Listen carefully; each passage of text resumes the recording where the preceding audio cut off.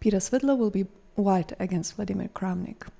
Vishy will be black against Mamedyarov, while Levon Aronian, who bounced back to 50% with a relatively easy win yesterday, will face Topalov with black. In the last game we have the two youngest players, Dmitry Andreikin and Sergei Karyakin. They both are on half a point out of 2, and probably this is not something that they really were planning for, so we are actually counting on another very exciting round today. What do you think, Peter?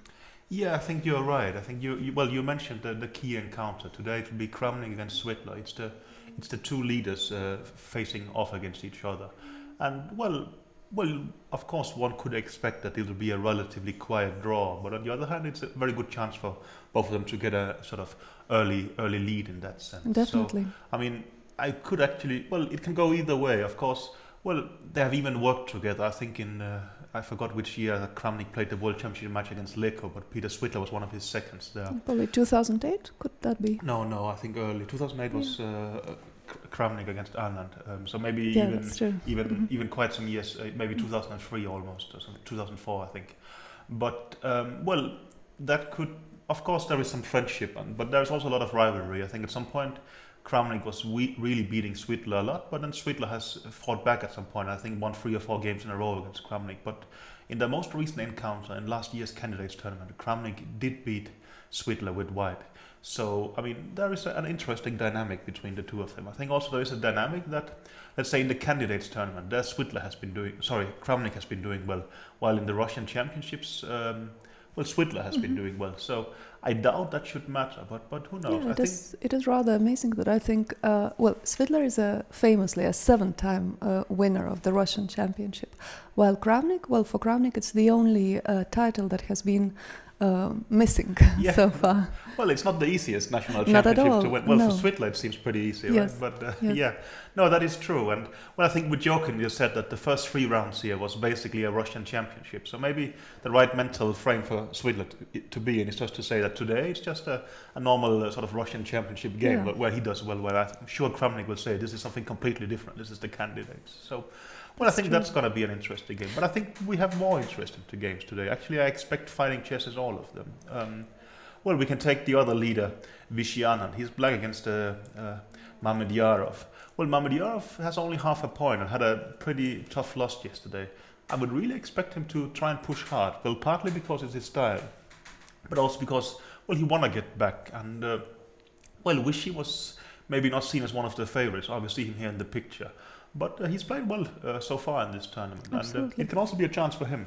Actually, we also have a birthday boy today. Veselin Topalov has a birthday. Oh, really? So for him, it can go very well. Of course, it can be a pleasant day, and well. Yeah, we saw him here. Well, I think half an hour before the game. We have him in the picture there. Yeah, he arrived quite early but I think it's normal for him. He sort of. I think so. He takes his time to. Well, exactly. I think most in. Chess players are quite fanatic about their preparation. They will prepare to very late. But I think Topalov we will always see come in good times to the game and seems to be very relaxed and such.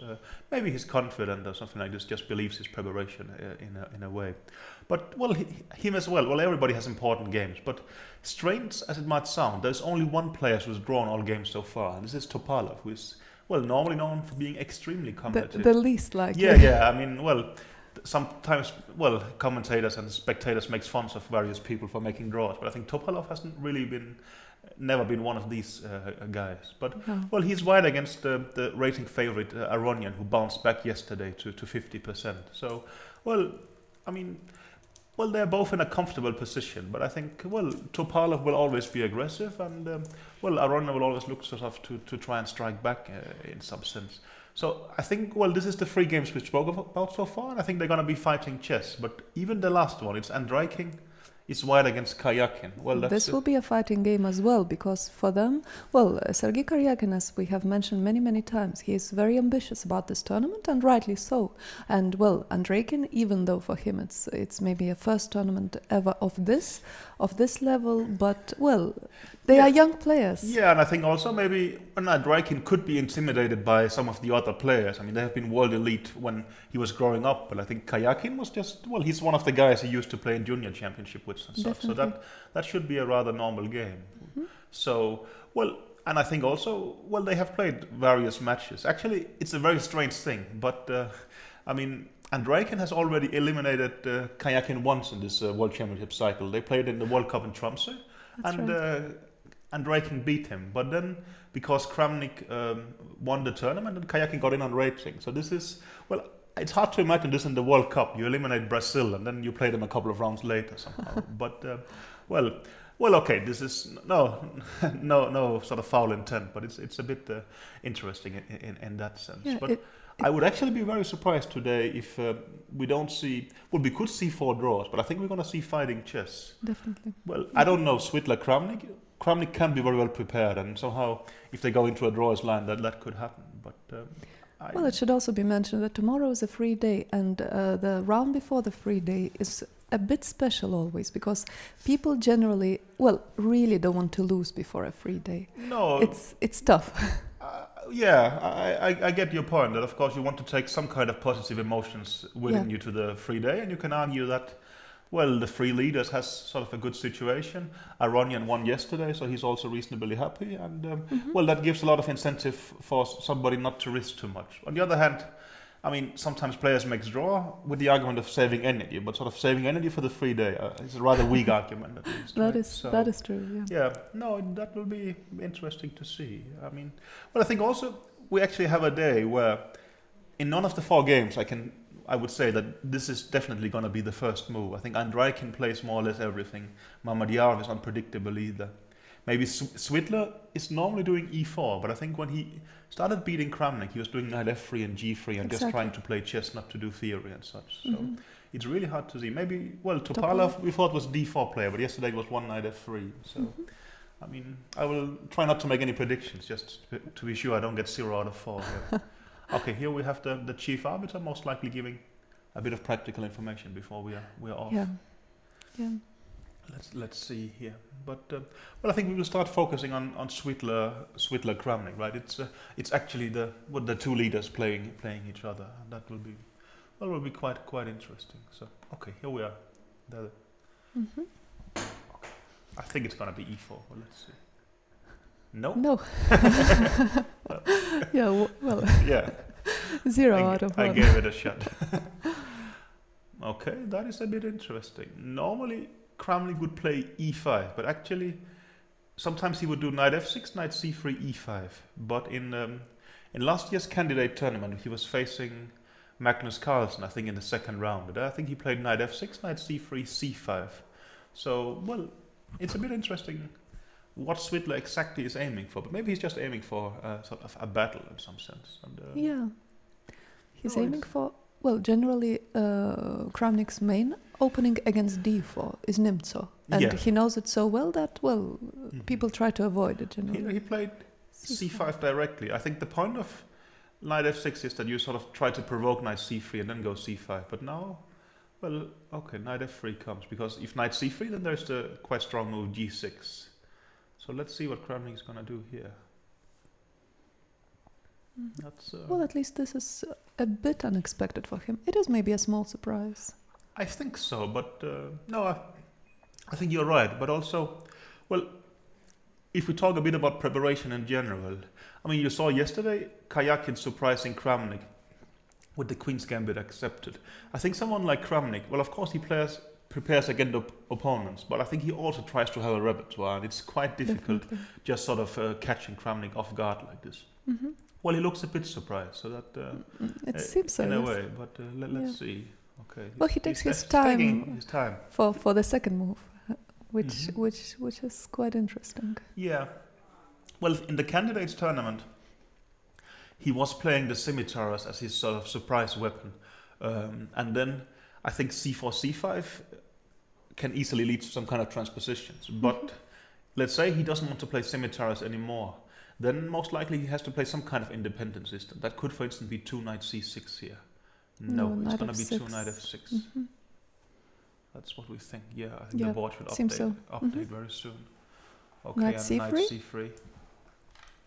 Well, if you want to play scimitars, I think he could play d5 now, for instance. Well, that's Svitler most likely will be ready for. Yeah. Another typical move would be 3 knight c6 here.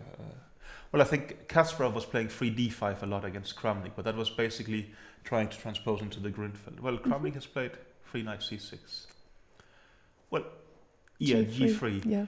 Well, at some point this was very popular with white, but that was mainly because of Kramnik's effort with white. So, Definitely. I mean, let's see. Well, Svidler, he doesn't spend a lot of time by the board, even now. No. Well, a normal move here, for instance, would be d5. And there, Kramnik's point was that he would not take on d5, but he would go d4. And I think, for instance, with Leko, he had quite some games in this line. Here, takes something like bishop g2. I think they go knight here, knight e3, e6, knight takes c4, bishop b4, check. And Kramnik has done surprisingly well. I mean, this looks like very little, but still very pleasant for white. And Leko tried a lot of times to sort of. Well, this has been. You remember this? Well, the very famous series of Halifman's books.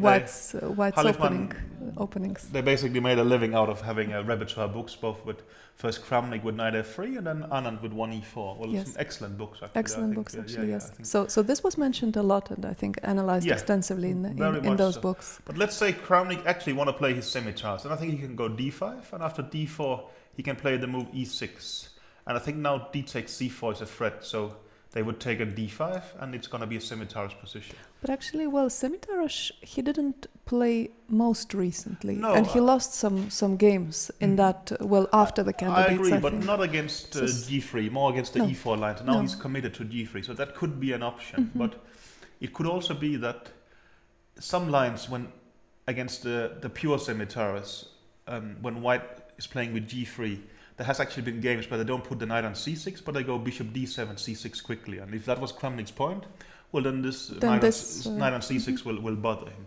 So it's going to be a bit interesting what he will do. I'm kind of surprised that Kramnik is thinking here, but I mean, maybe I respect him too much preparation-wise, but my hunch would be that he's actually choosing between his options in some sense. Well, that seems most likely. Yeah.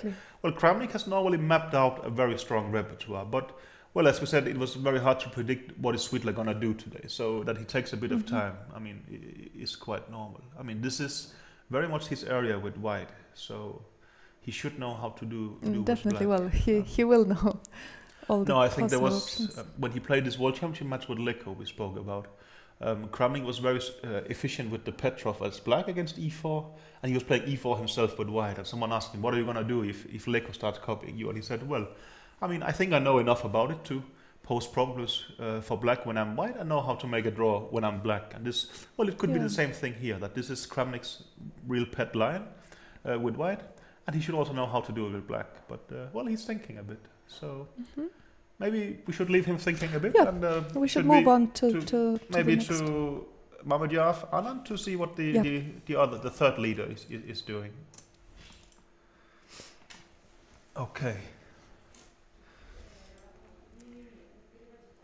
Well, Mamedyarov played 1d4 again, and Anand played the Slav.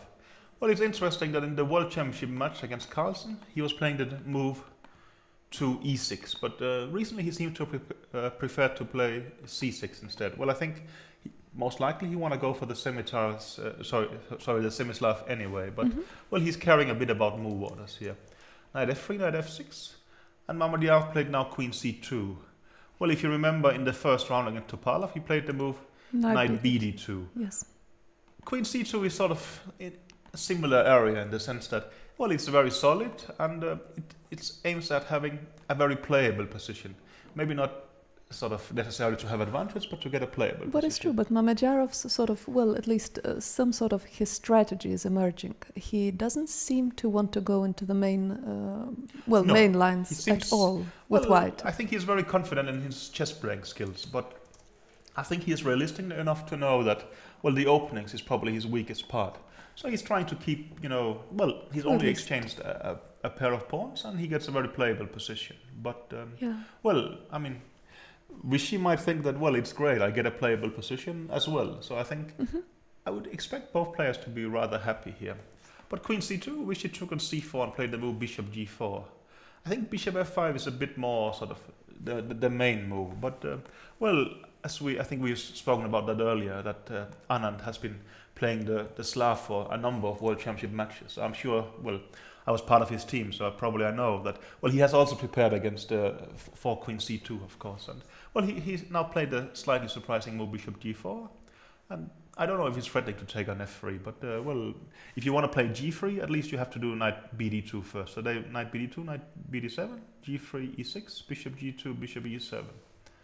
And, well, I would assume that he's just going to castle here. There is the move Knight E5, though. And, well, the point is that this would be rather unfortunate.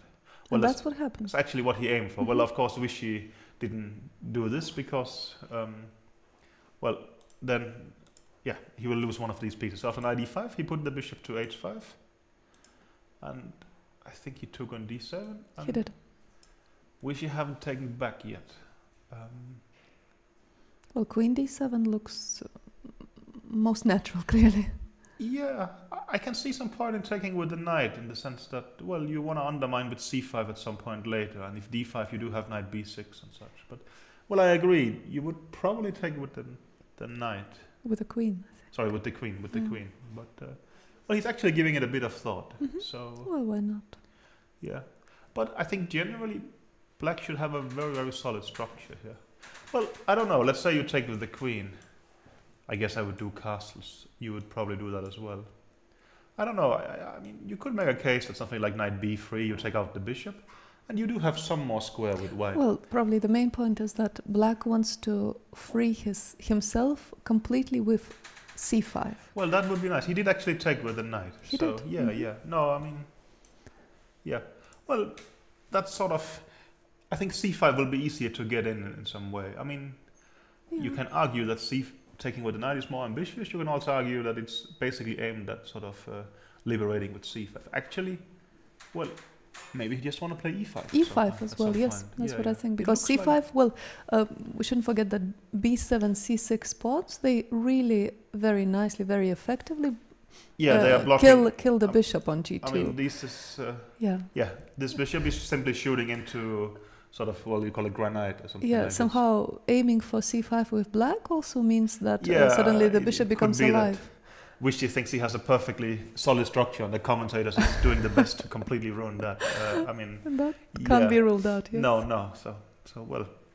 Well, this is very solid. I think normally one would say that this has not really been a great opening for Mamedyarov, but I think Mamedyarov would not really agree. He would just think that, well, okay, this is, well, I mean, I've gotten a playable position. There's nothing wrong with it, and I will use my chess skills to outplay the opponent. And well, I think Vichy would probably say the same. So yeah, I think probably both players are relatively takes castle. I would really expect Vichy just to castle as well. And well, here it is not so easy for white to come up with a plan. Maybe you will put the knight back to F3, but that's also a bit sad in some way, right? I don't know exactly. Maybe knight B6 is starting to become a mini threat. Well, you can also play the move E3, for instance. Well, E3, E5.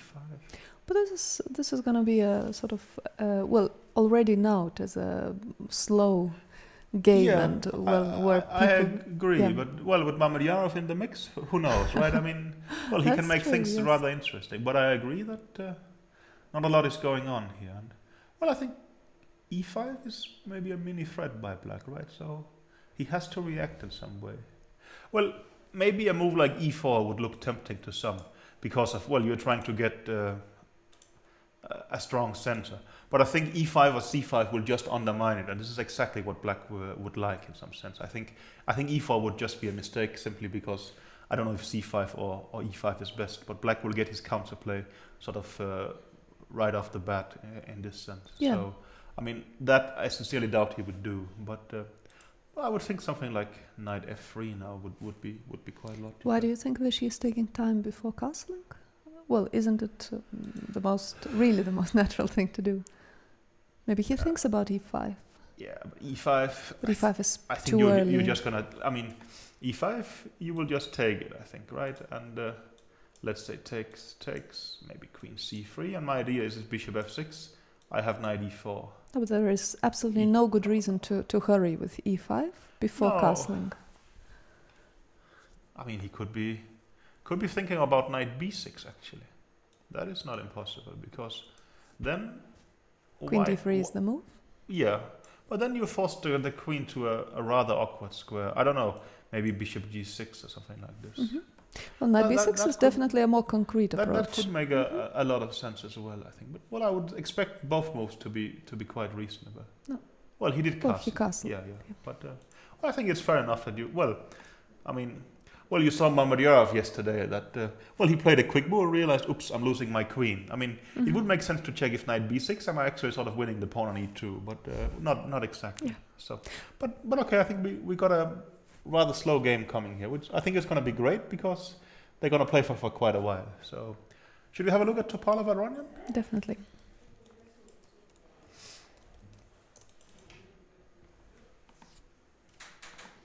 What is your experience with playing on your birthday, Peter? I'm not sure I did, actually. Well, I must have had at some point. You must have. Yeah. I can say that for me, it's basically always went very badly. So really? Yeah. Okay. Well, you haven't had that many, so. No. Well. But yeah, I don't know. I mean, no, I don't think I have any huge experiences with playing on my birthday. But well, did they give him a present or something? This happens in open tournaments. Maybe the arbiter mentioned that. We couldn't hear what the arbiter was saying. Yeah, sure.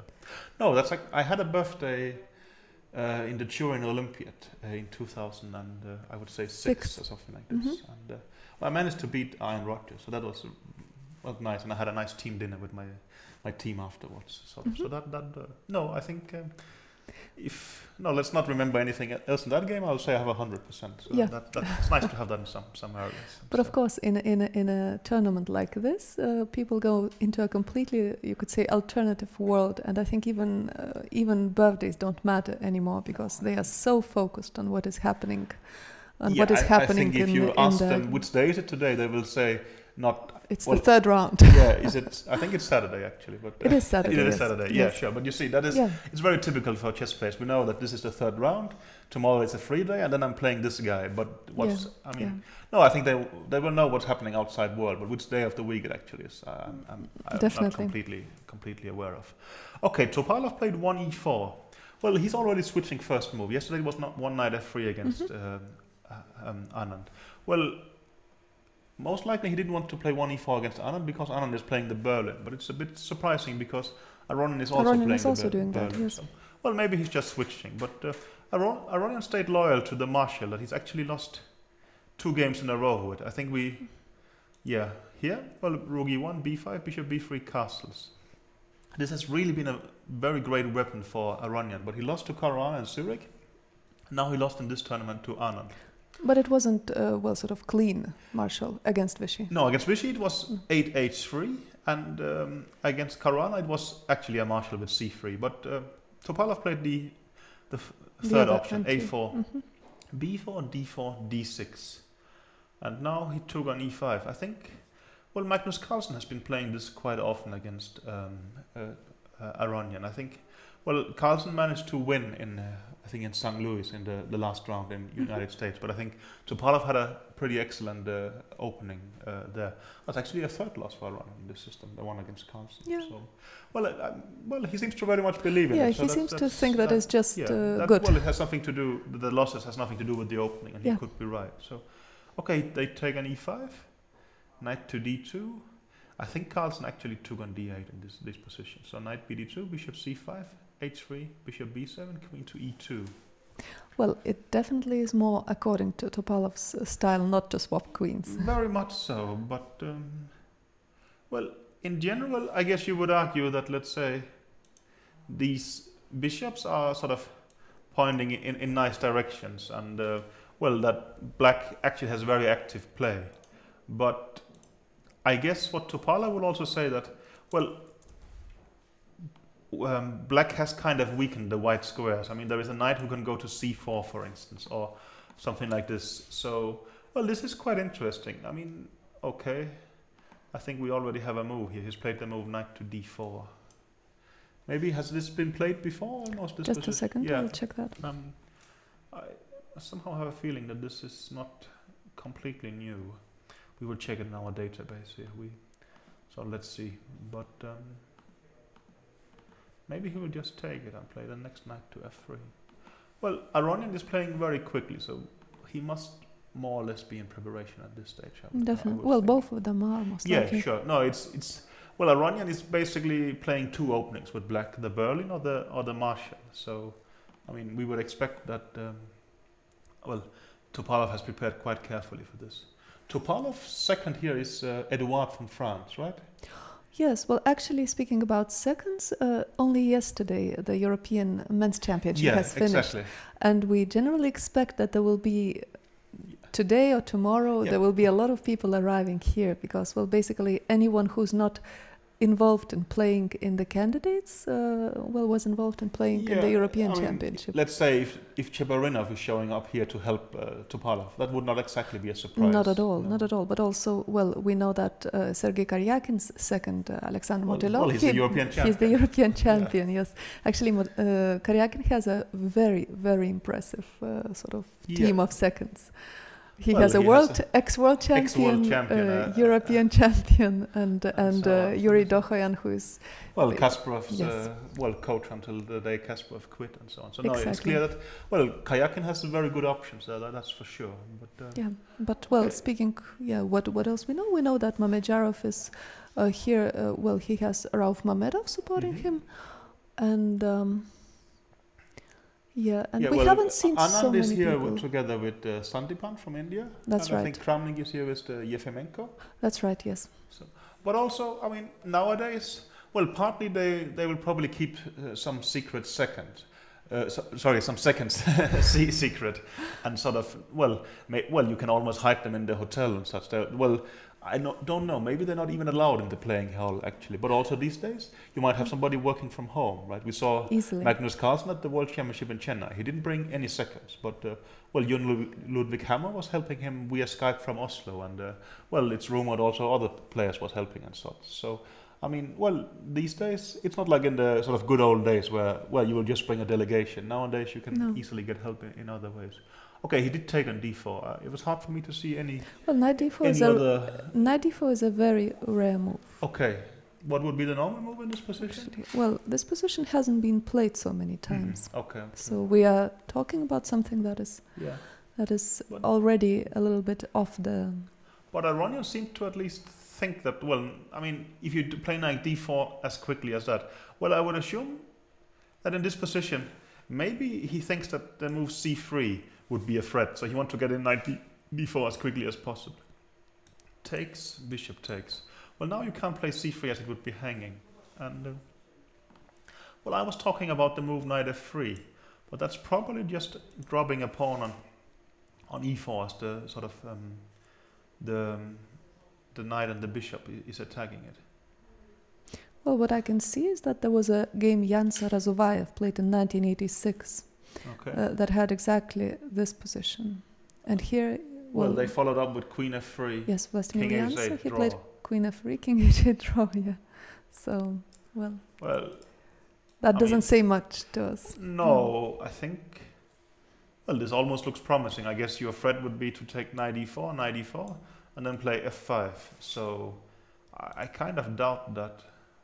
Well, it's true. It doesn't look scary for for black especially. If anything, it looks quite pleasant. Quite pleasant for black. Maybe if white wants to have some kind of harmony, could he consider the move bishop c4? Well, I understand it's a nice bishop on b3, but let's say if you put it on d3 and then next you do knight f3, then you have quite some stability in some sense, and that could be. It could be rather pleasant. Let's say, in a dream world, you put the bishop there, and you take the knight to f3, and, you're considering to take the bishop on d4. And, I don't know, but something like this I could see. White definitely has some long-term potential there, but most likely, there is some aggressive options for black as well. But so far it seems that bishop c4 looks like a very logical and ambitious move to me. Yeah. What else one would say? I don't know, rook d1 maybe. Queen f3 queen f3, what was played, has a point that, well, he wants to play maybe knight f1, right? And yeah, but again, there is this knight e4 tactic. yeah, very you're often. right. That Maybe queen f3 also has the idea of playing c3, but well, I don't know. But it's not an overly comfortable situation for Topalov to be in. No. You're white, and well, you have played something rather rare, and your opponent is just blitzing out. Well, with Aronian, you never know. Maybe he just thinks knight d4 is a great move when he played it, but he must know it very well. Yeah, that would be my hunch. I mean, well, that's, I think, one advantage of playing the same system over and over again. You actually have a lot of time to sort of look at very many details there. So, okay, we are lacking one game. Maybe we should go there. Andreikin against Kayakin. Let's see. Yeah. Okay, we have the tournament's first Berlin here. So, e4, e5, knight f3, knight c6, bishop b5. Well, that's, I mean, it's the Spanish, it's Roy Lopez, it's very common, but I think Andreikin actually, we would expect to play almost everything. So maybe, well, he can actually surprise by just playing very common chess in some sense. Okay, Kayakin went knight f6, d3, bishop c5, c3, castles, and d6. Well, I think d6 is the most normal move, but in the World Championship match, Carlsen was playing rook e8 against Anand, and he won a nice ending. Maybe Vishy was slightly better in the opening, but well, Carlsen outplayed him sort of long term. So d6, knight bd2, knight e7. Well, this early knight e7 concept, I think Kramnik more or less came up with at some point and was very successful with, and it's supposed to be quite strong. Let's see, d4 takes, bishop b6, h3, and d5. And, well, he's thinking already. I would really think there is no alternative to e5 here. Yeah, that seems to be the case. Taking on d5, would look strange. Yeah, of course, you will have some activity, but still, that seems a bit odd to me. But I think, well, e5, you will jump to e4. And, well, I think Black is supposed to have a quite a solid position here. Well, maybe White's setup is to some extent aimed at this. At least he has already prevented the move bishop g4, which would sort of start undermining the pawn on d4. But I think, well, even here you have bishop f5, you have c6, or maybe even f6. I would think Black has a comfortable position. Yeah, well, he would play bishop d3 in this position, most likely, something like that.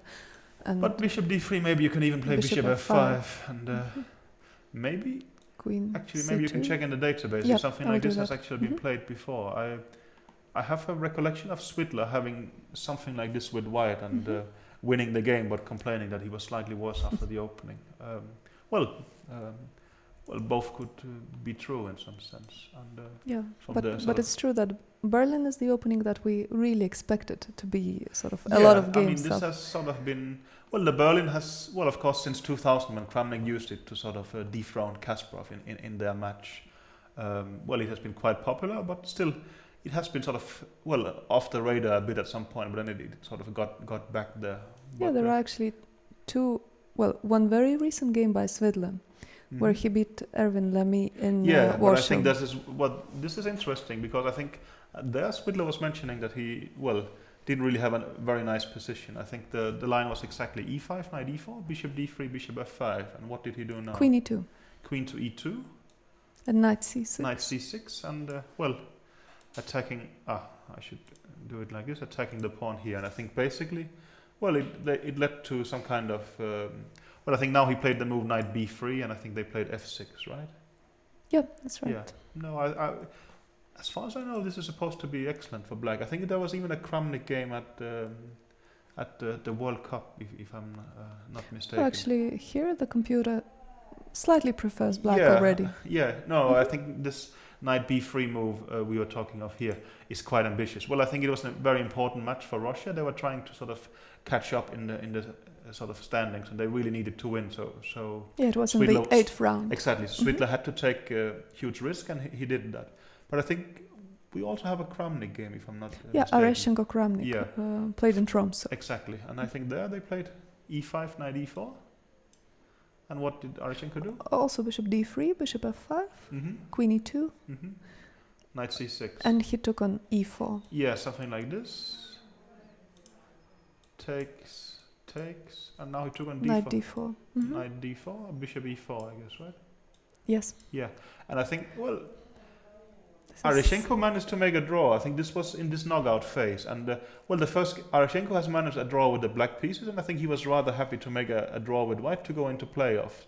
But he was actually struggling in this position for quite a while. So no, this is not something that white will do again. As far as I know, according to theory, black is very comfortably equal in this position. So it's very surprising Andreikin has ended this position. And also, well, I think his time indications gives away. This is not something he's prepared, basically. So, yeah, I mean... Which is a bit surprising. Berlin is Karyakin's opening. And I agree. I'm a bit blank. I don't know. Yeah. No, well, of course, Svidler also fell into this and such. But... well, maybe he's just an extremely strong poker player and has prepared something. But, well, I would guess not in some sense. Yeah. So it looks, like a good start for Karyakin. But, well, I think we both expected something. I mean, Aryshchenko, I thought, okay, at least he should be able to make a comfortable draw. But it's maybe not even that easy. So I think, well, I would really think Karyakin is just very happy with the opening. Yeah, with the development of events here. So, well... Oh, okay, he spent 6.5 minutes, but that's nothing. Yeah, that's nothing. This he just used for remembering things. Yeah. But actually, well, Dmitry Andreikin, he's true to himself. I mean, he doesn't stick to one opening. He keeps on switching. And even though, well, clearly he has prepared hard for this tournament, but well, he's still doing what he normally does. He switches, he tries to sort of... Yeah, but of course, for a tournament like this, you would try to put in some extra effort. I think also, Definitely. Well, I think you mentioned he did actually sort of get a team together to prepare. Well, he mentioned normally that, he worked yes. on his own. But, yes. But even so, I mean, to make very drastic changes. You also saw it with Carlsen in the World Championship match that, well, he sort of stuck to his usual routines. He didn't bring in a team of seconds and such, but did things that has brought him to where he was. And it's quite reasonable. That, but people tend to, well, when they get to that high level, they tend to trust that what they did to get there is good enough, basically. And, well, it's reasonable as long as things goes well. But of course, if you suddenly run into that, well, the other guys at this level is much more professional, you also have to react to it to some certain extent. Definitely. But, well, we will see. I mean, it's not like I think Karyakin is especially better here, but I think he can be confident with sort of how things has developed. It's very easy to imagine that this position he has looked at a lot and, knows extremely well. And also, it seems to be pretty simplistic as well. And I think also, well, Karyakin, he's playing e4 a lot himself. I mean, he's been trying everything in order to get an advantage against the Berlins. I'm sure he's checked this from White's perspective and sort of thinks that he likes it for black. So this is, well, it is quite curious, actually. But maybe we should leave Andreikin a bit with his problems and see what... let's go back to Kramnik, Svidler Kramnik, the two top, the leaders. Okay, this is a very famous line. So, well, let's see. Well, Svidler played the move 1 c4 and c5, knight f3, knight f6, knight c3, knight c6, g3. Well, I think we spoke about this and that Kramnik, well, d5 has... that he has himself did extremely well against d5. Against d5, but he played g6 here. And now Svidler played d4. I think it makes a bit sense to pay attention to that. If you play bishop g2. If you play d5 in this position, well, then takes, bishop g2, g6 is a very solid system. But as we mentioned before, in this position you would play d4, which is what Kramnik has been doing. So now he plays g6. And, well, bishop g2 looks very logical. But then black could play d5. And now d4 is not as strong for white as before. So that's why after g6, Svidler hurries to play d4 himself first. Yeah, but this is a well-known thing, that d4 is simply a more accurate move order here. Very much so. And that's quite the battle here, that black is trying to get in d5 first and white is trying to get in d4. And that's sort of... But okay, he took on d4, knight d4, bishop g7, bishop g2, castles. Well, actually, very recently, the move here, queen a5, has been very popular. It's been played well, a lot on a top Yes, level. queen a5 became And suddenly after very knight fashionable. b3, they put the queen on h5. Mhm. Well, they're trying to give mate to a certain extent, but I think also very often they will continue with e4 and the queens would be exchanged. But, well, this system has a bit of a sort of dubious look. And Kramnik to play something like this, It's one not would be very likely. surprised. No. So Kramnik took on d4 and played d6. And, well, I think here queen d3 is by far the most normal move. Actually, I think the move queen h4 has also been played here in Hunterman-Sinsk. Actually, in one of my against me. I think Parligras played it against me in the rapid playoff in the third round of the World Cup back in 2011. And well, I was slightly worse, but I got in a nice tactic or a cheap trick, depending on how you see it, and I won the game. But well, Swidler played queen d3, which is by far the most normal move, and now bishop e6. I think bishop e6 is a very surprising move, right? Or is this how Anand was playing against? Well, I played it. You played it. Oh, sorry. Should pay more attention to your games. Yeah. No, but of course, Vishy played it against Kramnik. Yeah. Okay. This is exactly how it is then. Yeah. Sure. I think so. No, I thought maybe Vishy was putting in a6 first, but probably he wasn't. I really think that was the bishop e6 is a you're very concrete solution. Okay. To the no, this is interesting. This is well. I think you're right. This is the move that Anand was playing against Kramnik in. I would think some rapid game. Could that be? That I think. And after that, you started. True. Well, I did it only once, I think. Okay. Let's see here. We're looking for the game. Yeah, it was in 2009 in the Blitz World Blitz Championship. Okay, and Kramnik played, if I remember, bishop d2. That's right. Bishop d2, queen d7. Yeah. Rook fd1. Knight g4. Yeah. b3. Okay, this is threatening knight e5, so b3. Knight e5, queen e4. And, well, probably white was slightly better. White was slightly better in this putting game, pressure here. I would guess. But, well, maybe Kramnik has prepared some kind of other move after bishop d2 in that sense. But, well, I think here, well, bishop e6 is just a useful move. And I guess you are toying with moves like queen c8, attacking the c4 pawn. But okay, well the main point is that, of course, it's sacrificing the pawn. What happens after, let's say, this and back with the bishop? Well, here black has to make some very accurate move, and well, unless we check our notes, we cannot say. Well, Swidler did play the move bishop d2. Yes, I forgot if it's knight g4 or maybe it's just queen a5. Maybe, queen a5 or maybe even rook c8, something sort of maybe some waiting move. Queen a5 and the rook coming here next. But well, I think also you play bishop e6, and even if bishop b7 is slightly dubious. I mean, you can get away with a lot of things the first time. I mean, well, Kramnik plays bishop e6 against Swidler. I mean, is Swidler really going to take the pawn unprepared against Kramnik, who sort of is... that I think is close to impossible. Kramnik is not known for bluffing, but I'm sure he must be doing it to a certain extent. I mean, as far as it would be stupid not to, basically. I mean, you have this huge reputation as having everything under control. I think you can get away with No, I really think that bishop d2 is, well, the most practical and actually also probably the strongest move, objectively speaking. Must be very nice for you. I mean, now maybe he will improve your repertoire by showing how to do it. I played a6 queen against c8. Queen c8. That's a new move, maybe. Okay, you said you were playing. Well, for a start, maybe we should mention that Vishy played. Vishy played the move queen d7. Queen d7, and against a very strong Indian player Harika, I played a6. Okay, so queen c8. I was also worse. If we think that you and Vishy is the big expert here, then it's on top level. It's a novelty at least. So queen c8 it's quite interesting. Well. Is he gonna go b3, or would he even consider the knight jump to d5? Well, no, he was gonna go b3. b3. Yeah. So you think Kramnik will just play bishop h3 and exchange this one? No. Yeah. Yes, he will. Bishop to h3. But you see that Kramnik is, well, he doesn't think for a second, basically. No, I mean he has thought about this.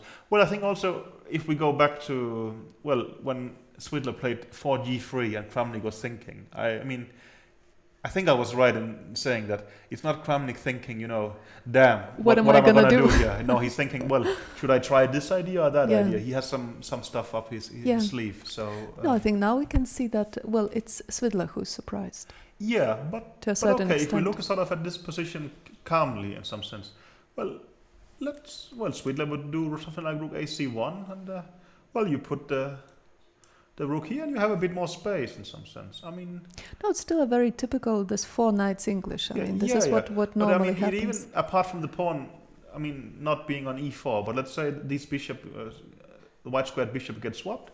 It has some sort of similarity to the bishop b5 check Sicilian, and well, this is the kind of position that Carlsen has been slightly better with white, or at least he's been winning them. So, I mean, I think Kramnik would be rather happy being white here, actually. Well, that would be very much his style, I'm a bit right? surprised. Well, How is he gonna continue here? I mean, well, I could see some, more optimistic players going h5, h4 here, but I really don't think Kramnik believes in such. no, probably not. Well, I think he'll be patient for a while here. He will not probably. Well, it's impossible just to equalize it straight away.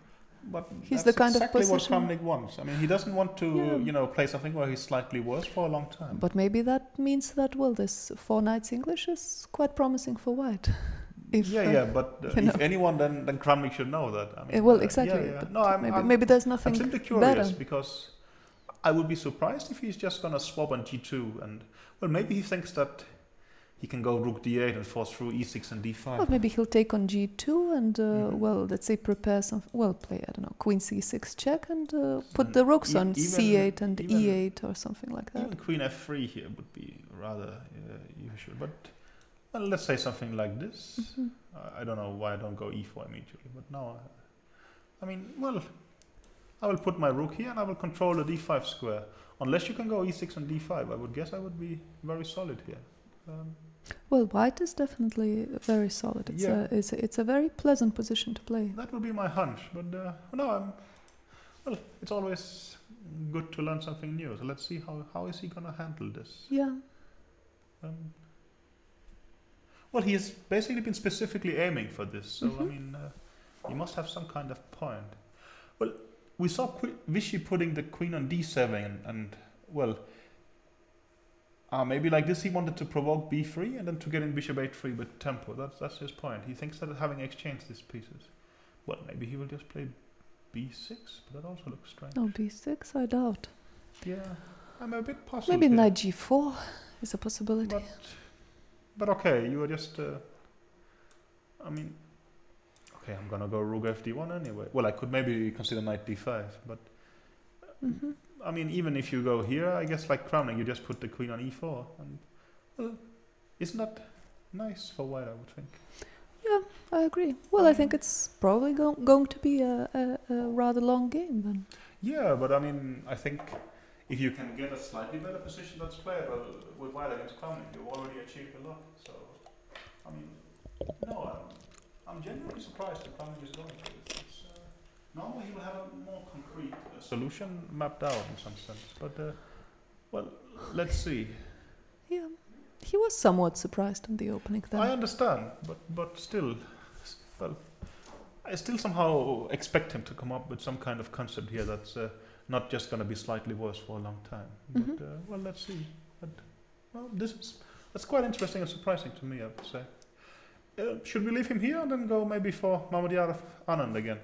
Definitely, yes. Let's have a look at that game.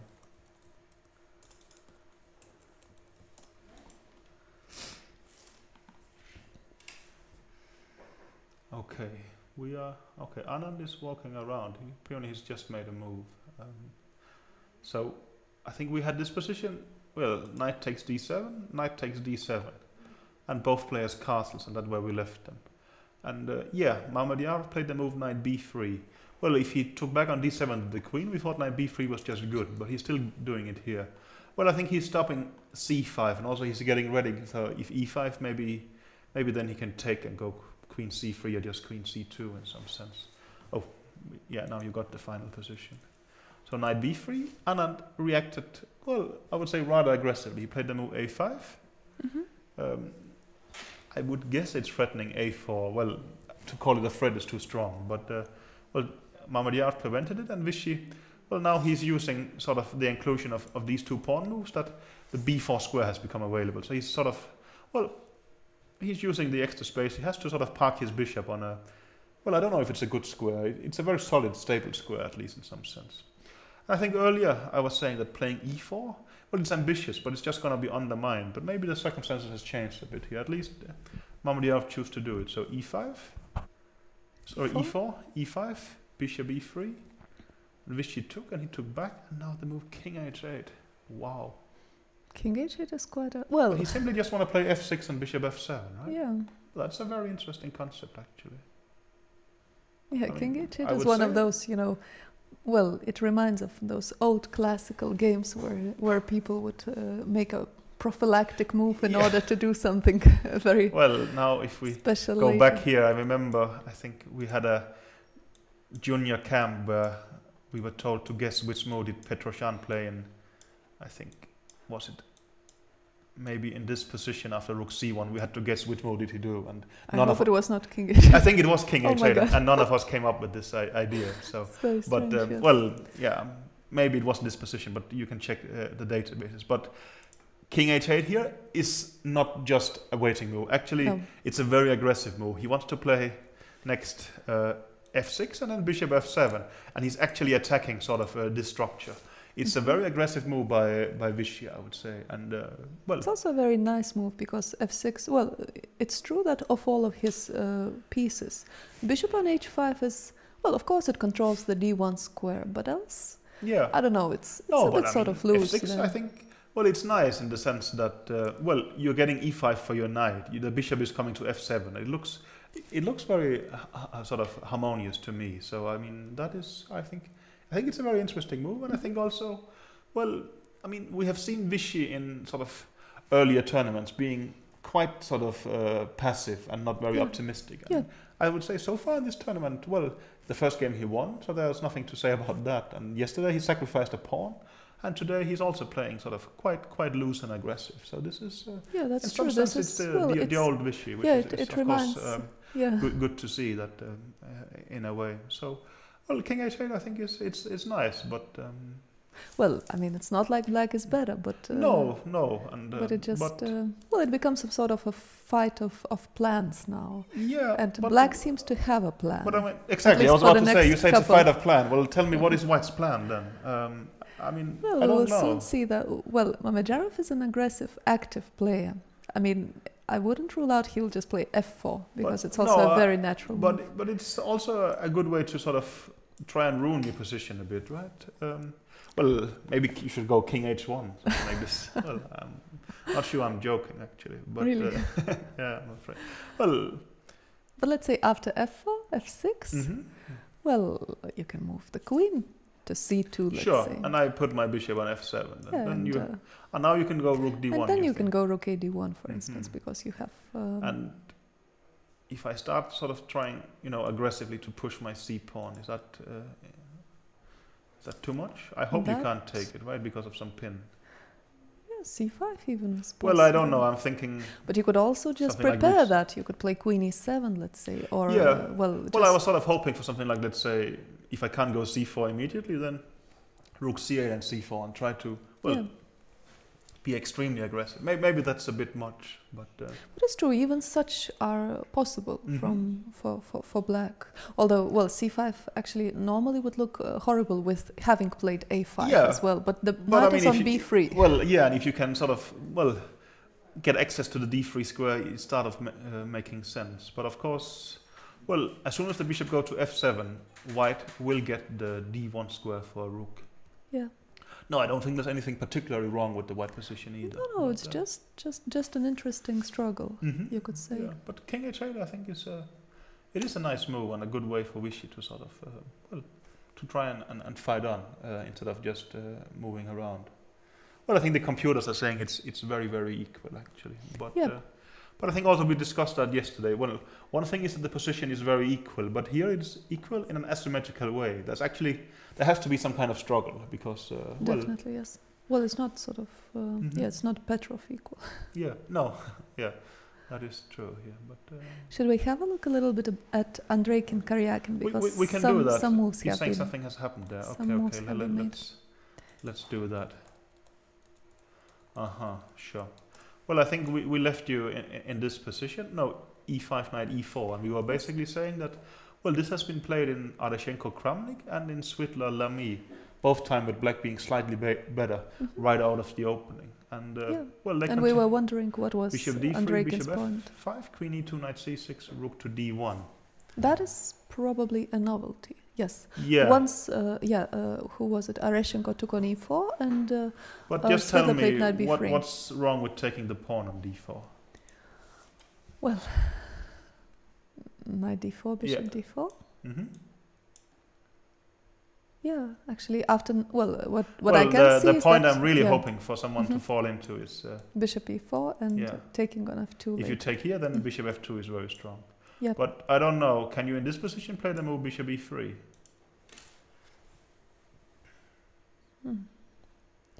You probably can. Well, I think so. Yeah, I mean, this is a bit complicated for me. Maybe the computer would tell it better. Here, you rook takes d4. Rook takes d4. I have bishop d5. Oh, that's true. But maybe I can just take here. But then c5. Black is not going to be worse. Okay, okay. Not at all. So rook d1. Rook d1, yeah. Yeah. That's interesting. Well, at least we have a new position. Yeah, that's true. And we can see that Karyakin is thinking hard. Well, I'm sure he's thinking, can I just take this pawn or what? That would be very logical. Yeah, I would probably expect that there is, I mean, some kind of. Well, I mean, d1. It could also be easily that Andreykin is just, There is even the move bishop takes d4 in this position. Yeah, but let's say knight takes d4, right? We're just knight d4, bishop d4. Yeah. Bishop e4. Well, bishop e4 is a better move. Bishop e4. Yes. And the idea is that. Well, after d takes e4, knight b3 exits. Yeah, you'll do knight b3, c5. And probably knight takes bishop e3. Bishop maybe. e3, and you get back on d4 and.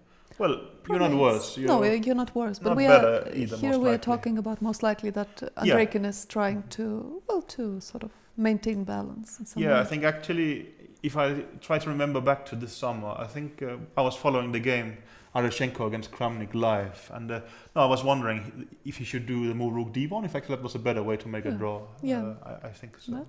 That's so maybe Andreykin has found the right move rook d1 and. The game could end up in just a draw. Not a horrible result for either of the player, I would say. I mean, for Karyakin, well, he just lost yesterday, but now he's black again. And, well, if you have to stabilize after losing a game by taking a draw, at least to do it with black, it must be quite nice in the sense that then you have given away that much sort of momentum in the tournament. And, well, Andreykin, well, he's getting used to this level, and maybe Andreykin just want to play chess and do decently well. Maybe qualifying for the World Championship match is not sort of his only aim in this tournament. So maybe if this game ends in a draw, it's not really a disaster for either player. But still, for Karyakin, it's not the best start to the tournament. Sort of getting 1 out of 3 against the Russians. Against the Russians, yeah. Russian players. But well, Russian players are very good here too. So no, I mean it's not like. I mean, 1 out of 3 against the Danish players would be bad. But I think if you that is true. Yes. You play the Russians, okay. I mean that will happen to some, but well, rook d1 is probably actually a good realistic option. What happens after bishop d4? We mentioned that. Bishop d4 is probably a slightly worse option, but not massively worse. Okay. After bishop d4, well, we still take on e4 with a knight this time. Take back with the pawn. And bishop takes e4, and the concept is that after bishop takes e4, we still have knight takes d4. Okay, right? okay, something like. Yeah. And we are again in this. Now you have bishop e3. Actually, no, this is bad. This I didn't do very clever. No, I think queen d5 is a very clever move here. But yeah, sure. Okay, it's something like that. And this is probably gonna be a draw. Again, we are talking about a very drawish position. Okay. Yeah. No. It really looks like this game is just gonna be a draw. Yes, actually. that wouldn't be a big surprise. Yeah. But, should we briefly have a look at Topalov? Let's look at Topalov Aronian before we're having a break. Then sort of, let's try and round it off with that.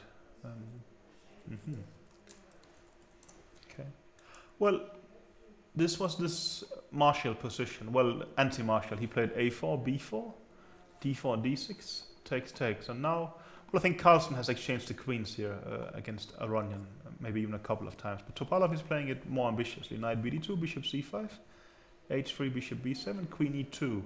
And here Aronian more or less instantly played the move knight d4. This is actually not a very known position, but well, Aronian seemed to have prepared it. So takes, and we were debating what to do with white. And I think I said that bishop c4 was a very ambitious move here. And that's exactly what he played, bishop c4. And Aronian played a5. Well, that's getting rid of a weakness. Maybe later, if white got the chance, he would push a5 and try to sort of aim at the pawn on a6. Not that you can win it, but at least you can sort of make it a bit annoying. But he played a5, bishop d3, and knight to d7. And to be honest, it looks quite healthy for black, I would black, say. yes. But, well, also, I mean, can you actually see that bishop on d3 looks nicer than on b3?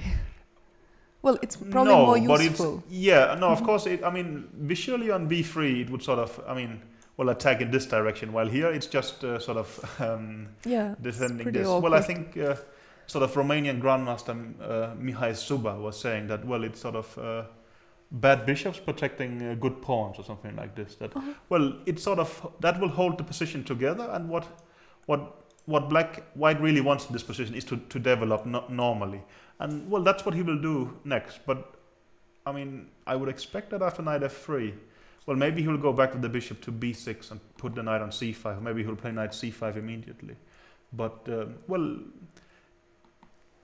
white has to sort of break down this sort of black dominance in the center. And after, well, the bishop on d3, I think was necessary for that in some sense. That's true. I agree that you're spending 2 tempi, putting the bishop in sort of a much less aggressive square, but it's actually aggressive in the sense that it protects something that means that you can try and sort of crack down on his position. Well, now he will most likely play either knight f3 or knight b3. Yeah, knight to b3 could.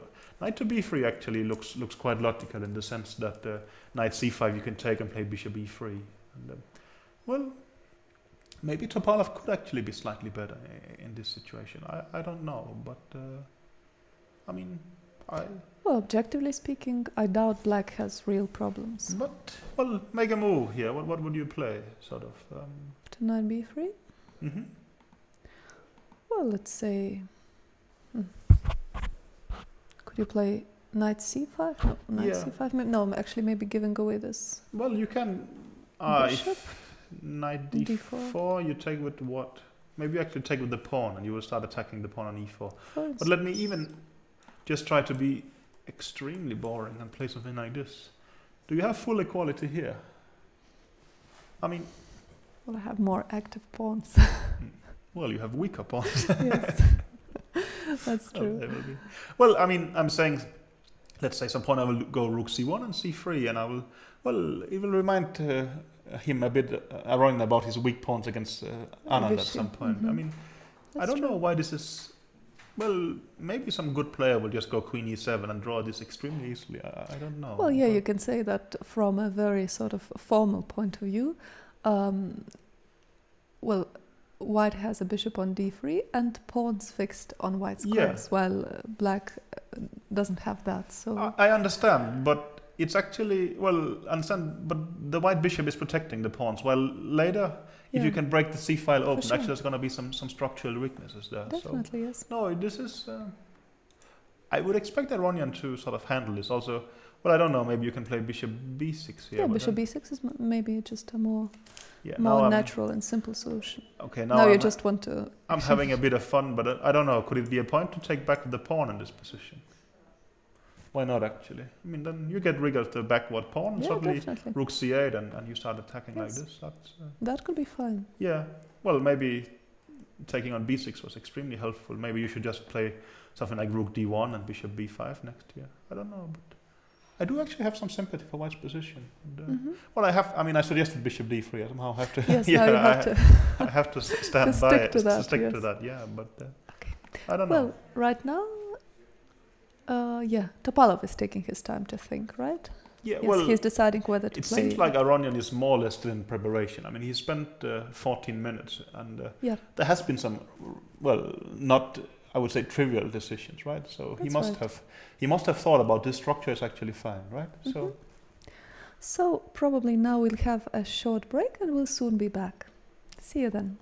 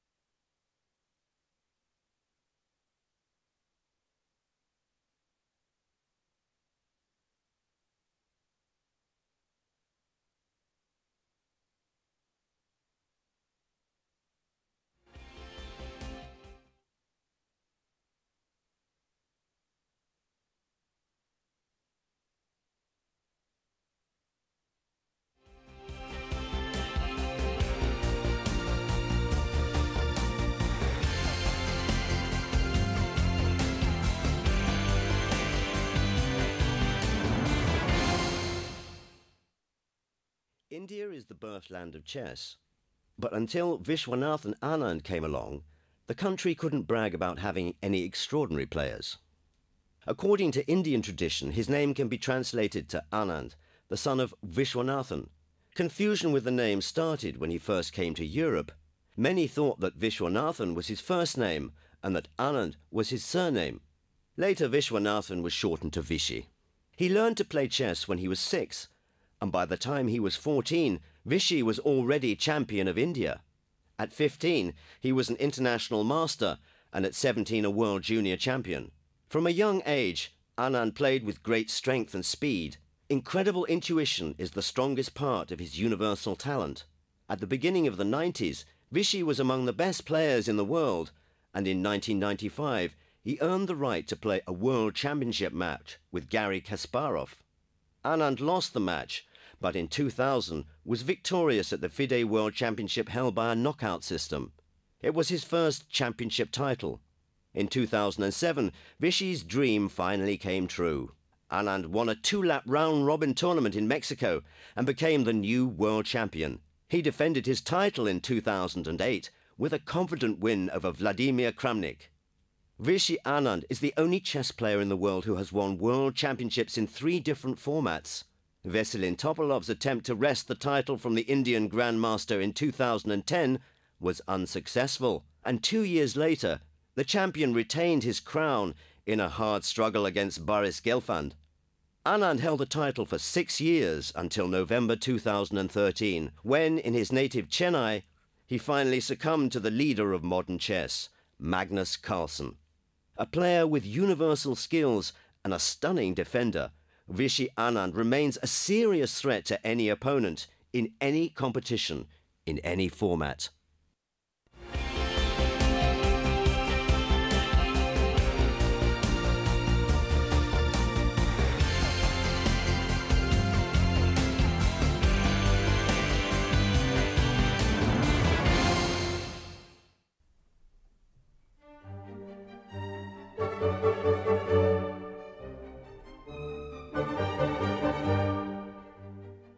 The second round of FIDE Candidates tournament in Khanty-Mansiysk was a lucky day for White. 3 games, Kramnik-Karyakin, Svidla Andreikin and Aranyan Mamediyarov, ended in White's favor. There was only one draw in a battle of 2 former world champions Topalov and Anand. Veselin Topalov started his game with a flexible ready setup. It wasn't a great surprise that Vishwanathan Anand responded by lining his favorite Slav structure. White initiated an early play in the center, but Black didn't hesitate to sacrifice a pawn in order to complete the development. Black's compensation appeared to be sufficient. White kept a 4-pawn versus 3 pawns and game advantage on the king side, and it was soon a draw. Levon Aronyan quickly bounced after the poor start to defeat Shahryar Mamediyarov in round 2 of Candidates tournament. Mamediyarov defended with the Rogozin Queen's Gambit, and Aronyan avoided the sharpest lines by clarifying the central pawn structure early on. The position appeared calm, but one careless knight move blocked the retreat route for Black Queen, and Aronyan used the opportunity to win the opponent's queen for a rook and minor piece. He converted his advantage and came back to 50% point zone. Dmitry Andreikin treated us with an old Sicilian defense, which came as a surprise for Svidla. Black apparently achieved the strategical aims, but Svidla got some action going with the beautiful f4 on the 20th move. It didn't take long before Black cracked under pressure and started making mistakes. Terribly beautiful game by Svidla, as Grandmaster Anish Giri put it on Twitter, ended in White's favor. Vladimir Kramnik and Sergei Karyakin engaged in a popular sharp line of Queen's Gambit accepted. Black won a pawn, but his advanced soldier on e4 was weak and a constant target for White's attack. With Karyakin being low on time, Kramnik sacrificed an exchange to install the knight on the strong outpost. This was an excellent practical decision, as Karyakin couldn't be precise in pairing all the threats with only minutes on the clock. Karyakin soon had to resign. After 2 rounds, Anand, Svidla and Kramnik are ahead of the field with 1.5 points.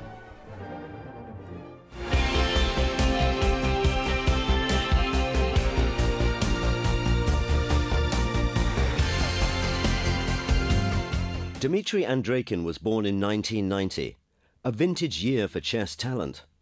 His contemporaries were very strong. Magnus Carlsen, Sergei Karyakin, Ian Nepomniachtchi, Ildar Karulin, Ivan Popov. Nevertheless, Dmitry excelled in this company of stars. More than that, he became one of the leaders of his generation. His junior career peaked when he became world under-20 champion in 2010. In 2012, Dmitry was virtually unbeatable. He was victorious in the higher league of the Russian Championship and later in the superfinal, where on a tiebreak he was ahead of Sergei Karyakin and Peter Svidla. In the same year, he won the match of the champions against Ian Nepomniachtchi and took several first places in rapid events. Throughout the summer of 2013, Andreikin tested himself in super tournaments. He progressed through the Tal Memorial with flying colours, was the best among the Russians, and shared 3rd place. However, in Dortmund he could not avoid zeros. Nevertheless, Andreikin was gearing up for the most significant success of his career, qualification for the World Cup final. In Tromsø, in Norway, Dmitry knocked out Dreyev, Karyakin, Svidla and Tomaszewski, although Kramnik got the upper hand on him in the ultimate match.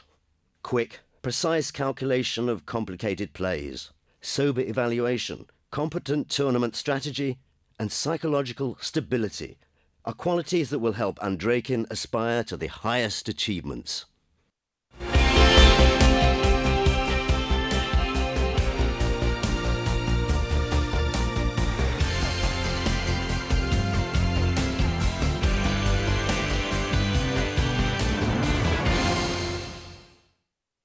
We are back and we go on to the game Mamedyarov against Vishy Anand, where actually some quite interesting developments have been happening in the last few moves. Yeah, I think we left off here when Vishy played the move King H8. And we thought this was a nice aggressive move, but Mamedyarov reacted with aggression on his own. He played the move E5, stopping F6, but at least according to computers, it's very... It's not very... Well, it's dubious. It's too risky, basically. It's too risky, and I think Vishy is having a very strong counter-attack right now, so this actually could be, well, very, very exciting in something. This Vishy we see there walking around, it definitely is here. So, I mean... He probably made a move... Well, Vishy played the move F6 exactly like the computer wanted to sort of punish Mamedyarov's aggression. So this is a very interesting moment, actually, and... well, the game is in no way decided, but I think Vishy is better already with black. And well, should he win this, he will have 2.5 out of 3. And he will have a dream start. Had 2 blacks already, so this is an amazing start. I think really no one would have predicted at all. No, maybe not even Vishy. So, I mean, well, I think this is a very key moment in the tournament right now, actually. So, well, we left you off in this position, and Vishy had just played the move King to H8, wanting to play F6 next, and well, why not prevent the move F6 with E5? Simply, Mamedyarov thought. Well, extremely aggressive and typical of him. But Vishy just played Rook E8 and F4. This is a very logical follow-up. But now came the move F6. And, well, there is a tactical point that Mamedyarov could have missed. Of course, the most natural thing is for white to play E6. But here black has knight B6, and the concept is that after... Well, he's attacking the queen and the pawn on E6, right? And in case of bishop takes B6, queen B6 is with a check even. Yeah, and this is not good. No, there will be bishop E2 next. This is just a disaster, basically. I mean, the move E6 you cannot play in this position. No. And, well, that leaves you with a pretty... weakened position, yeah, I think the computer is basically giving 2 options. There is, well, this, I would say, rather sad idea that after FE5, then you give up the bishop, and next you take back the bishop on E5.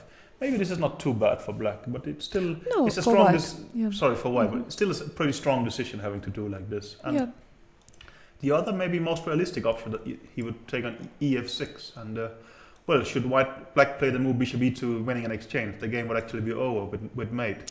Yeah, that's true. But well, here of course he's gonna take back on f6, and well, here I think white is just, well, he's just worse. I mean, well, look at this bishop on b4. It protects the e1 square, which means that he cannot sort of oppose, and there is the threat of bishop e2 in this position. I think the computers were saying something like bishop f3, and well, maybe white is almost okay there, but he's definitely going to be slightly worse and under pressure. And Mamedyarov wanted to play very aggressively, but I think he's already in a situation where he has to care only about safety. That's not that's not really his style. So yeah, it's a position that could be unpleasant for Mamedyarov, and he could easily make it worse. Yeah, but, and you should also pay attention this position you have on the analysis board. The difference between white's bishops and black's bishops is striking.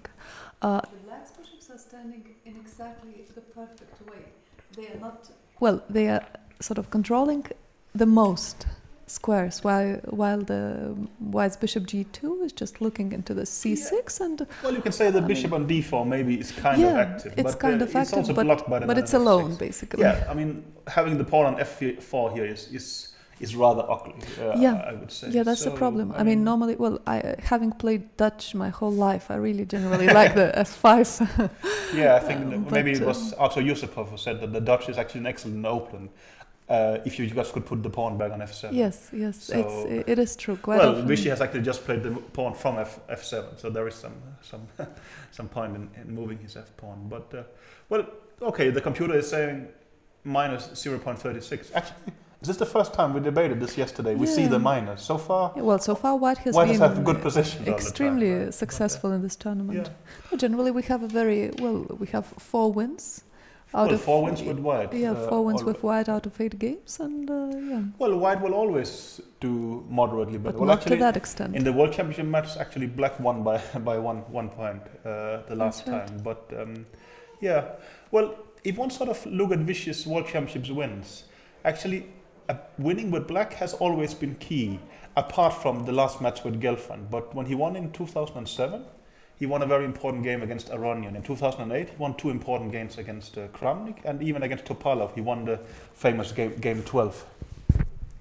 So, yeah, let's That's true. see. He's always been one of the very few top players who wins a lot with black. Yeah, that's very unusual. Well, he used to at least, and I think also at some point that I think Kramnik was talking about that you throw away a white by making a quick draw, and well, Vichy jokingly was saying, well, I mean, I can't allow to throw away that many blacks in some sense. And, that's true. Yeah, no, I think our strong Danish player Bent Larsen was also saying that. Well, in some game he was giving the comment. Now he had the advantage of having the black pieces, and well, I think everybody will think that white is slightly better, but Vichy has been made some quite key victories with black. I think it's still way too early to talk about this. That's too early, but yes. He actually has a pleasant position. He has more time on the clock, so this is... And of course, one sort of feels pity for Mamedyarov, because yesterday he basically didn't get to play at all. I mean, actually, you're right. He had an almost winning position in the first round, where he could get to 1 point.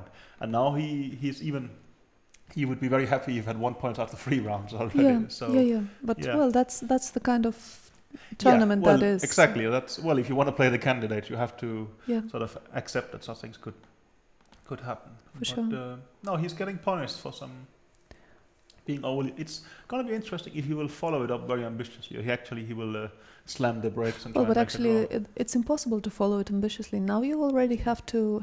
Yeah, exactly. I mean, if e6 knight b6 is just a disaster, you can't just lose the pawn. So. Mm-hmm. And it must have been his idea when he played e5. Most likely. I don't know. You're probably right. What else? Yeah, what else? You think he would do bishop h3 now, actually, and take on d7? That could be. I don't know. Well, let's say here, bishop h3, takes, take on d7, queen d7, bishop e5. How bad is this? Well, maybe you will shuffle the bishop in this direction. It's not overly pleasant having a bishop on d5 like this. So no, but okay. I mean, you have a fianchetto structure, and you're missing the bishop on g2. Yeah, that's already very bad. f4. Yeah. So I mean, even f3 is already unavailable. He's not really that's not going to happen. So he's probably going to take on f6 and live with this position. But, We have a tweet from Boban. He's saying, Victoria, thanks for the very pleasant commentaries. I'm glad you like them. When does the first woman enter a candidates? Well, actually, I think Judith Polgar, she must have been involved at some point. This was the World Championship tournament. I mean, I would say that was almost a super version of the candidates tournament, right? Well, she was in top 10 at least for some time. But we often have this discussion. But okay, let's leave aside that Polgar has already played in the World Championship. I mean, do you see a female player entering the candidate tournament very soon? Not very soon, but I mean, in my personal opinion, of course, it's not impossible, but very many very talented female players are hurt by the fact that at some point, sooner or later, they start competing only with women, which makes a lot of sense, but also, if you want to be one of the best players in the world, you also have to have the toughest competition. You have to compete with the strongest from the very beginning. So this is what Judith Polgar did right, and this is what, for instance, others somehow don't manage to do because of, very different reasons. I mean, we all want to have medals and, we start to compete. We go into some sort of, girl chess ghettos where there is less competition. Take yourself or someone like who you fun. I mean, at an early age, you probably have the similar ratings to the boys in your age, but then later they actually seem to pull away. Well, I think Ho Yifan is a great example of someone who manages to be the world champion among women, and also, just recently, I think last year in Vaikanze, she had a very decent result competing with the strongest players of the world, male players of the world. Well, she wasn't exactly in the top of the... No, but I mean, that she had a quite good result. She had I really thought this was impressive what she did there, and she managed to fight her every game. She drew Anand from what she was lost, yes, but still. she managed to play some good games there. But again, also she spends quite some time playing in the women's tournaments. For sure. Well, I think she's also spending time studying. That's true as well. So I think what women are lacking to a certain extent is, this kind of focus that many of our male colleagues have, which is just in chess.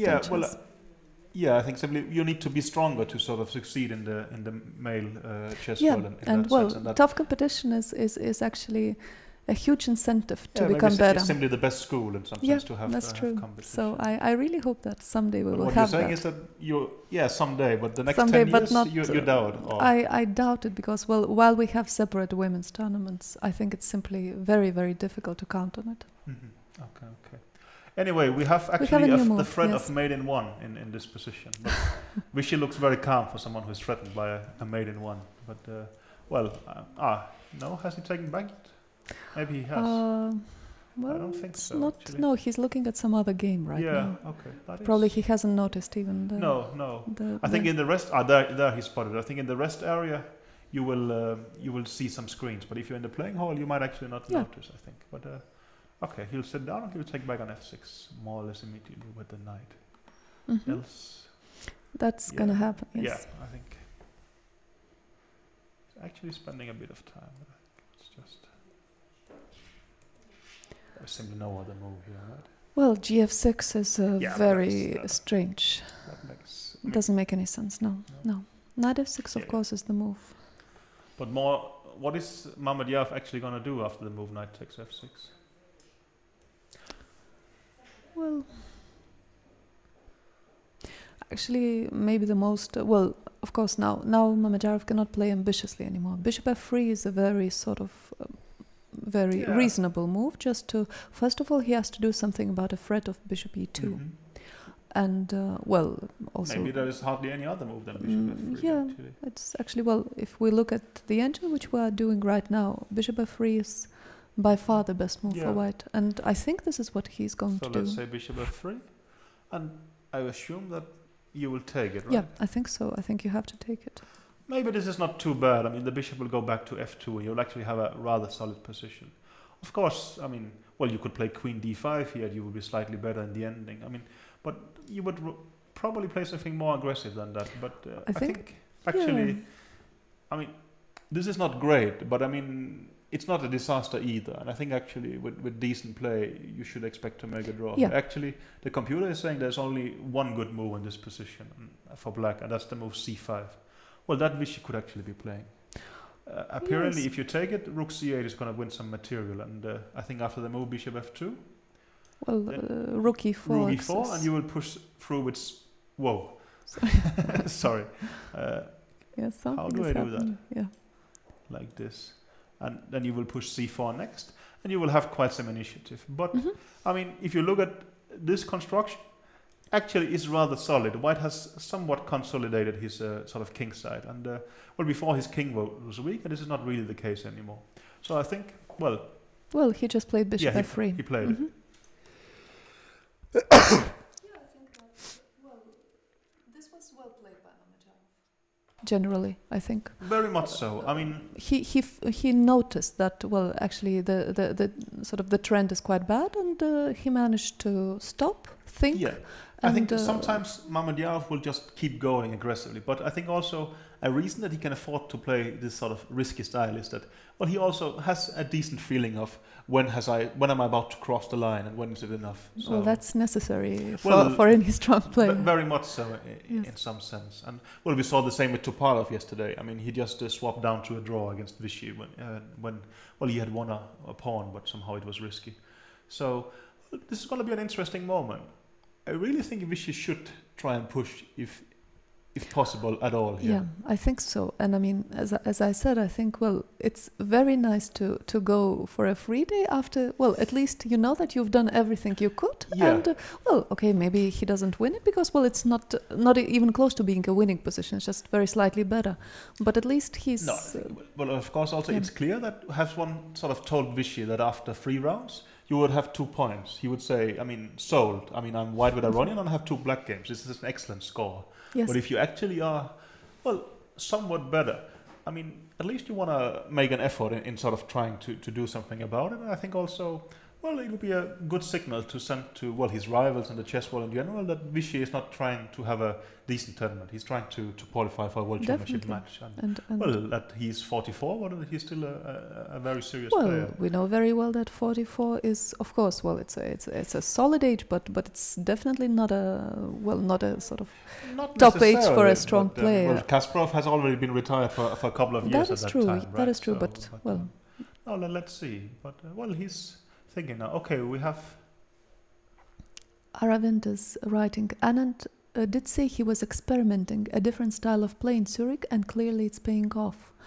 Well, just as you said, Peter, that Vichy seems to be back to playing the way he used to some years ago. At Yeah. least judging from those first games. Yeah, Zurich somehow didn't really turn out well for him. At least he started with 2 losses, which of course was kind of terrible. But then, well, he bounced back with a win against Gelfand and sort of recovered and ended up on -1, which is, well, no disaster, but of course not a great result by Vichy standards. But it's true that Vichy decided, he decided not to spend all of his time only in preparation, but he decided to play this year before the candidates. Yeah, and that, well, I think he has a backlog of preparation from, well, for a start, for a lot of World Championship matches, but especially the last one. I think he prepared very seriously there and has some work left. So I think somehow, well, maybe he's come in a fresher, and as we can see in the picture, lighter version. And that's, no, I think you're right, that somehow he seems to be enjoying playing chess again. And there was maybe times where it wasn't as fun as it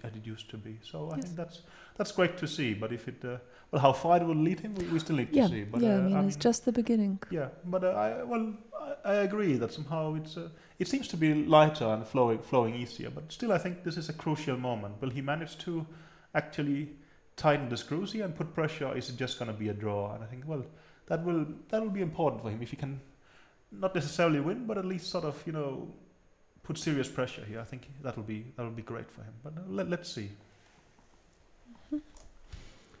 Should we move to other game? To go to the top game, Swidler against Kramnik, and have a look at that for a while.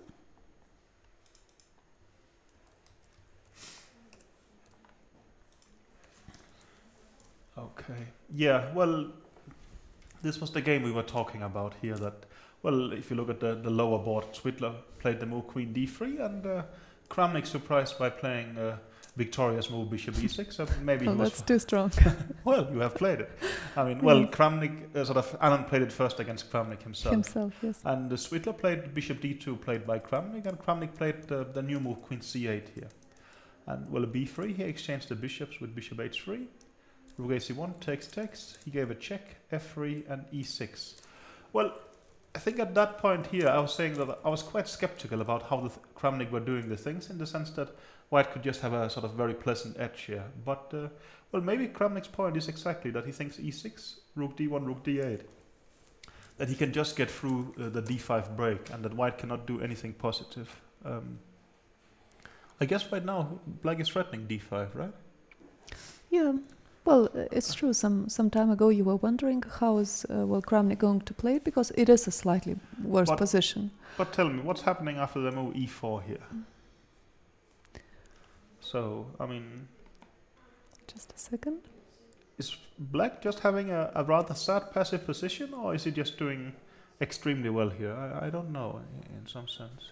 Well, it's true. E6 is a bit committal, because d6 becomes weak simply. Yeah, well, right? I mean, you're doing it because, well, A, you don't want to allow d5 and...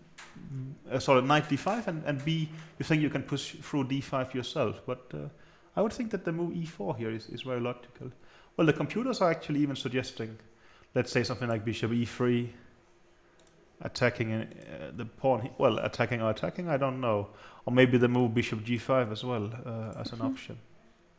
Well, I actually, quite like it. Well, I think this e4 true. is quite logical, but maybe it's very advanced and you don't want to put the pawn on e4 for some reason. Well, I think when you put the pawn on e4 here, well, knight d7 is normally a reaction. I'm not even completely sure why, but you want to transfer the knight to c5 or e5, and yeah. Well, it's not like that has solved all your problems. Not at all. I understand maybe No. you will sort of follow up with f5 or something, but I think also that has been played in similar positions. Yeah, sure. Maybe he's actually considering holding back. Well, I think if you look at the engine doesn't want to play e4. He just want to go wants to play Just want to go bishop e3. for instance, or even bishop g5, and after h6, bishop e3. Mm-hmm. Well, it's a similar thing. Yeah. Well, I could imagine, let's say something like a6, and now you would just put the bishop on d4. Yeah. And you just try to be very solid and having a space advantage and saying that time is really on your side, and what is Black gonna do here? But it's true. You want him to play e5, of course, to weaken the white squares. That's not going to happen. It's probably not gonna happen, yeah. But well, bishop e3, it's actually a very nice move. And, Yeah. It wouldn't be surprising at all if Kramnik was playing white here. Not at all. I think he would tremendously enjoy being white in such a position. Yeah. And I'm still very puzzled that Kramnik ends up in a scenario like this. This is well, so far we can say that Kramnik has more or less done things to perfection in the first two rounds. I mean, very easy draw with Black. He just showed his preparation. He trusted it and made an easy draw. Yesterday, very strong novelty early on in the opening, and well, he didn't play a perfect game, but he always kept very good practical chances, and maybe he gave Kayakin a couple of resources when Kayakin was extremely low on time, but he did win the game quite efficiently. So that's been exactly what Kramnik wanted to do. Definitely, but yes. Today, I think he's definitely not really where he would like to be, and well, we're not talking about a decisive edge or anything, but we're talking about Svidler having a very pleasant position. But do you think this is the kind of position that Svidler is best at? Well, apart from the fact that he's obviously a very strong player. Is a very good player. I think. Well, I think Svidler is pretty universal in some sense, and I think. Well, Svidler is very good in good positions. I think for Svidler, what actually matters is getting quality, and I think at some point maybe he was dominated in the opening phase by Kramnik. But that yeah, was I think Svidler is very good in this. I think Svidler used to have a bad score against Kramnik, but that's mainly due to their Grunfeld games that could where be. Svidler was black and always defending Grunfeld, which is well a huge opening and which gives Kramnik a lot of scope for showing his excellent preparation. Mm-hmm. Sure, and that was not necessarily the case when the colors are reversed. No, I think you are right. That I mean, colors really matters between these two opponents, right? When Swidler is white, they will normally have quite lively games, or games where Kramnik draws out of the opening. But when Swidler is black, he's actually normally been put under quite some pressure by Kramnik in the opening. Well, in the last, I think, was it the Russian Super Final? Maybe Yes. he made an easy draw. He made an easy draw, but yes. still, I mean, he hasn't been sort of doing very well. He Bishop played F4. Bishop F4. Okay. Yeah. Well, he would like to provoke E5, as just Well, for sure. mentioned, but that's not going to Uh-huh. happen. And D5 is not really working for black here. For what? For black here, For right? black, just a second. Yeah. Probably not. I mean, Well, I think actually, well, this suggestion by the engine that we liked, this bishop e3, was probably even nicer because you had the option of putting the bishop either on Yeah. d4 or on f2. but I think what he wants to do is that, well, he wants to play e4 next, but he wants to avoid your idea of playing knight d7. Mhm. And, well, maybe something like this is going to happen, e4, and, well, black will have to defend like this and sit there. Yeah, And, but that becomes very similar to a Marozzi, right? This is just a Marozzi position. well, I would more say a bishop b5 check Sicilian, but it's a similar structure. Yeah, But, well, it yes. depends on, well, if you think of the Marozzi from the Accelerated Dragon, well, there would be some details, and also there, white will have a white squared bishops, which have a tendency to ending up being a bad piece at time, and that is, well, that's obviously not the case now. So, well, it's not too easy to do something with white here, but even so, I mean, it's not a pleasant position for black at all. But No. well, I mean, we're talking about white being pleasantly slightly better. We're talking not about that it's sort of a dominating edge in any way. No, still, but it could be a very long game, and yeah, also, yeah. well, white has a clear target on d6, and basically he's only, well, But generally, you're not going to win it, right? No, I mean, no, let's put the knight on. I mean, something like a knight on e8 and a No, pawn on a6, and there's say, no well, chance. try breaking down the black positions. It's Yeah, not but normally, trivial. well, what black wants to do, ideally, to free himself, is either to push d5 or to push a6 b5. Mhm. And what white wants, well, has to do in the first place is he- to prevent both. For sure. As yeah, soon as yes, you manage yes. to prevent both, well, you have this kind of comfortable edge, and then maybe you can play h4 Yeah. at some point or something like that. And Yeah. this is, I think, this line is actually one of the sort of strange things that normally you say the one who has more space would like to keep more pieces on the board. But I think actually, let's say if they exchange bishops or even knights, the white advantage could be growing in some sense. And Probably because there are less pieces to protect d6. yeah, and there in a will way. be some weaknesses around the king and such. Well, Mhm. I had one game once with Gulko, and he was putting a lot of pressure on me, but there he kept all minor pieces. And well, normally in the Marozzi, at least you will exchange one set of pieces, would be quite advantageous for black. But there, well, I think there his point was you should keep all the pieces or you should exchange all of them. And this sounds very contradictory, but it's actually true in this kind of position. So I don't know, but I mean, this is, I would say, if we look at the opening perspective, this is maybe the first surprise there that actually Kramnik, for once, did not show stellar preparation and actually got into trouble in the opening, which is very, very rare. I think I remember an interview with Kramnik quite some year ago where he said he had 50 games in a row and he didn't have a bad position at any point. And Mhm. well, I wouldn't go as far as say this is a bad position, but it's close. It's an unpleasant. It's an unpleasant position. Kramnik would be very happy to be white in this position. I have Mhm. not the slightest doubt about it. But well, no decision for quite a while, I would think. Should we have a look at some other game? Yeah, we should have a look at Karyakin's game. Okay, let's go there then. As already some time ago, we thought it's not Mhm. unlikely that that is going to be, well, at least easily equalized by black. Hmm. Okay, we are here, and well, he played the move rook d1 here. Well, this was the position where I think Areshenko had taken on e4, and Swidler had played knight b3 rather unsuccessfully. Well, they both managed a draw. Even Swidler actually managed to win. But if we just look at the opening perspective, black was doing excellently. Yes. But Andreikin played rook d1, which is probably the best way to equalize, we think. And Yeah, that's true. We're talking more that white wants to equalize. Yeah, well, I think actually to this is keep the- balance, maybe. more or less, right? that I mean, he didn't really manage to equalize in the other games. But I think in this one, Andreikin actually at least achieved that. So he took it on d4 with the bishop, and I think this is what you said that they would happen. Takes, and after bishop e4 they move knight takes d4, then queen to d5. Queen to d5 is a very That was an accurate move. important This move was because else actually you would be in some trouble. I mean, no, knight d4 this was one simply bad. was his Actually. hanging. Yeah, Yeah. exactly. Knight d4, queen e4 is most likely just going to lose a pawn. Yeah. But queen d5 takes, and now due to the threat of g2 pawn, he has to play f3, bishop d5, and b3. Mm-hmm. Well, this is just a position with which I think could be a draw quickly. Is there any way white could end up being slightly better here? Well, I'm thinking of... I don't know what I'm thinking of. Well, I think, for instance, rook d8, bishop b2 most Maybe likely. you'll go bishop g5 then. Well, why not rook e8 instead?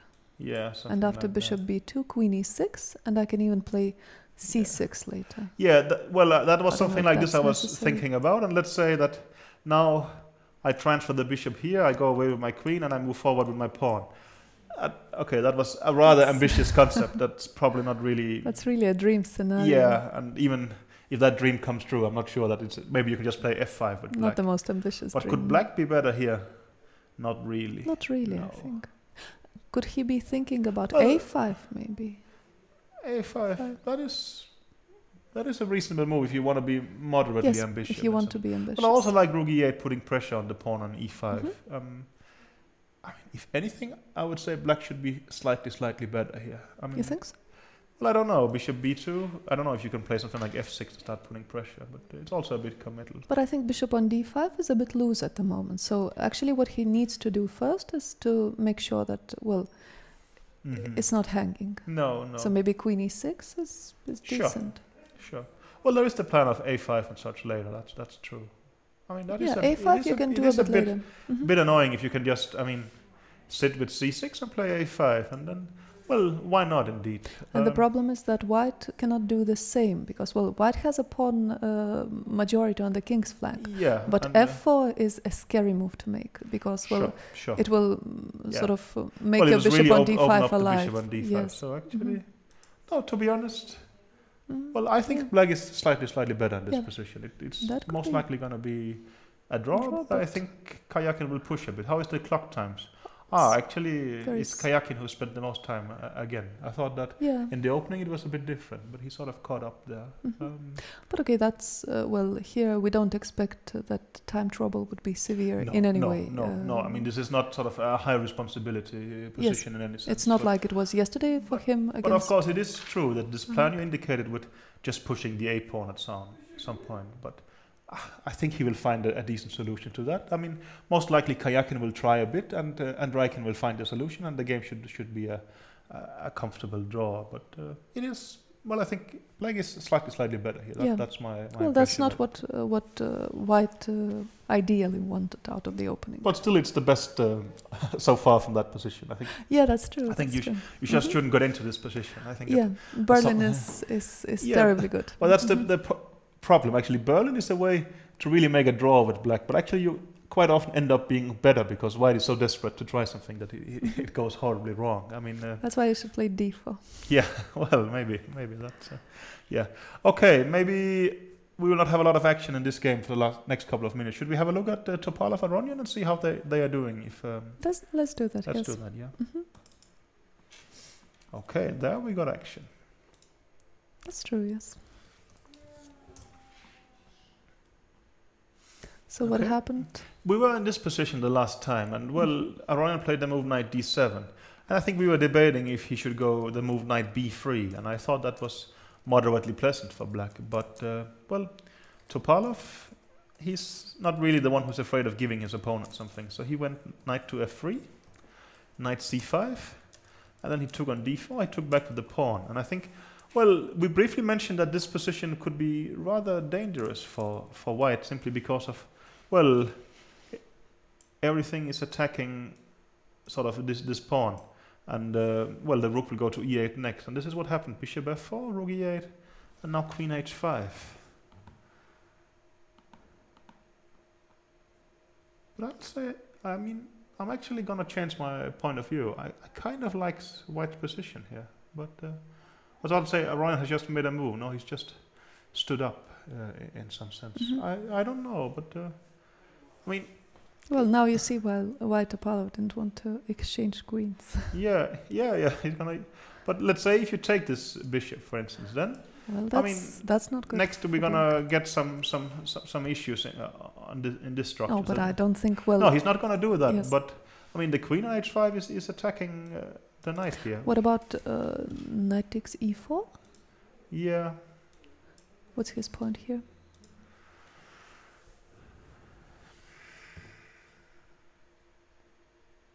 I'm almost about to suggest a very strange move, queen b5, but that's maybe horrible because of bishop a6, actually. Mm-hmm.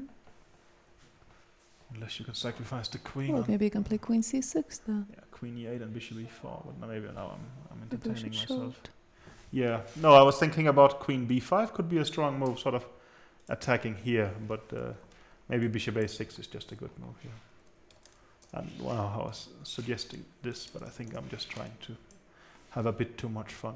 But well, No, why but not? I'm thinking, why not queen c6 instead of sacrificing Are you saying here? a bit more sensibly, something Exactly. like this? Well, this could be annoying for sure. Maybe black just has bishop takes d3 and knight d6. But it doesn't. I don't know. Maybe rook c1, maybe even bishop e5 or something like. Well, you're close to making a draw, but you're kind of suffering here. Queen h5. I mean, I like it. Queen h5 is a nice Yeah. move. Does Definitely. the computer have some kind of evaluation? In Yeah, the this computer area? is It, a well, little it's- bit optimistic for It white. says queen e7 as black's best option. And after knight e4, well, After knight e4. he wants to play f3 Mm-hmm. and Okay, just then knight f6 is kind of forced, if I'm correct. no, g6 is actually a better move. Okay, After Yes. knight f6, queen c5 is good. I like this. Just it's just a sort of positional sacrifice. Yes. And well, this is what you mentioned, that the pawns on the Yeah. queen's flank, they are not active, they are weak. Sure. So a5 Actually, is always it's hanging. Almost like the game with Vichy. I mean, Aronian will have this, seemingly strong bishop, but it's just gonna hit into sort of this structure here, blocking it completely. That's in right. some sense. So, knight e4, f3. You're saying that he should play g6. Yes. Oh, that looks risky. What are you gonna do? Queen h6 or queen b5 maybe? Queen h6 is, Yeah. seems to be the move. And if something like knight f6, you're just gonna go bishop g5 maybe. Maybe bishop e5. Maybe bishop e5 is sort of. And now you can just start doubling in the e line. You have a serious initiative here, I would say. Yes. Well, the computer is even saying queen to Simply h4. queen h4. h4. Wow. And bishop g5 next. This is a very serious moment But it for, is, for Aronian. It is a very, well, it's actually unexpected that, Aronian basically gets into trouble yet again Yeah, in the this opening. in this same opening. Yeah, maybe it is simply true that, I mean, well, he's been extremely successful with the Marshall for a really long time, but somehow, well, all good openings has sort of their time, and if you give the opponent enough time, they're going to shoot it down. Well, let's see if someone will ever shoot down the Berlin, but it's true he's gotten actually pretty bad positions in the opening against... Yes, well, recently. Yeah, that is, well, he's at least very stubborn, so I think we will see it again, but well, this is... It's actually a crucial moment for Aronian. Should he lose this game? Well, he has lost 2 games already, which is, Yes. not exactly great. And also it will mean suddenly that Topalov could sort of join the leaders. And, well, that is going to be, well, quite surprising. Well, let's say queen e7. The computer says this was the best move. Maybe this is not too bad. How are you going to continue from here? Maybe there's nothing wrong at all with this. Yeah, queen e7 is of course. Well, knight e4 is very sort of risky. Yeah, that's that we maybe that we almost have established. asking for. Queen e7 is very sensible. And Mhm. how is white sort of going to improve his position? Well, I mean, I can be just quoting the computer lines, sure. but Well, the computer was saying something like bishop b5, right? Yes. That has some logic, and I think after c6 you're going to drop the bishop back to c4, right? yes, just Well, c6 you really don't want to play because the bishop on b7 will look rather strange. but That's true. maybe you have to. I mean, we're not talking about any kind of big advantage for white, but just that it suddenly became, well, let's say the position became more pleasant for Topalov to play. Well, something like g6 and maybe bishop a6 next, and things are not too bad, maybe. But No. it is still, I mean, it is still pleasant for white, I would say, and I can't imagine sort of that he's very happy with how things are going. No, I mean, so far, of course, he has ways to maintain balance. Aronian. Well, balance Balance is a bit maybe is strong. too I think strong, he's still slightly worse, but Well, Queen e7, we really if he Mhm. sort of finds Queen e7 here and well, what else? I mean, well, the other alternative is of course taking the pawn, right? Yeah. But that he must understand does is look- quite risky. Yeah, and it's also, well, I think Aronian really likes to be the one putting pressure and sort of being allowed. I mean, well, he plays the marshal. He loves the activity of the sort of Of attack course. there. Mhm. I mean, now it's almost going to be a reversed marshal if he takes on e4. That black will have the pair of bishops and white will have the pair of bishops and huge compensation.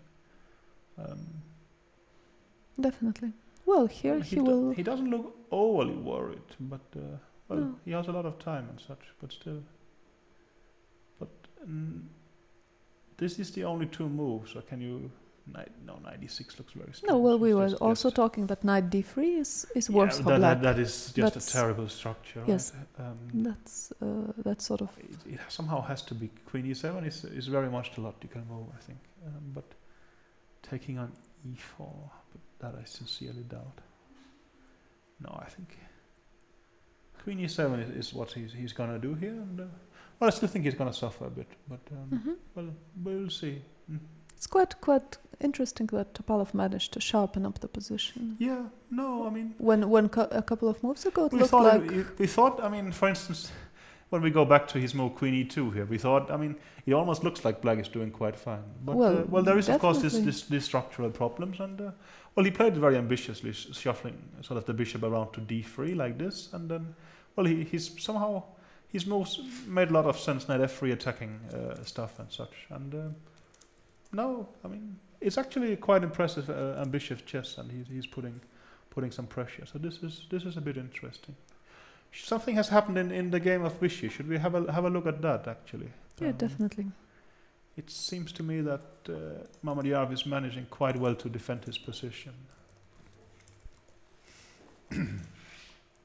So let's see here. They played bishop f3 and he took and rook takes. And now we thought maybe c5 was the best way to put pressure. Yeah, that was definitely the ambitious way to play. But Vichy played the move rook e4 instead. Well, that's probably threatening c5 winning. But Mamedyarov has just played rook e3 and Vichy took and played the move queen e8. Yeah. Is this just a draw, or is Vichy still a bit more pleasant? Probably he's a bit more pleasant. He's a bit right? more pleasant, but swapping those rooks is not in his favor, I would guess. I wouldn't think so, no. No. I thought first bishop f2 would be the move, but maybe bishop d4 is even better. But, well, something like this, and now let's say rook d8. It is Vichy who's controlling the open lines and such, and there is, well, maybe, I don't know if bishop b6 is possible here, but then I think there will be some checks. It's still...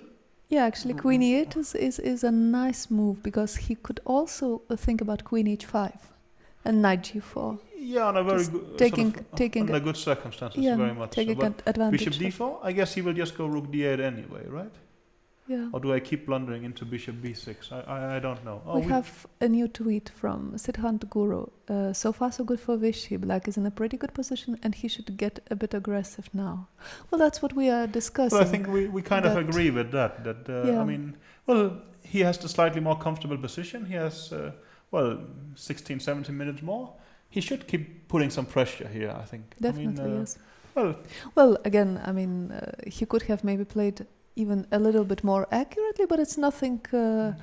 there is no extraordinary no, but I think difference. even this then. position, I mean, we don't have the computer evaluation now, but I think the computer will say that black is slightly better here. And, well, he Yes. should definitely keep putting pressure. I mean, well, the black position is quite sort of beautiful structurally. I mean, the bishop on b4 is extremely solid. The knight on d5 is solid, but they're both solid and still doing useful things. And I think the knight on b3 is exactly this really, is sort of really bad. That's the problem. Hurting in some sense. So, I mean, no, I think Mamedyarov has done a good job defending, but there's still something to do. And I think, our tweeter is right. She should keep putting pressure here, because this is.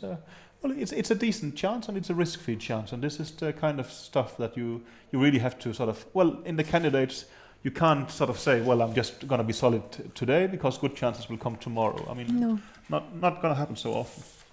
So I think this is, you also see Vichy sort of enjoying himself and being reasonably happy that's my impression, at least from how I know him. So, good. Let's see here.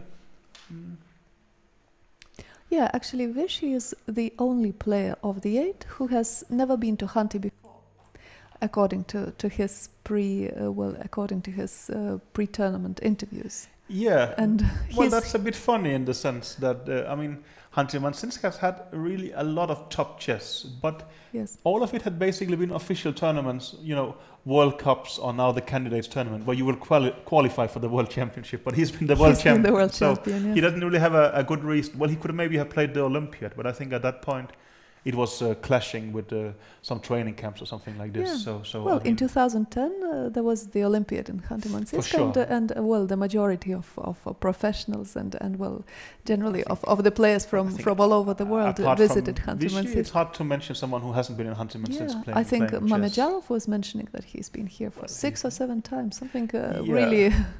Well, I think that they had World Cups.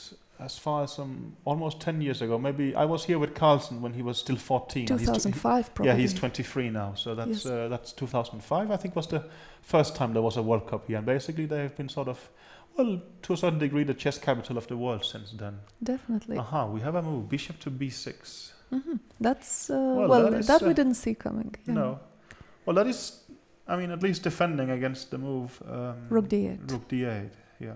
So. But now, of course, Black has an interesting option in Queen h5, and it's the point is that while the bishop if the bishop would be on d4, he could always take the knight on f6. But right now, just have a look at White's king's flank. Yeah, it's kind of risky. Well, you can say that you can always drop the queen back to c2, but maybe. Queen h5 and rook e8, and you're sort of. Yeah. That's what I really like about Black's position after Queen h5 is that, you remember he had a bishop on h5 controlling d1 square, and he has the bishop on b4 controlling e1 square. Now, the bishop is gone, but the rook still cannot come in comfortably. Into the. It's actually a very tough position for Black. For White. For White. The computer seems to disagree. It dropped to 0.19. But I think it's just temporary. Yeah, drop. I think. Not anymore. You got yes. spot on. Yeah, that's true. So, but let's return a bit. We talked about Hunty.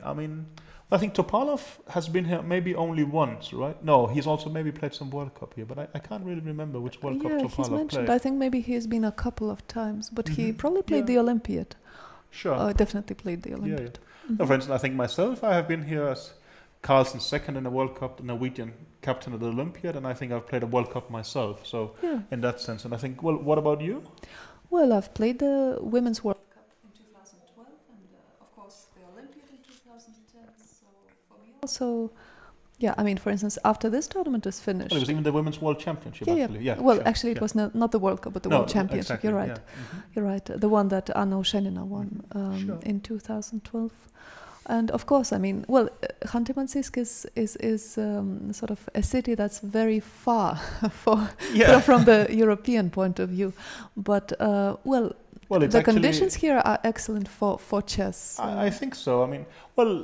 I think the thing that surprised me the first time is that they were actually very used to organizing sport events. And I haven't heard about any sports event in Khanty-Mansiysk before, but actually biathlon is quite big here. And it was considering the nature here, for sure. Very much so. And I remember that it was a very professional organization who was used to they haven't done chess before, but they have done a lot of biathlon. So actually they were quite into this. But Well, we're actually 5 time zones away from Western Europe, so it's quite far in that sense. But also, not we, but the players, they play in the Jugra Chess Academy, and that's where we comment from as well.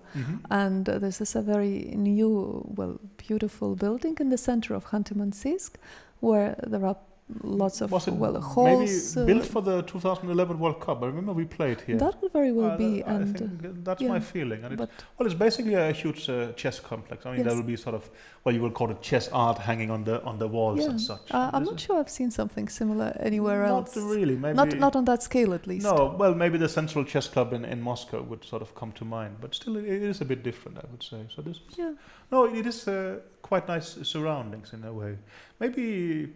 Well, for Vichy, you could argue he had to get a bit used to the temperature. He's coming from Chennai in India, where I guess it was like 30 degrees, and here I think we are slightly below minus, right? And, we are slightly below 0, but not much. Yeah, and there is a lot of snow.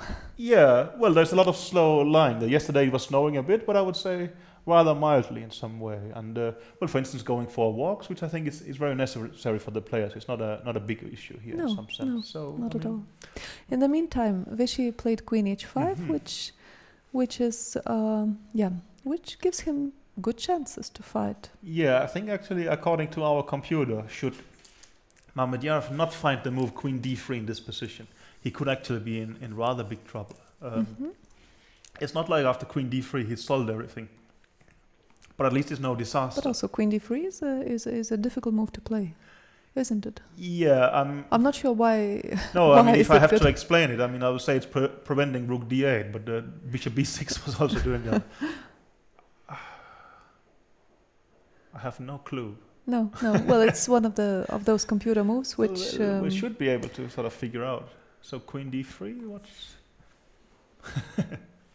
Well, that's what we are paid for, I think.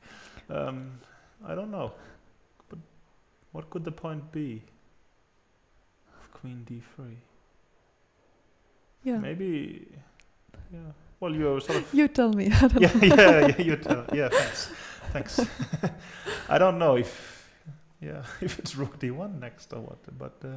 yeah, maybe it's taking control of D1 square. Actually, that's a good point. I don't know. But that also that's an indication that White doesn't have a lot of useful moves. No. Other things might just make it worse in some sense. Exactly. But still, I'm honestly not. I'm not very convinced with this. I'm a bit surprised the computer is only in sort of relatively slight minus. But anyway, it seems like an exciting moment. But even though, while Mamedyarov is thinking, we will go for a short pause. And before we do that, we should remind you that please write on Twitter to us #candidates2014. We'll be very happy to answer your questions. See you soon.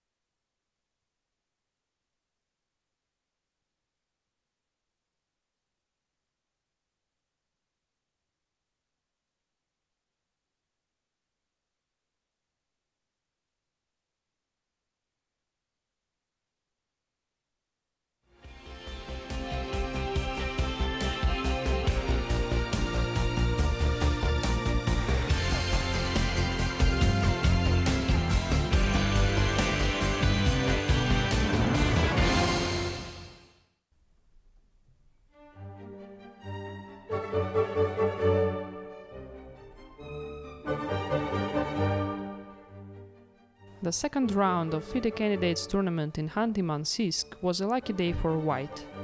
3 games, Kramnik Karyakin, Svidla Andreikin and Aranyan Mamedyarov, ended in White's favor. There was only one draw in a battle of 2 former world champions Topalov and Anand. Veselin Topalov started his game with a flexible ready setup. It wasn't a great surprise that Vishwanathan Anand responded by lining his favorite Slav structure. White initiated an early play in the center, but Black didn't hesitate to sacrifice a pawn in order to complete the development.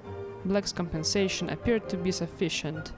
White kept a 4-pawn versus 3 pawns endgame advantage on the king side. and it was soon a draw. Levon Aronian quickly bounced after the poor start to defeat Shahryar Mamedyarov in round 2 of candidates tournament. Mamedyarov defended with the Rogozin Queen's Gambit, and Aronian avoided the sharpest lines by clarifying the central pawn structure early on. The position appeared calm, but one careless knight move blocked the retreat route for Black Queen, and Aronian used the opportunity to win the opponent's queen for a rook and minor piece. He converted his advantage and came back to 50% point zone. Dmitry Andreikin treated us with an old Sicilian defense, which came as a surprise for Svidla. Black apparently achieved the strategical aims, but Svidla got some action going with the beautiful f4 on the 20th move. It didn't take long before Black cracked under pressure and started making mistakes. Terribly beautiful game by Svidla, as Grandmaster Anish Giri put it on Twitter, ended in White's favor. Vladimir Kramnik and Sergei Karyakin engaged in a popular sharp line of Queen's Gambit accepted. Black won a pawn, but his advanced soldier on e4 was weak and a constant target for White's attack. With Karyakin being low on time, Kramnik sacrificed an exchange to install the knight on the strong outpost. This was an excellent practical decision, as Karyakin couldn't be precise in pairing all the threats with only minutes on the clock. Karyakin soon had to resign. After 2 rounds, Anand, Svidla and Kramnik are ahead of the field with 1.5 points.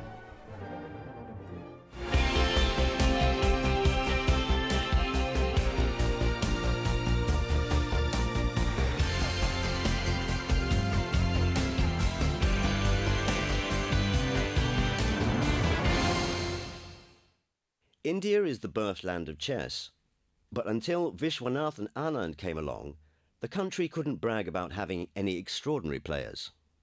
According to Indian tradition, his name can be translated to Anand, the son of Vishwanathan. Confusion with the name started when he first came to Europe. Many thought that Vishwanathan was his first name and that Anand was his surname. Later, Vishwanathan was shortened to Vishy. He learned to play chess when he was 6, and by the time he was 14, Vishy was already champion of India. At 15, he was an international master, and at 17 a world junior champion. From a young age, Anand played with great strength and speed. Incredible intuition is the strongest part of his universal talent. At the beginning of the 90s, Vishy was among the best players in the world, and in 1995, he earned the right to play a world championship match with Garry Kasparov. Anand lost the match, but in 2000 was victorious at the FIDE World Championship held by a knockout system. It was his first championship title. In 2007, Vishy's dream finally came true. Anand won a 2-lap round-robin tournament in Mexico and became the new world champion. He defended his title in 2008 with a confident win over Vladimir Kramnik.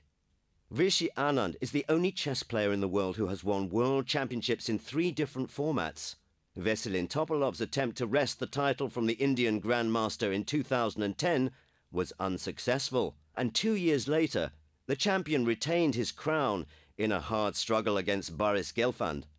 Anand held the title for 6 years until November 2013, when, in his native Chennai, he finally succumbed to the leader of modern chess, Magnus Carlsen.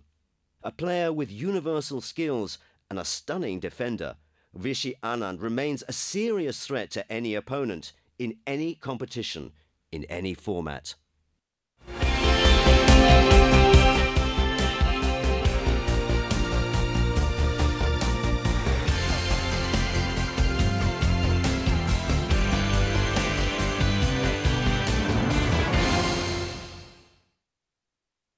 And we will have a look at Andreikin Karyakin, where a couple of moves ago we thought that black is almost better.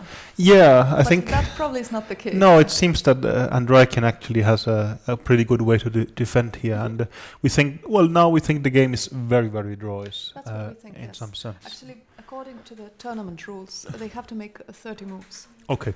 in any case. So it's it can't be shorter than that. That's quite standard these days. Maybe sometimes. Definitely. Well, sometimes it's even longer, and I don't know. There might be a few tournaments where it's completely free, but generally this 30 move rule is quite normal. But okay, this is this is where we left Andreikin Kayakin the last time, and what happened since was that he played the move b3, and Kayakin played a5, and maybe a5 was not the sort of best reaction. It's a very aggressive reaction. We want to play. I like this move actually. Yeah, you want to play a4 and you want to attack the structure sort of immediately, but maybe it's a bit too eager because Andreikin just played bishop a3, which sort of attacks the rook on f8, and after rook fd8, rook c1. Well, it's not so simple to make a good move here for black. Well, I would say that if queen b6 check, you're gonna do queen f2. And, well, maybe you have to exchange the queens and play c6, but, well, I don't know, maybe this is completely fine for black, actually. Maybe black is just completely fine. I thought the bishop would settle on d6 in this position, but maybe not really, actually. So maybe black should just, do something like this. I don't know if bishop d6, but I guess you can play a4 here. Yeah, something like, I don't know, rook c3. I can't really imagine anyone playing for a win here. I think this game is just very, very drawish in a way. But I don't know. Well, he's played the move queen b6 check. You think Andreikin is considering going away with his king here? Well, that's definitely something he should think about at least. But then a4 might happen. I think he's gonna go king f2 and sort of be rather confident with the draw. But maybe even king h1 is an ambitious move in this position. Well, you're right that a4 is a good option for something black like this. here. I don't know. Well, maybe you can play bishop c5 and b4 next. There's nothing particularly wrong with that. Does Kayakin look optimistic? Not especially, I would say. No, I think he looks focused, which he should. Well, he should. He should be. That makes a lot of sense. Yeah. Well, a4, bishop c5. There's even queen a6. It looks very well, actually, the computer is mildly optimistic for white in after this queen ending. f2, yes. So let's say takes c6. How will the computer put pressure in this position? Well, first of all, he probably wants to disable this threat of a5, a4 by playing rook d4. Something like this. Yes. And I'm not sure if it's completely preventing black from playing a4, but at least... Well, it's true. I mean, you put the bishop on d6. Maybe you push some pawns on the king side, and if black is doing nothing at all, maybe he will be worse at some point, actually. Well, actually, what happens here is that now, with the queen swap down, white can start pushing the king flank, king side pawns. That's the big difference from before. I would still think that at some point with the bishop on d6, maybe you can play a move like f6 at some point. And I simply don't think things will be that bad for Kayakin. But well, you're right. Here you can probably play on a bit with white, and why not? Indeed. I mean, it's not like Andreikin had a lot of fun so far in this tournament. So maybe this is the best position he's seen in a while, and he will play on a bit. But I would still expect it to be quite a draw. We think he should do the end game, right? You think? I think so. Because I mean, that's when he gets this option of playing himself on the king's side. No, I think you're right. Else you're saying the king on h1, the bishop on d5 will actually be an attacking piece in a way. But let's see. But okay, not too much happening here, though. Both players, they have plenty of time, you could say, and not that many difficult decisions to make right now. Well, I think also, but maybe Andreikin is enjoying chess like this. I think a lot of players, they want to play interesting openings and playing new ideas. But I think Andreikin's main strength is his chess skills. I mean, he's not especially a theoretician, but he's very good at playing chess and sort of just getting an equal or even slightly better position. I think it will be very happy for him, and he will try and outplay him. I think but also, we saw yesterday, maybe he's a very optimistic player. I mean, I don't know if you saw the press conference, but Svidler was, of course, telling a lot about the position, but at some point also, Andreikin had the chance to say a bit, and he said that, actually, he thought he was slightly better about this move. Well, after b5. Exactly, b5 he thought was a good move, and he thought he was quite optimistic, thought he had a nice position. But then Svidler's f4 was definitely a cold shower for him. But it just goes to say that actually he has a very positive attitude in some sense. Which is generally a good well, thing. For sure. I well, think of course, the best is to be very objective, but if you have to choose... This is actually a debate. I think some is saying that, it's actually better to be optimistic than objective in some sense. Well, you will put more pressure like that. Of course, you're going to be hit hard a couple of times. You're going to lose also more times. Yeah, sure. But let's see. But well, King H1, I would say, is too optimistic in this position. But it's going to be interesting to see. Is he going to make a move? Well, he wasn't. Maybe we should leave him alone a bit and go to Swidler Kramnik and see what has happened there. Let's do that.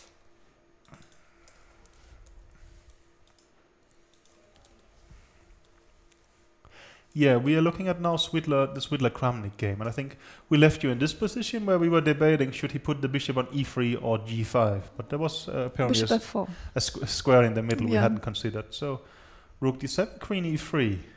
Well, this attacks the pawn on a7. We really expected him to play e4 there. Yeah, actually. But somehow, well, maybe it's actually nicer not having played e4. I mean, after e4 the position is a bit loose, but without it, it's somehow much more solid. At some point on Swidler's behalf, I became scared that he was setting himself up for disaster here, because I thought maybe his point was now he could play bishop h6. Knight g4. Exactly, exchanging the bishops. But then knight g4 would be very, very tragic, just losing one of these. But, well, even in very solid positions, bad things can happen quickly. But okay, Swidler is not going to do stuff like this. So he played the move rook d3. And, well, I mean... No, actually, what he most likely wants to do is just to do like this, rook d1 and queen d2, and then he can play e4 if he chooses is to. Is this Alyehin's canon? I've forgotten. The rooks double and the queen in between? Yeah, or something like this? It's mentioned in the recent very good positional book about 45 positional sort of methods. Yeah. But I don't remember the name. No, I think... Well, there is something called Alyehin's canon. Yeah, but, it's named after some yeah. Okay, well, maybe champion, someone will tweet us that. Yes. But, I mean, it is a passive position for Kramnik, no doubt. And, no doubt. I mean, I can't believe he's enjoying himself. Maybe we will get some pictures of the players at some point. But, I mean, also his clock is slightly... There he is. Well, he doesn't look scared, though. No, but, well, I mean, he never looks scared, maybe. But he doesn't... Well, he's just, he doesn't look like he's... worried for Kramnik. Worried for Kramnik. Yeah. The position looks like a hedgehog gone wrong. I like the name of the tweeter. He's called Karo Khan, but well, he will not really have sympathy for the headshot. Then it's very different. That's true. Yeah, I think so. Okay, that was too quick. But yes. No. In a hedgehog, well, you would have. Well, for start, you'll have a bishop on you g7. Would have yes, exactly, a bishop. No, sometimes you will bring your bishop to g7.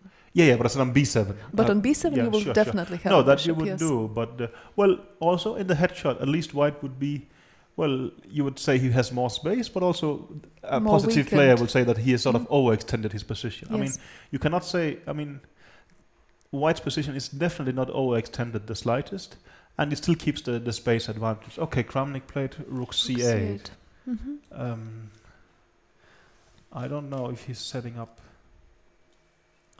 I mean, no, that is absolutely nonsense. I will not even say that. Okay. We have another tweet. Connor Haley's writing, what score would you guess for Kasparov in this tournament if he just showed up and played with no preparation? Peter, what do you think? Yeah, well, he seems to be busy with other stuff right now. Well, I mean, even with preparation, I think he might have a difficult time. I mean, but it's also, are we talking him with sort of not having played a single chess game for 8 years, or is actually sort of taking it very seriously? But, well, he's just turned 50. It's a lot for a chess player. But, I mean, I think he would do decently well, but he wouldn't necessarily be the favorite at all. No, but it's a very hypothetical question in some sense. But, well, Kasparov was a very modern player. Even so, really a lot of things has happened since then and such. I mean, Kasparov, for instance, was doing extremely well with the Naidov, and at some point the King's Indian and such. But, well, I mean, Vichy was a very great Naidov player, but I mean, everybody plays bishop b5 check against him. Yes. And who knows how Kasparov would have sort of approached that and such. And, well, it's hard to say. But well, it would be interesting to see it, of course. I think he will be very welcome, actually. Yeah. Was he qualified for this tournament? You qualify by rating. Maybe Had he just played That, one, that I haven't thought about. if he just had played one game, maybe actually he could have played. I mean, he's inactive on the rating list, but maybe Of he course. just have to play once, and then it's enough to qualify. So I don't know. That's a good point. Yes. Yeah, I think he could actually qualify by losing a game. Maybe that's all what it takes. So That could be, yes. I think he would be very welcome here. I mean, Well, for sure. I think chess fans and Yeah. well, even well, his, I think his chess colleagues would be fans, very that very would be happy. Very interesting. So well, maybe someone should ask him if. But I think Definitely. actually he would be qualified if he wanted to. I think simply the two top-rated players, and I think there is no rule saying you have to play a certain number of games.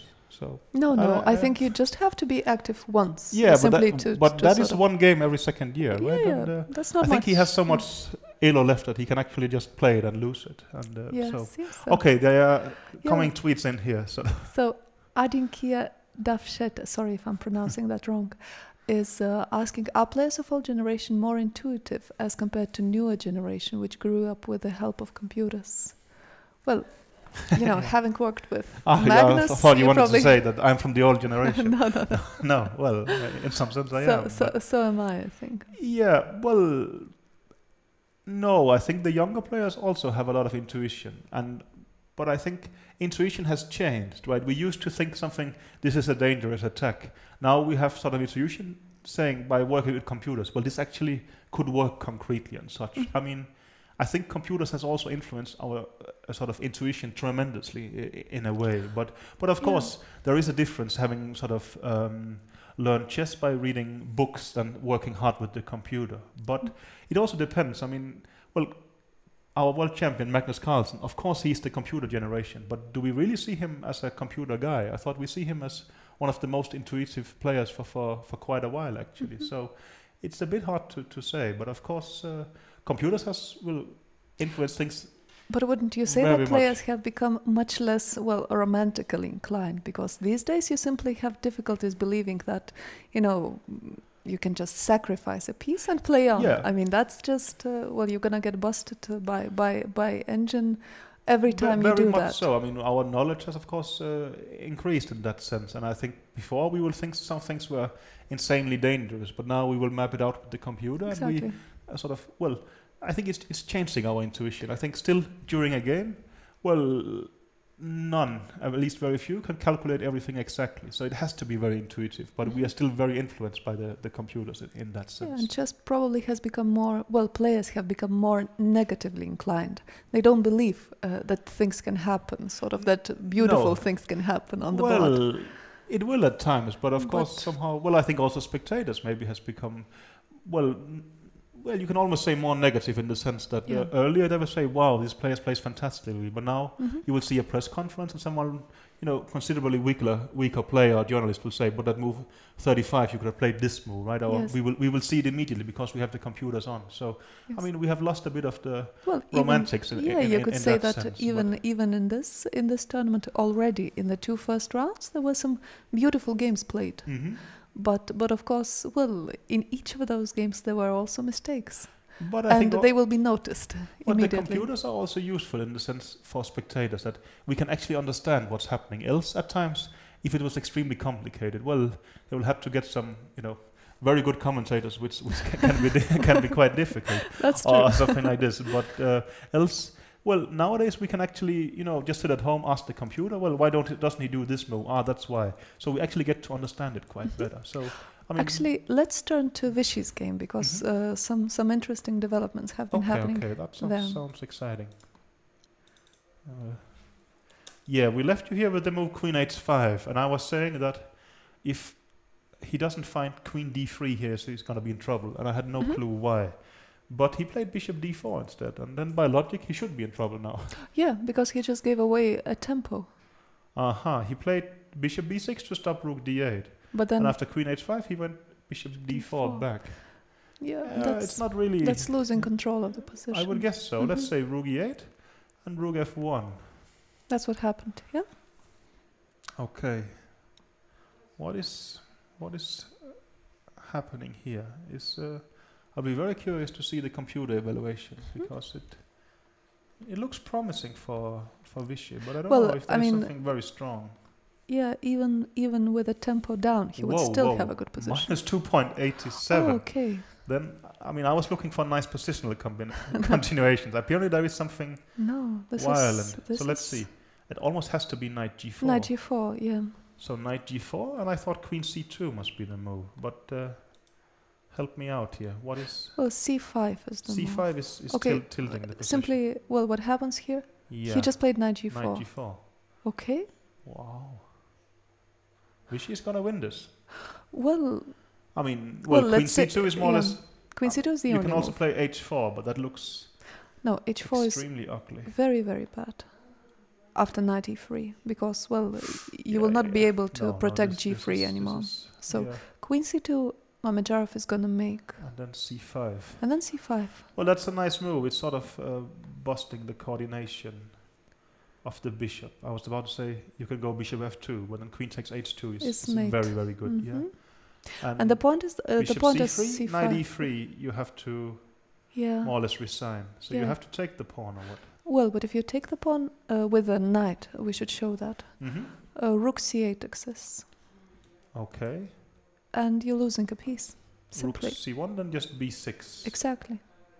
If you can't take on c5 twice and take on but h2, you can that's see not necessary. That's b6. That the white queen is overextended. It has to. And if the bishop takes c5, you're also just gonna go rook c8. Bishop c. Well, I think for a start you can probably take on c5 and play knight e3. Knight e3 as well. That is also disaster. I mean, this is. That is unexpected. Well, I mean, we expected that Vichy has a good position and will put pressure, but that is going to be finished. Yeah, maybe they were asking about Kasparov. Maybe one actually does get better with age. He should give it a shot. I think. But no, this is Mamedyarov. But okay, he doesn't look happy, right? I mean, no. Of course, I mean, he understands that it's bad. I think he wants to almost get it over with, right? I mean, this is. Could very well. I mean, this is tough. You know, you play the most important tournament of your life. You start out, sort of outplaying Topalov. You look like you're gonna win, and then after 3 rounds, you wake up and you have half a point, right? I mean, this is, well, that's the risk of playing with these guys. But still, I wish he is taking his time. But still, is there any alternative to c5? Well, he has other moves, of course, but not in the same league. But not in the same league. No. Well, b5 is also nice, but I mean that's not. Well, that's a strange. Well, even b6 is good. Yeah. I mean, are you saying it's actually hard to spoil it? No, I'm not saying that. I'm saying that c5. Well, he should do c5. But I mean, he's an extremely good tactician. He's gonna find this. I mean, this it's the first move you're gonna look at. This is c5. So, but I mean, well, that's a sort of ex-trainer of Vichy. I mean, you will be happy seeing him actually spending his time here. He was known to be very, very quick, but he's actually quite disciplined. He's going to check it out carefully. He understands that this is a huge chance, and well, why not sort of be careful and try to sort of sort it out. So if he plays c5, let's just look over. We haven't checked bishop e5, but that's just hopeless because of knight. No. Well, it's not hopeless because of knight e3. But you can also just take it, I guess, right? Or well, c4 maybe you play. c4 is the move, yes. c4 you can't take it because of mate, and if something like knight d4, I don't know, maybe bishop c5 is crushing. Yes, because c4 is very good because you also bring the last piece into the attack. Well, this is beautiful coordination against not so beautiful coordination. Yes, so definitely. I mean, this is a disaster for Mamedyarov, and yeah. Well, we really expect Vichy to find this, right? Yeah, I'm sure he does. And also, well, I mean, there could be other moves winning here, but I think c5 is just getting the job done very, very efficiently. And I mean, and he looks very focused right now. Yeah, sure. He's also, well, I mean, well, I think he's just trying to sort of make absolutely sure and such. I mean, I'm sure that 20 years ago he would played c5 a while ago, but it's very good that a while ago, yes. he takes it sort of very serious in that sense. Yeah, but that's true. Makes absolutely sure. Well, he changed his style a little bit in terms of thinking somewhere around his match in Bonn, right? No, I think. Or even before that. Yeah, he played c5. He just played c5. But well, No, maybe a bit earlier in some sense. I remember I was his second in 2006 in Sofia, right before the Turin Olympiad, and I forgot. No, that was 2006. So he wasn't yet the world champion at that point. But he was playing Peter Svidler, and at some point he got into very moderate time pressure. But he had below 5 minutes. He said, "This is the first time in the career I had the right not to note down my moves."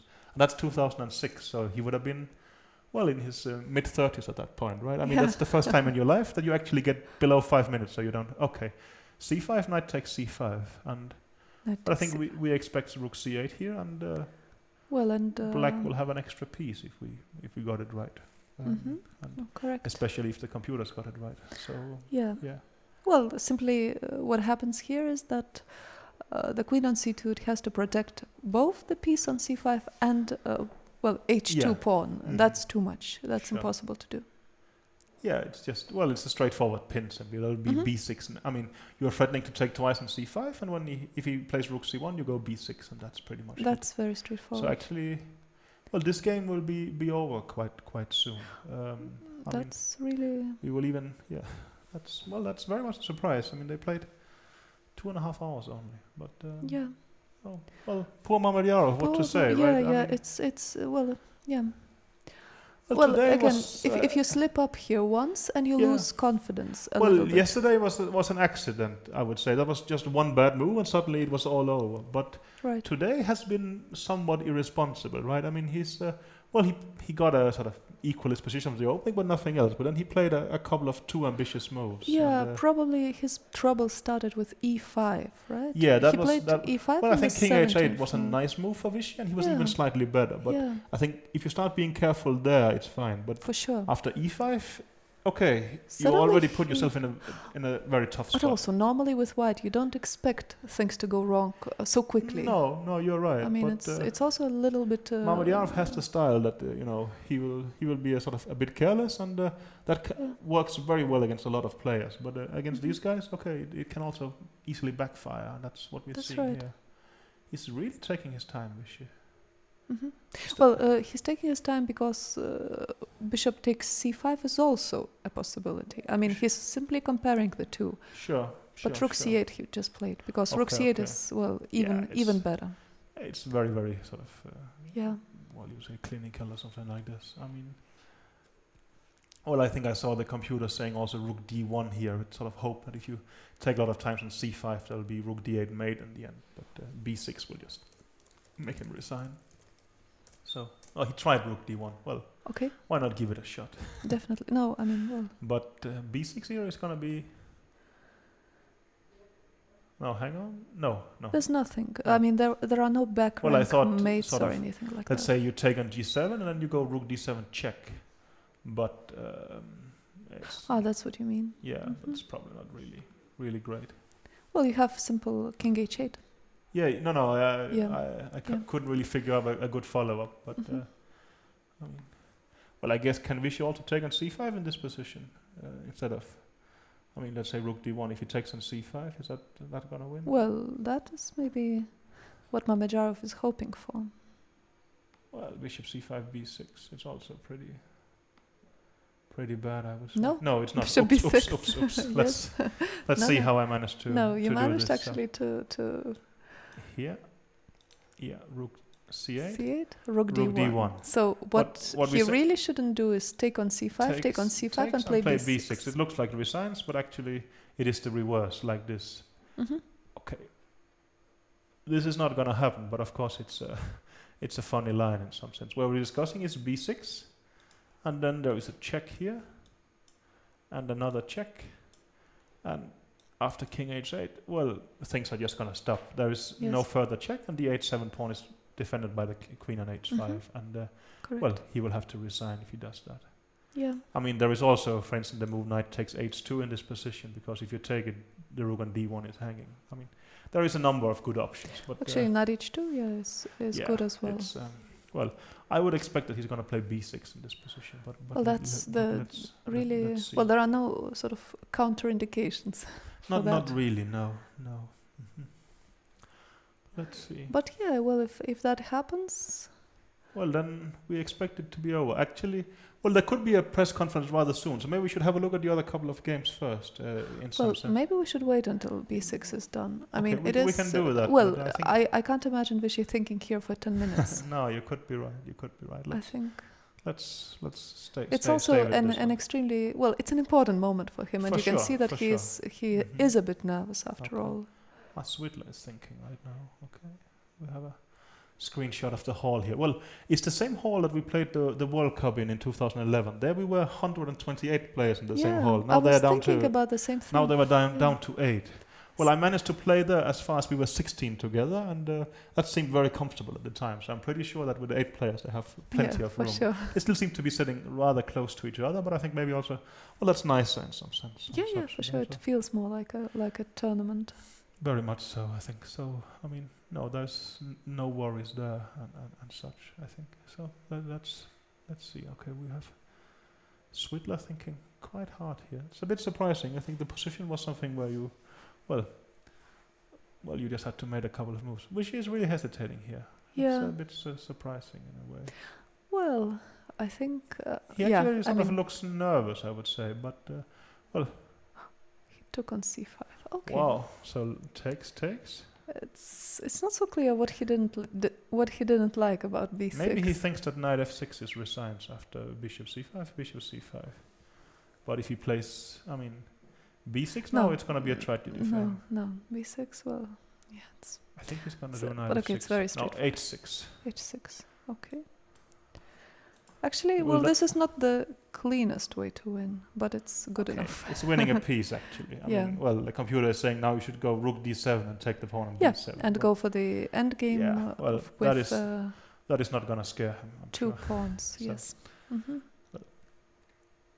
No, this is also typical when you have Indians looking on. You will say that something, well, it seems not to be very exact, but I mean, this is just... Oh, he just played king h1. That's what I thought. But okay, king h1 runs into knight f2 check, and that's finished. Wow. I think that's what's going to happen. Well, the concept is that he wants Vichy to play queen takes c5, and after rook d8. Oops. Okay, and it's finished here. Okay, he resigns, so He resigned. takes, yeah. h6, king h1. And Vichy played knight f2. And, well, That's it. he's in the lead with 2.5 out With of 3. 2.5 he has out played of 3. Iranian with white and 2 black games. I mean, it doesn't get better than that. Well, of course, 3 points is better, but still, Yes, I mean, this but is, not- I mean, I think a huge surprise because definitely. Yes. Vichy was not even seen as, I mean, not even an underdog for being in. I mean, I think sort of if you look at some bookmakers, they thought he had hardly any chances Yeah, at they all. were but not he's- optimistic about his I mean, chances. No, but, he's well, 2.5 well, out of he's 3. and, he's back playing the way that he played in yeah, his he's playing very best. light, and also I think Mhm. he's enjoying that there's hardly any expectations to him, and he seems to be, well, having a good time. Well, it's still very, very early, but still it's, of course, a fantastic start for the 5-time world champion. And, He's gonna have a good mood for the rest well, of it. I mean, I would very much say so. And okay, we have a tweet. The precision and the aggressive game is back. Yeah, well, Yeah. that's just what we were saying. Yeah, very much, and sort Mhm. of, well, yeah, well, we can only agree, and well, I mean, no, that's a happy guy you see there. Of course, he's nervous because also now, I mean, well, suddenly there's something to lose. I mean, Yeah. in a way, right? Yeah, but yeah. but still, I mean, 2.5 out of 3 is a fantastic start, and he will minimum be in joint lead with just one more player. So Mhm. that's quite amazing. Yeah. So And well, we really expect that there will be a press conference any minute now. So, well, okay, this is the Swidler Kramnik game. Not a lot has happened. Well, Kramnik has gone back to sort of defending the pawn on d6 with his knight, and Swidler has played e4. And well, I We think, still have a very similar, this but I kind think of Swidler has just a very pleasant position. I Yeah. mean, maybe he will even start playing h4 and opening a bit of fire on the king side and such. Mhm. And I think, well, there is no way Kramnik thinks this is just an easy defendable position. This is not at all what he wanted. And, No. no, this is But of course, he's actually 20 minutes ahead on time, if the time is correct. for sure. But I mean, Oh, no, sorry. That yeah, was the time no, he's, from the previous game. 3 minutes ahead. Yeah, But yeah. but also it's a position where I mean, time is not mattering so much. It's No. plenty of time, and he's actually behind.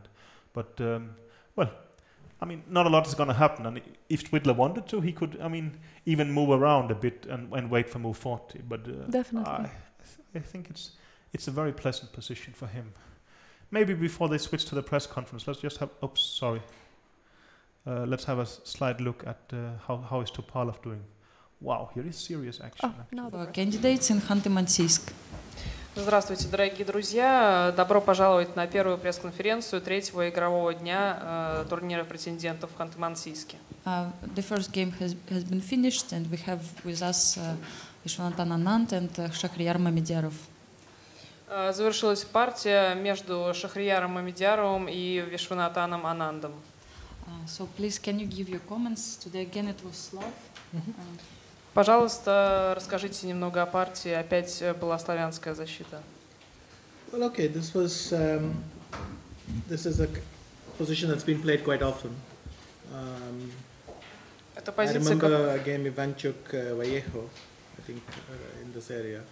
позиция, которая встречается довольно часто. Я помню партию Иванчука-Вальеха. Or at least very similar kind of thing. But В очень похожей ситуации. for me, what I liked was that I'm getting this move very fast. Что мне нравилось, это то, что я могу пойти король h8 очень быстро. So that I play f6 and bishop f7, and then Так this is что what black после is aiming этого for. я сыграю f6 и слон f7. Это то, к чему черные стремятся. So of course, e5 is an attempt to punish black, but I think it simply doesn't work tactically. So I went rook e8, f4, f6. Конечно, e5 это была попытка наказать черных, но мне кажется, что она тактически не работает после ладья e8. The problem for white is e6, knight b6, bishop b6, queen b6, king h1, and now this move is very strong. Проблема белых в том, что в этом варианте ферзь e3 очень силен, этот ход. So we see this typical idea that the bishop on b4 controls this square on e1. Типичная So идея. white is always missing that square. On top of that, the bishop on h5 is controlling d1. So white's rooks have no squares to come to. Типичная идея в том, что слон с b4 контролирует поле e1, а слон с h5 контролирует поле d1, так что белым ладьям некуда податься. So after in this position, well, white is obviously contained the damage for now because one bishop is gone. But still, white's king is very weak, as we saw in the game. Because the pawn is on f4, he's going to suffer a little bit. I mean, black can play many ideas here. One is queen d7. В этой позиции белые несколько улучшили свое положение, потому что одна пара слонов уже исчезла с доски, но тем не менее король белых очень слаб. У черных много идей в этой позиции. Например, ферзь d7 это одна из них. And then the idea is something like rook e4, rook e8. И потом ладья e4, ладья e8. But then I was happy with this idea because I wanted to play queen e8.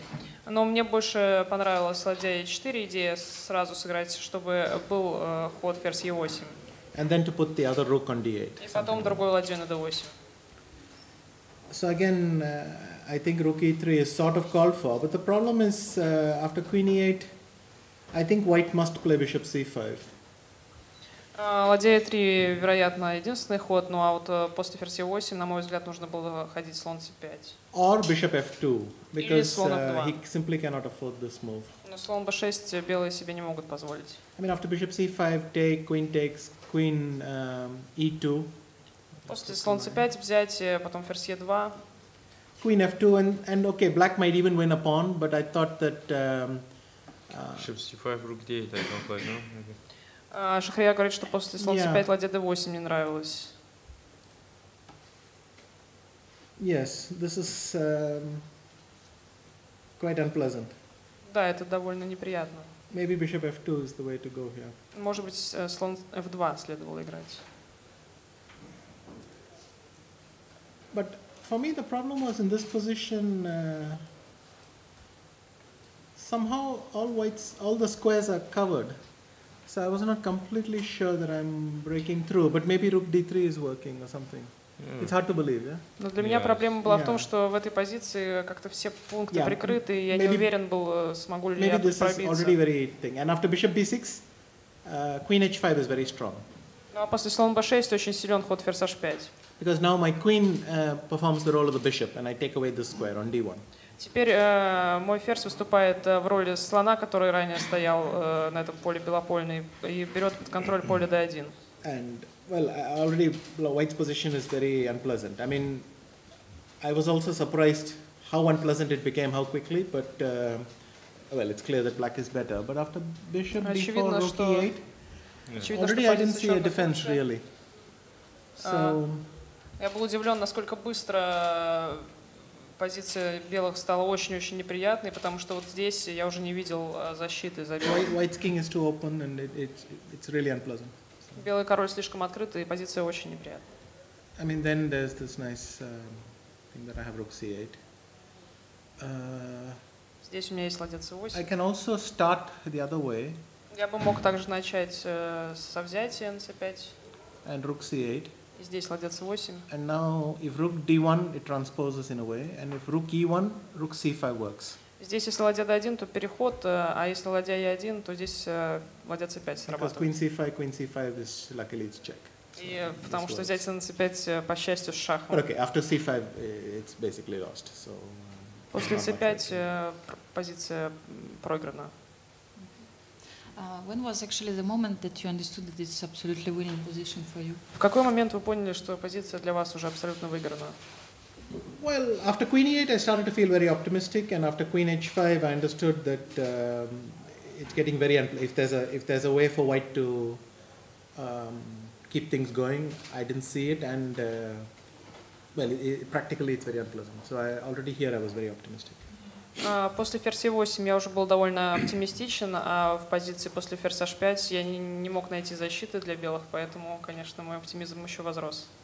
And just one moment, instead of knight g4, rook e2, was it also possible, or there is a difference?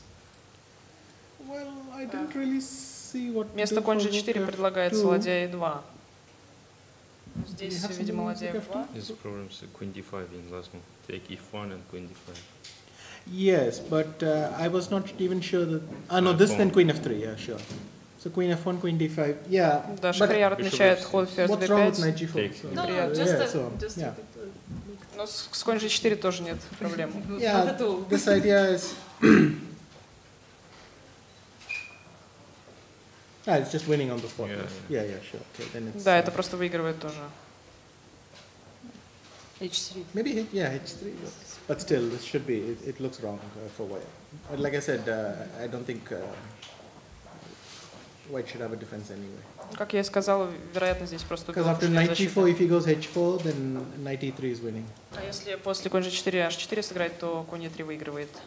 So even if he goes king h2, I go here, he goes here, and then just push b1.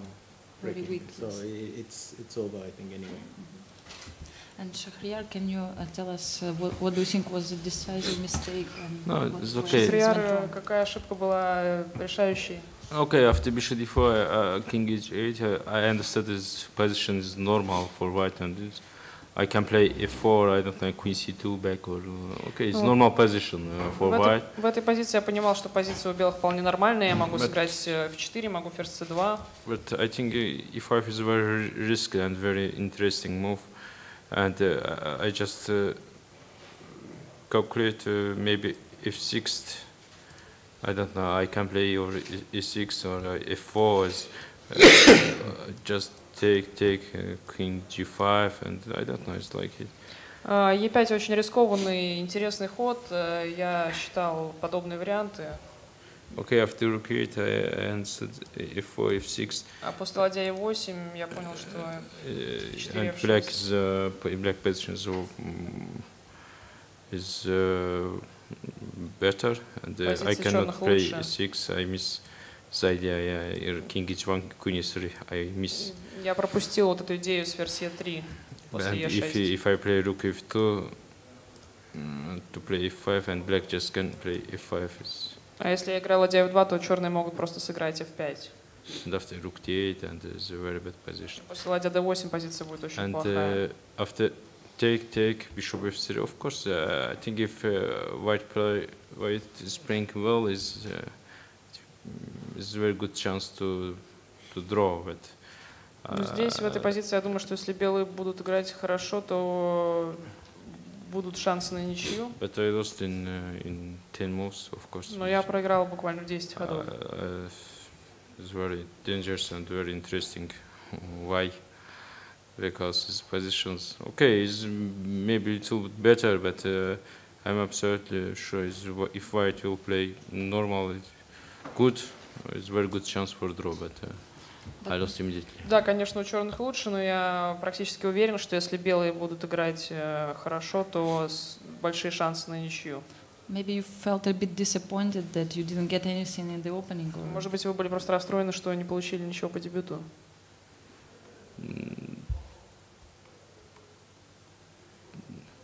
Maybe. Может быть.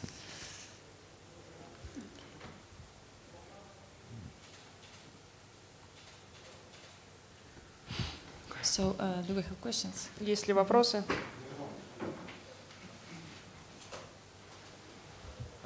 У меня вопрос Шахрияру. Если честно, после вот вчерашней такой дикой ошибки не было желания сегодня просто отсушить белым цветом, пытаться успокоиться? Well, a question to Shahriar. After yesterday's blunder, yesterday's mistake, didn't you have a desire just to play for a draw today with white? Ну, конечно, вчера был первый знак, что что-то странное происходит, как можно конь Е4 звенуть. Of course, yesterday it was the first sign that something strange is happening, because how could I just blunder knight e4? Если просто даже видеть просто конь Е4, ну, если я бы сыграл в SG5, там абсолютно нормальной позиции. Дело не в этом. Я же в прошлом году, когда уже после какой-то партии гран-при сказал, что на самом деле для меня тяжело сделать ничью, чем выиграть. Я этого не умею. И это абсолютно никогда не входит в мой план, чтобы я пойду ничего сделал. Я вот лучше так поиграю, чем потом спать тяжело будет, если так ничего сделаю. Так что я лучше буду бороться, лучше буду попробовать хоть что-то сделать. Ну, не так, как сегодня, конечно. Сегодня даже получилось, что попробовал хоть один раз ходом Е5 и все. Но если бы Е5 не играл, я уверен, что нормально позиции можно было играть. Так, бывает. Наверное, 4 месяца не играл, чувствуется, что много зеваю подряд. Well, but it's not about yesterday's game. Actually, I already said during Grand Prix here and during previous tournaments here that it's much easier for me to win a game than to make a draw, and I would never come to play with an intention to make a draw. I want to sleep good after the game, and it's better for me to try and play for a win. Of course, I would still try to play for a win. Maybe not like today. E6, E5 was too risky. Well, I didn't play for 4 months, so maybe this is the reason why I actually blundered too much here. Yes, I have a question to both players. What are your plans for a free day? Вопрос обоим игрокам. Каковы ваши планы на выходной день? Well, it would depend on the weather, simply. I mean, it's a chance to get some rest. Hopefully, I can go for a little walk. Yesterday, I tried going for a walk in the evening, but the snow was quite heavy, at least for poor Indian boys. So. Будет зависеть от погоды. Конечно, хорошо, что есть такой шанс отдохнуть. Я постараюсь выйти на прогулку, но вчера я попробовал погулять вечером, и, знаете, пурга была слишком сильна, особенно для индийских мальчиков. I mean, I left 30 degrees for this, and my second also left like 25 degrees. So, it's quite nice. Actually, yesterday it was pleasant to walk on the roads finally, because the snow is not melting. If it's like that tomorrow, then I look forward to maybe going for a nice walk and hopefully catch some sleep tonight. Я приехал из 30-градусного тепла, поэтому, конечно, мне непросто, но вчера было довольно приятно, что можно было гулять уже по дорогам, снег не таял, и если завтра будет такая же хорошая погода, в принципе, я выйду погулять. Shahriar, what are you going to do? Окей, ну, завтра я тоже, наверное, отдохну. Ну, завтра как раз 15 марта, половина месяца позади. И буду постараться забыть. Ну, вообще месяц какой-то странный, из-за этого надеюсь, что после этого, 15 марта будет все хорошо. Tomorrow I also try to have some rest, and today is 15th of March, so half of the month is behind.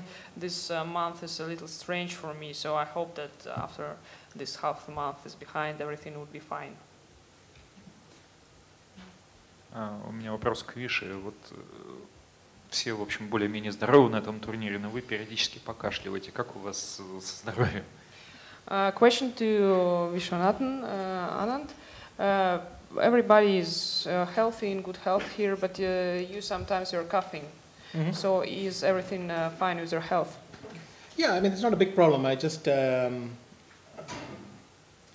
that's why I'm drinking tea, a lot of tea, because I have maybe a slight cold and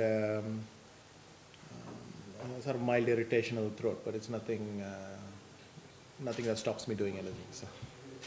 Ну, на самом деле ничего страшного. Есть какая-то, видимо, небольшая простуда и раздражено горло, поэтому я пью так много чая, но ничего страшного. Шахрияр, позади первая часть турнира, 3 тура, вот завтра выходной, наверняка вы уже задумываетесь над тем, в чем причина такого вашего старта. Вот как бы вы объяснили, в чем причина? Shahryar, 3 rounds are in the past, and already is a free day tomorrow. Of course, you are thinking what are the reasons for such unpleasant start for you. So, how would you explain this start?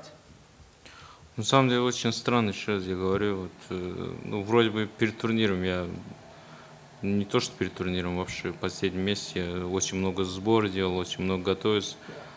Ну, если честно, очень, страна очень помог, чтобы я все сделал, все очень хорошо готовился на этот турнир. Ну, вот то, что происходит, конечно, это, конечно, не уходило в мои планы, чтобы я так резко так плохо начну турнир. Но надо будет, вот выходной день, мне кажется, что будет очень полезен для меня, и я потом начну как-то забыть то, что 3 тура получился как-то, можно и сказать, страшно, а потом буду постараться показать хоть бы по-маленькому, что я умею, что-то. Well, of course, it's a very strange situation for me. I had a lot of preparations and training camps before this tournament in the last month, so obviously it was not in my plan that I would start that badly. I think that free day tomorrow would be actually a very good thing for me, because after this free day I would try to play better and leave this 3 first rounds past behind. Yeah, so I wish both players to have really good rest during the free day, and thank you very much. Я желаю вам действительно отдохнуть хорошо во время выходного дня. Спасибо.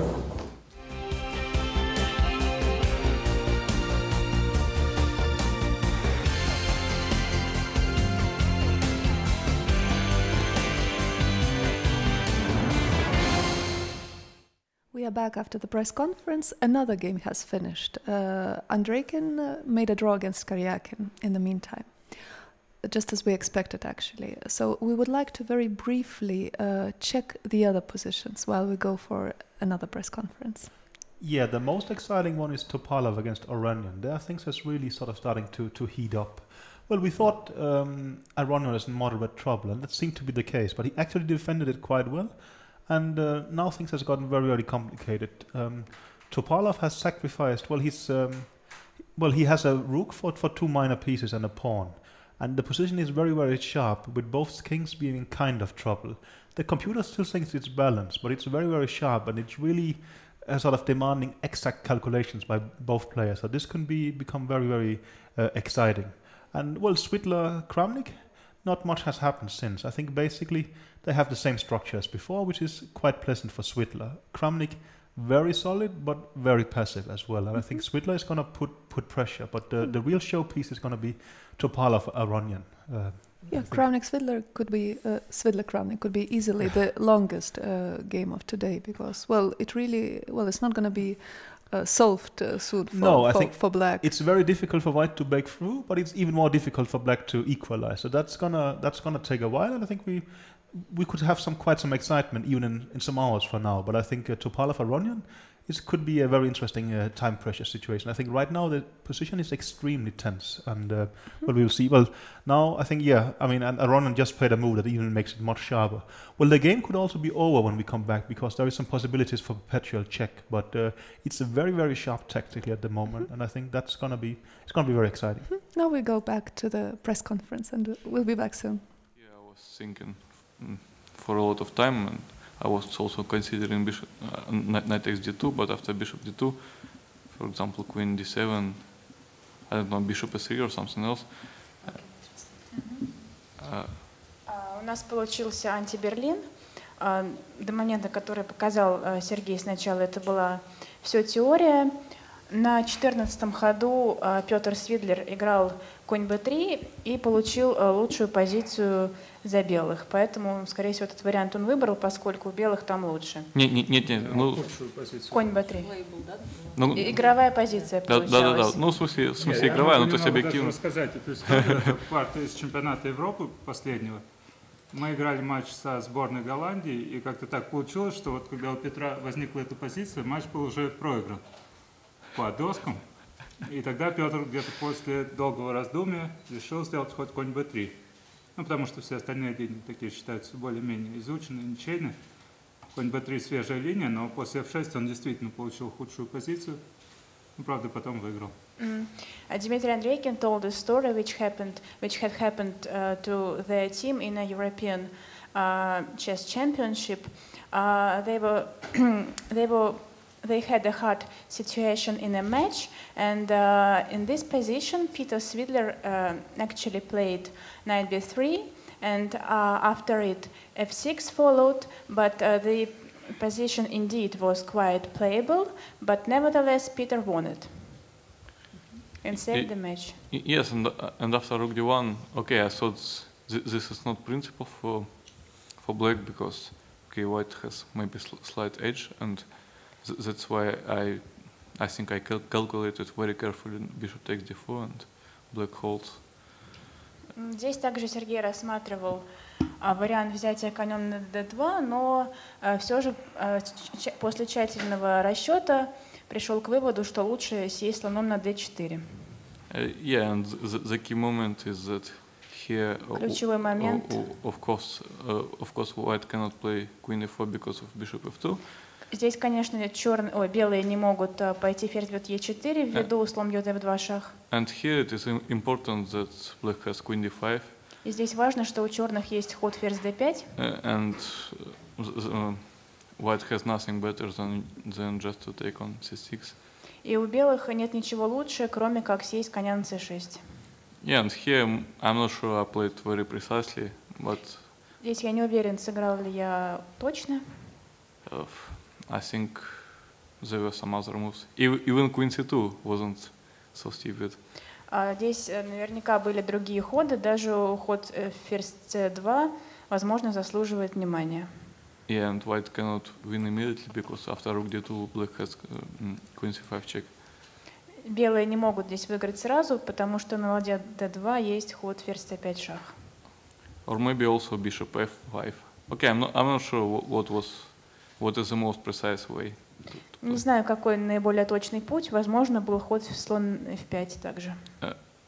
And here I thought that white will make some move, but I'm not sure which one because okay, basically white doesn't want to put the pawn on b3 because black will always have a5 and a4 play, but it's hard to put the bishop in a good place because I don't know, bishop e3 is bad because of queen e6 and 2 pawns are hanging, and okay, maybe bishop f4, but the square is not really nice on f4.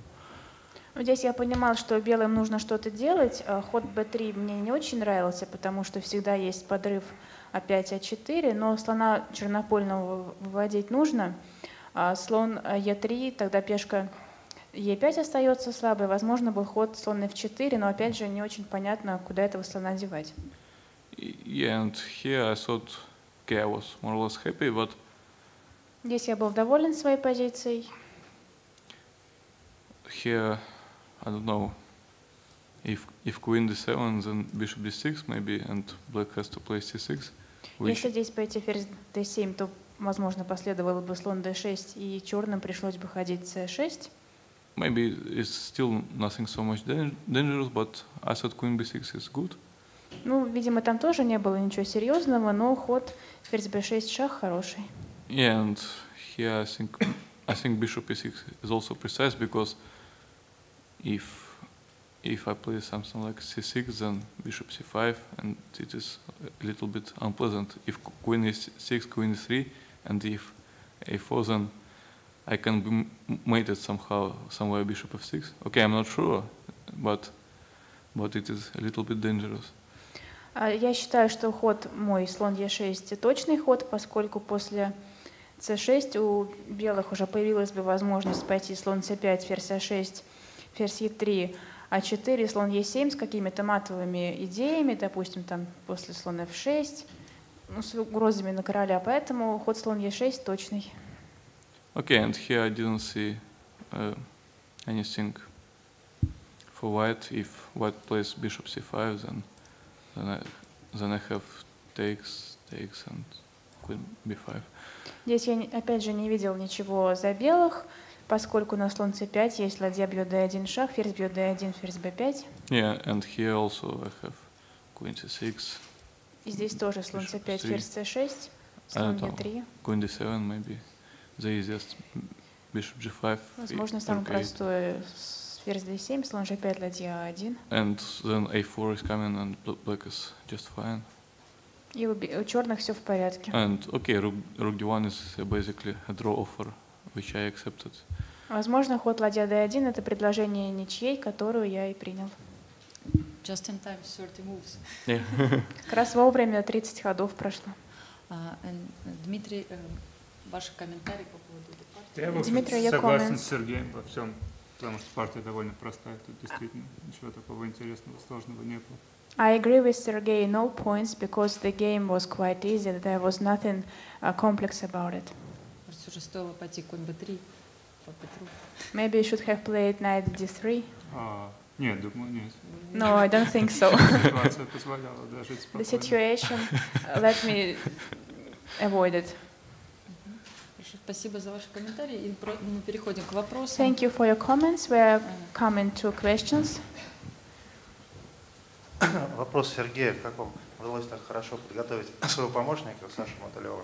Общались ли вы с ним по ходу, может, какие-то советы давали по ходу турнира в Ереване? The question is to Sergey Karyakin. How did you manage to prepare your second Alexander Motylev so well that he had won the European Championship? Ну, в принципе, как показал его блестящий результат, наши совместные сборы как раз вот перед чемпионатом Европы прошли очень успешно. То есть, может быть, пока по моей игре этого не видно, но по его, по крайней мере, он показал, что все было хорошо у нас на сборах. Regarding his brilliant result in the European Chess Championship, our training camps had been quite successful. Maybe my games do not show it, but his games do. Ну и да, мы вот постоянно поддерживали связь, практически каждый день писали, там, поддерживали друг друга. Ну и я, конечно, очень рад, потому что я считаю, что он уже давно заслуживает того, чтобы выиграть какой-нибудь сильный турнир, и долгое время он был немного в тени, хотя как бы у него потенциал это позволяет. Of course, we have been contacting to each other all this time, and I'm very happy for him because he deserves such a huge win, as for a long time he had been a little bit in a shadow, but now he is a champion. Можно сказать, что ты даже вчера переживал во время партии, думал о том, как сыграет Саша Мотылев. So even yesterday you were thinking about his result of the last game. Ну, в принципе, я вот когда пришел на пресс-конференцию, вчера у меня был первый вопрос, как он сыграл, поэтому, ну, в какой-то степени. Yesterday, when I came to the press conference, my first question was, how had Sasha played? So, other questions?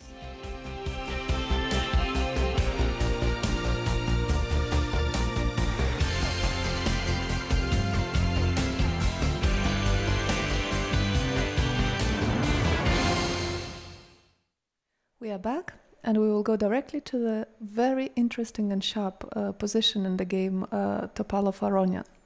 I mean, Topalov has massively sharpened the position in the last few moves, and well... Very much so. They have a sort of, well, a huge sort of, you would call it crisis or climax. Things are really happening tactically in that game, and I think soon we will have... Well, you see there, you have both players actually sitting at the board thinking very hard. It's well, the computer says that with correct play it should be a draw by perpetual check, but it's a tough position for both players to calculate exactly. Let's see when we get the board. Yeah, well, this is where we left you off. I mean, Queen H5 and Queen E7, he played the best move, and things has sharpened considerably. The Bishop B5 followed. Was the best move. We gets thought. him to play C6 and then Bishop C4. And Aronian plays quite aggressively. He plays the move Bishop A6. He want to exchange the strong bishop and sort of, well, that will be good for him structurally, but there is a tactical sort of shot here. Bishop D6.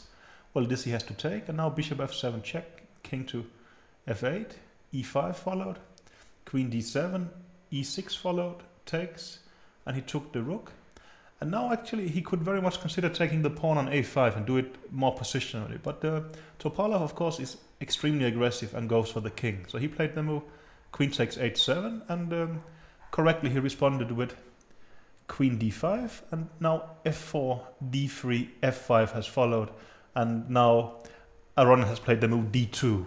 And well, actually in this position the computer was saying D2 or knight C7 is both a forced draw.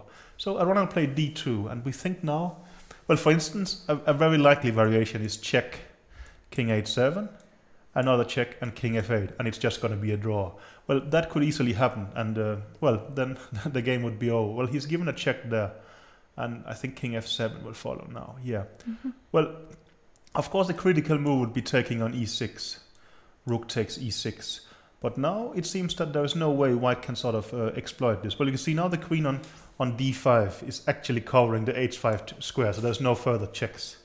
And I think after this move, well, for a start you can take back on E6 with the queen. I think there's also the move Queen D1, and I think here the computer is saying you can play King H2 because you're threatening Queen E8 mate. It's worth to pause here for a second. Yeah, I mean, don't sort of... That's not the kind of expect position. us to say something very general about this position. This, well, this is possible, it seems, and that's going to be that's also a draw. Yes. Well, we really think, I mean, well, this is what happens in chess now and then. The position is extremely exciting, but actually we have hardly any doubts that this will be a draw. Well, of course, Topalov, well, he has 15 minutes left, and he's going to think very hard. Is there's any way here he can find a win? Well, but, he's the one thinking about... well, I mean, you have a perpetual in your pocket right away here. So, well, in your pocket, but it's also a perpetual that goes away if he doesn't take it. So, I mean, yeah, well, that is... no, that's an exciting moment, very much. But they have actually played quite well in this tactical sequence. I think F4 was the best move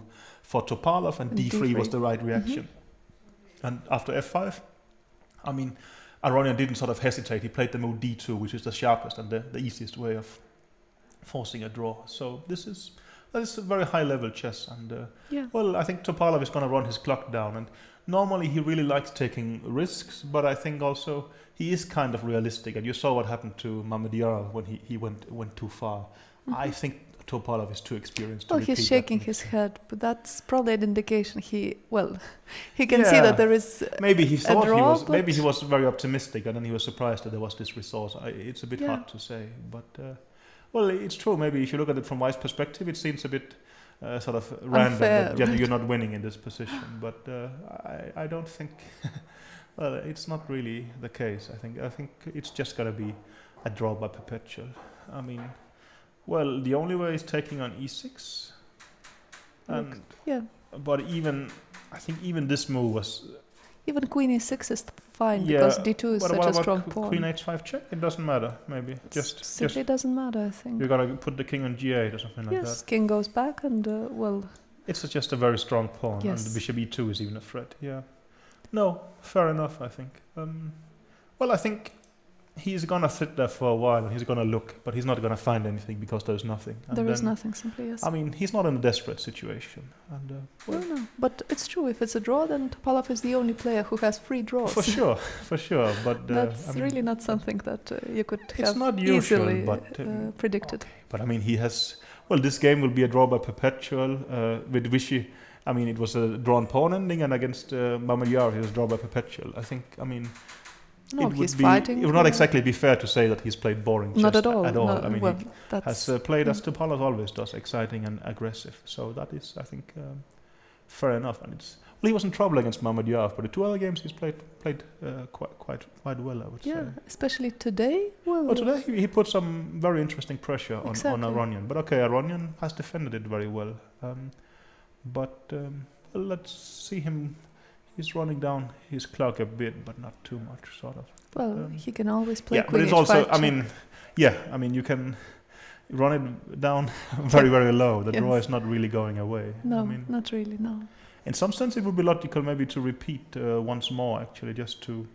I mean, well, then you have not a bit more time, but you're a bit closer to move 40. But well. It's actually sometimes. Well, Aronian, is he already packing?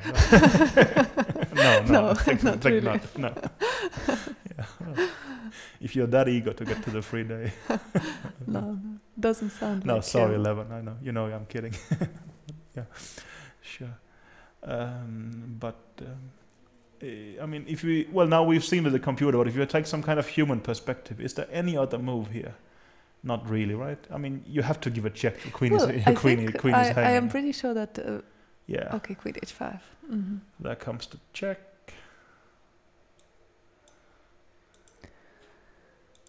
And the only move is king f8. There's nothing to do. No. And is Topalov just gonna give another check, or is he?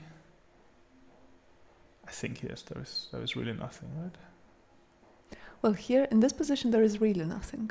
I mean, while in the other position there is this possibility. Well, at least you can take something with check as well. Exactly.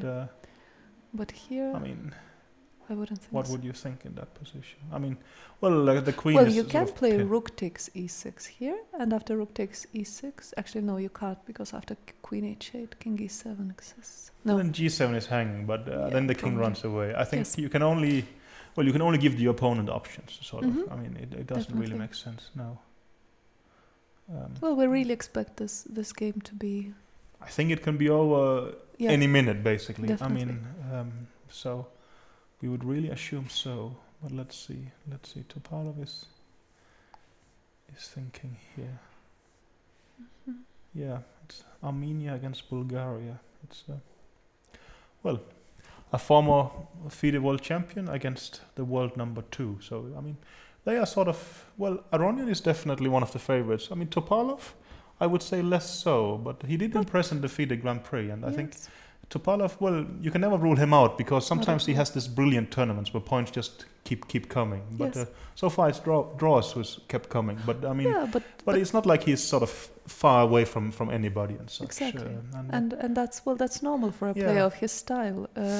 Sometimes when things go really well for him, he will win really a lot of games. For sure, and I think generally a tournament should be quite a good format for him. Actually, well, the only time before he played one of these tournaments was the World Championship in St. Louis, and he won it with +6. I mean, he made 6.5 out of 7 he made in the first half of the tournament, which was an amazing score, and he was actually winning in the 7 games against Vichy as well. So that was fantastic for him. In a tweet just some time ago, we were asked if we think that the tournament is the best sort of format for the candidates.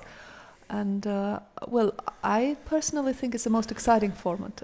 Yeah, definitely. I mean, well, I'm for some reason I kind of like matches in a way that sort of, well, in the matches you have complete control over events yourself, and it's a very classical attitude. But well, we have to agree that so far the 2 World Championship tournaments, as well as the, last year's candidate, has been huge success from a sort of spectator point of view. While when we had this sort of mini matches in Kazan, it ended up with a lot of clock banging and strange tie breaks. I think actually the winner, Gelfand, didn't really get overly involved in these kind of things. Maybe he had a very close tie break with Kamsky, but well, sort of the old system with the candidates matches of 8 games each. I mean, there could be something nice about that, but I mean, maybe it's simply extremely impractical in the sense of, well, you have to organize it, you have to find sponsors, and well, they were doing that when we have 3-year cycles, but now, well, right now we have a 1-year cycle, but I think they want to have it as 2-year cycles, and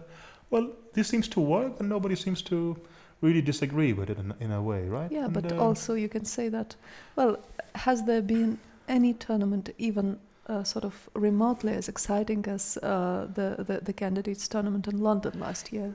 Not really. Not really. Well, I mean, well, of course, it also. I mean, they changed it to matches after Curaçao, partly because of Fischer's complaints, and partly because of the number of draws and such. And well, maybe there simply is some point in changing the system now and then. I mean, I think also, well, this tournament seemed to be quite exciting, but let's imagine a situation where everybody is sort of on their expected score and things could slow down a bit. But I think, for instance, the favorite Aronian losing in the first round, that's very good for everybody except Aronian in the sense that it gives a lot of sort of energy to the tournament. I mean, if everybody is decently happy with their result, not a lot will happen. But as soon as somebody, get out of balance, things will start. Somebody has a reason to push, and it gets very exciting.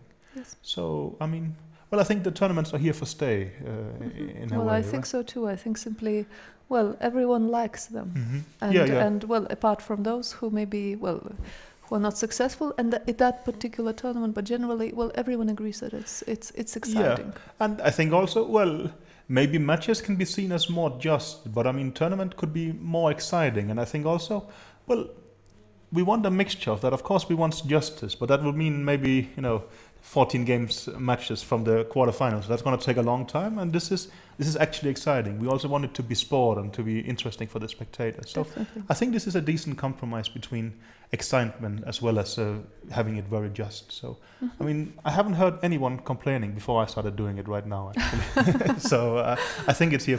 I don't think my pull is big enough. No. So I doubt that. Yeah. So But, let's, okay, we can let's see that Veselin has now.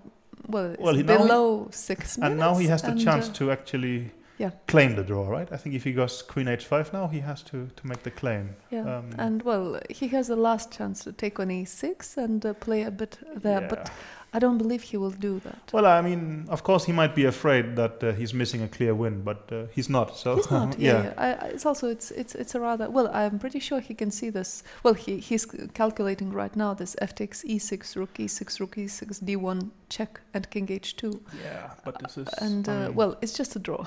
Yeah, but also, if anything, I would say it's more difficult to play for white than for black, right? I mean, especially with the clock running down and such. I mean, definitely.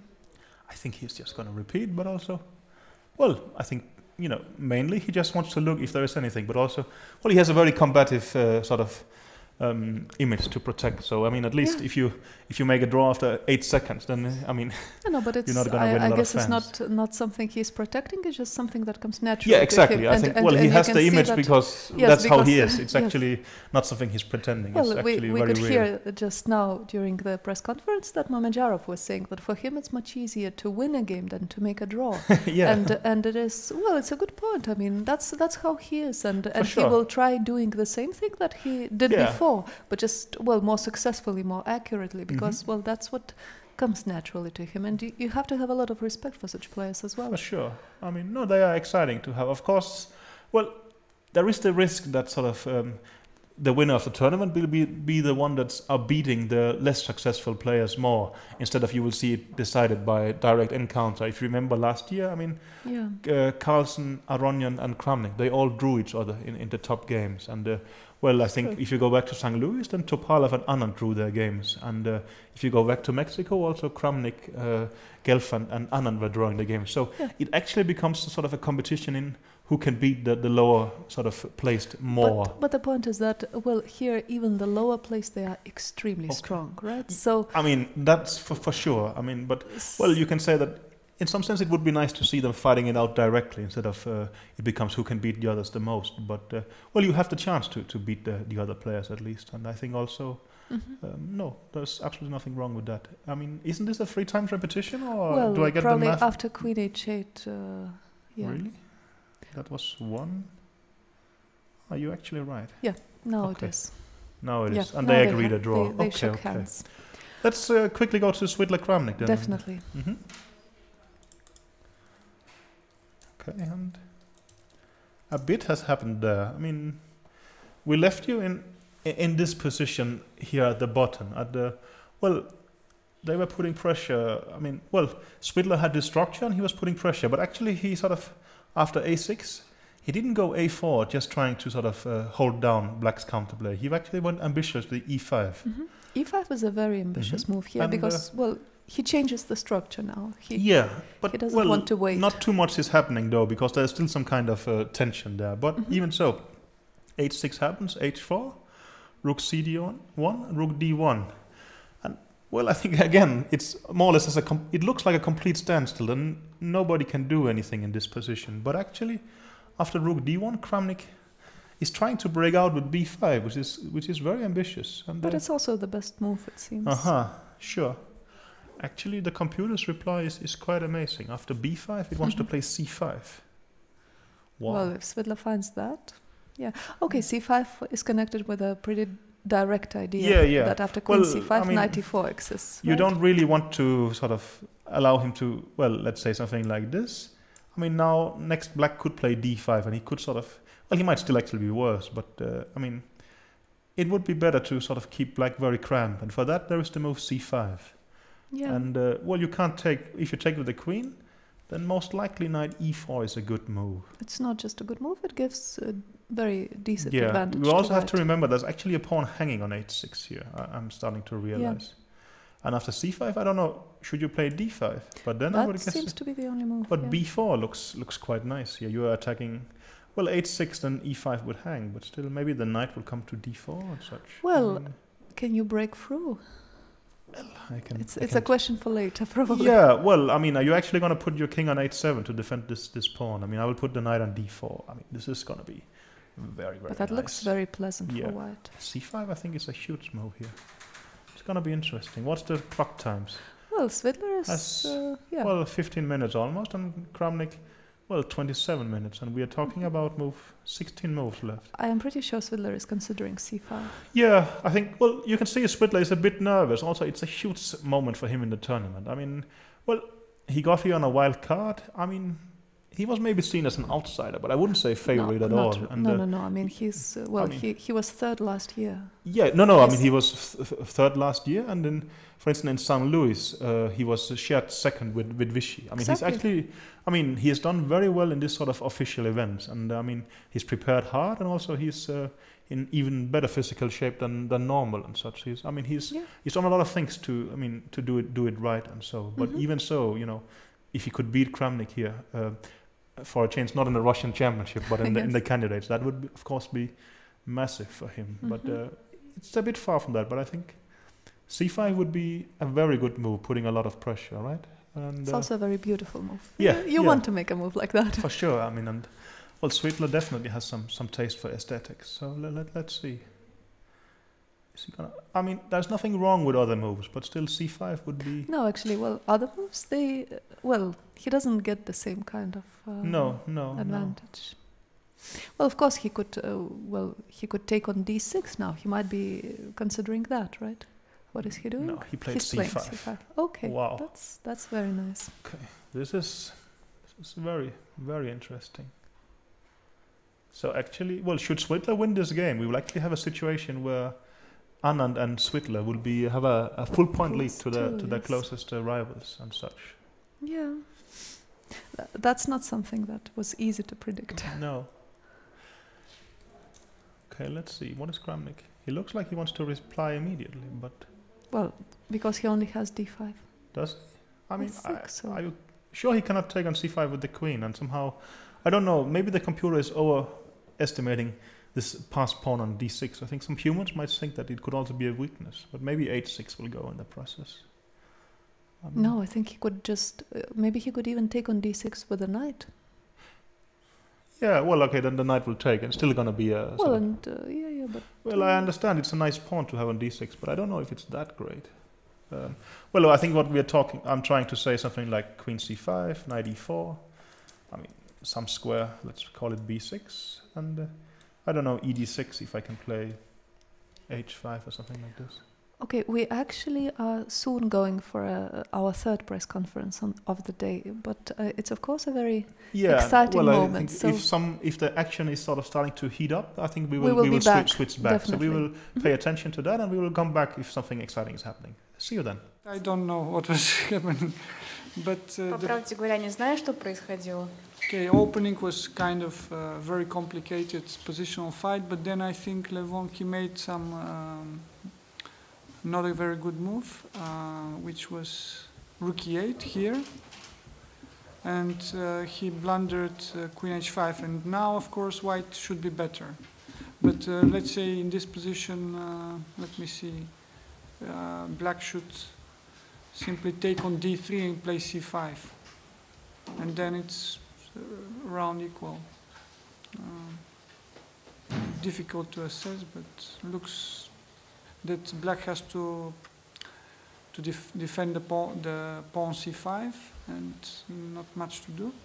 But now, of course, after queen h5, taking on e4 is not good. So, okay, queen e7, and okay, I don't know, bishop c4 immediately was probably better, or even, I don't know, yeah, probably bishop c4 was better, I don't know.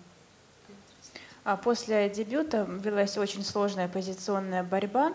Мне кажется, что Левон сыграл не точно ходом ладья e8, и после этого последовал мой ответ ферзь h5, и здесь мне кажется, что у белых лучше. Возможно, стоило съесть на d3 и потом пойти c5, но тогда пешка c5 была бы довольно слабой. Но вообще эту позицию очень сложно оценить. Levon, actually, I agree that rook e8 maybe was not so great move as Veselin just said. Левон, вы согласны с Веселиным, что, возможно, ход ладья e8 не такой, не самый сильный, может быть? Okay, I mean, it's a very... you cannot really say it's a wrong move, because the idea in general, I mean, is double-edged. I mean, I'm trying to play for some sharp idea. Now bishop b5, no? c6. Yeah, but okay, check.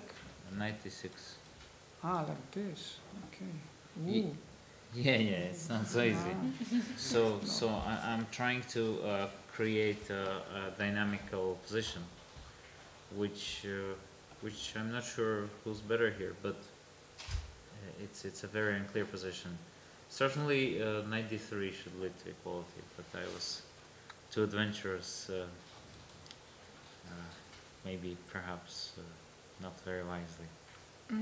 Я не могу сказать, что ход ладья e8 можно оценить как неправильный в данной позиции.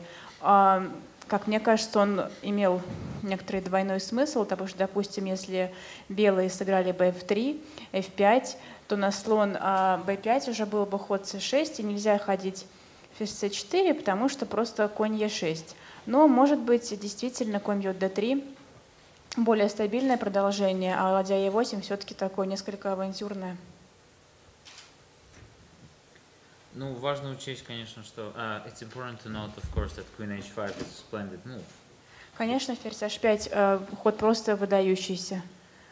Because it seems that black can take the pawn for free, but the position, although black has taken the central pawn, black's position is kind of unpleasant, I thought. Потому что, на первый взгляд, кажется, что черные могут просто бесплатно сесть пешку на e4, но вот в данной позиции, хотя у белых и нет центральной пешки, но все равно позиция черных довольно неприятная. And they have two bishops in that position, right? And Veselin, would you like to add something about this position? Because no, it's simply the thing is that it's very important that if black takes on d3, then black has to be also able to play c5. Otherwise, it's just very bad position. And that's the reason maybe rook e8 was not so precise. And then, of course, here we would just consider that, okay, it's very tempting to provoke the move c6. But then, of course, bishop c4 also looked very strong immediately. And now, okay, the bishop is working, but also the pawn is hanging sometimes, so it was totally different. But of course, well, black should play bishop a6, always bishop try b5, bishop b7. to exchange. I'm not sure about the assessment of that position, but certainly it's white who is pressing. Yeah, well, I can already make a draw, yes. Yeah. So. Веселин заметил, что важно, что для черных в этой позиции важно иметь возможность сесть на d3, потом провести c5, поэтому, может быть, ход ладья e8 ему не очень нравился ввиду этого. Также здесь появляется возможность белым пойти слон c4, и они имеют сюда возможность пойти слон d5 и ничья получается. But now, of course, king h2, rook d1, many options. So здесь, например, как опция король h2. But maybe I play this nevertheless. И здесь c6. Now you don't have bishop d6. Yeah, maybe. That's true, in fact.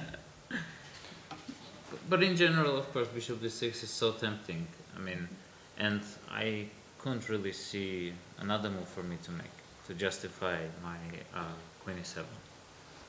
Здесь ход слон d6 просто напрашивается, и да, я не мог заметить других ходов. Да, и других ходов за не было. меня, чтобы избежать этого варианта, маломальски приемлемых. Поэтому эта позиция возникает форсированно. This position is forced. And this is a very interesting position. I was actually considering rook e5 to be the main move. Очень интересная позиция. Тут основным ходом я рассматривал даже ладья e5. No, problem is that, yeah, that okay, g6. I have to play g6, that's what I thought. Черные вынуждены пойти g6. And, well, somehow I was not sure that even sometimes black can just go bishop c8, so I'm not really, threatening. Of course, of course. Тут даже черные могут пойти всегда слон c8, и непонятно, какие угрозы у белых остаются. But it felt that maybe, you'll slowly start attacking me with queen h4, rook e1, f4, f5. It felt dangerous. Возможно, тут белые могут начать атаку ферзь h4, ладья e1, f4 и создать серьезные какие-то. And after this, I think I have to play queen d5. I think without centralization, if white manages to get the rook on e5, I think I'm busted. Probably. Здесь черные, скорее всего, были вынуждены пойти ферзь d5, централизируя ферзя и препятствуя ходу ладья e5. Move knight c7 looks good, but after f5... Yeah, it's the same as in the game, yeah? d3 and then You have f6 all the time. Yeah, I thought this was То же самое, что и в партии получается, но здесь d3, so, okay, black f6. has to first take. Okay, it doesn't matter, in fact.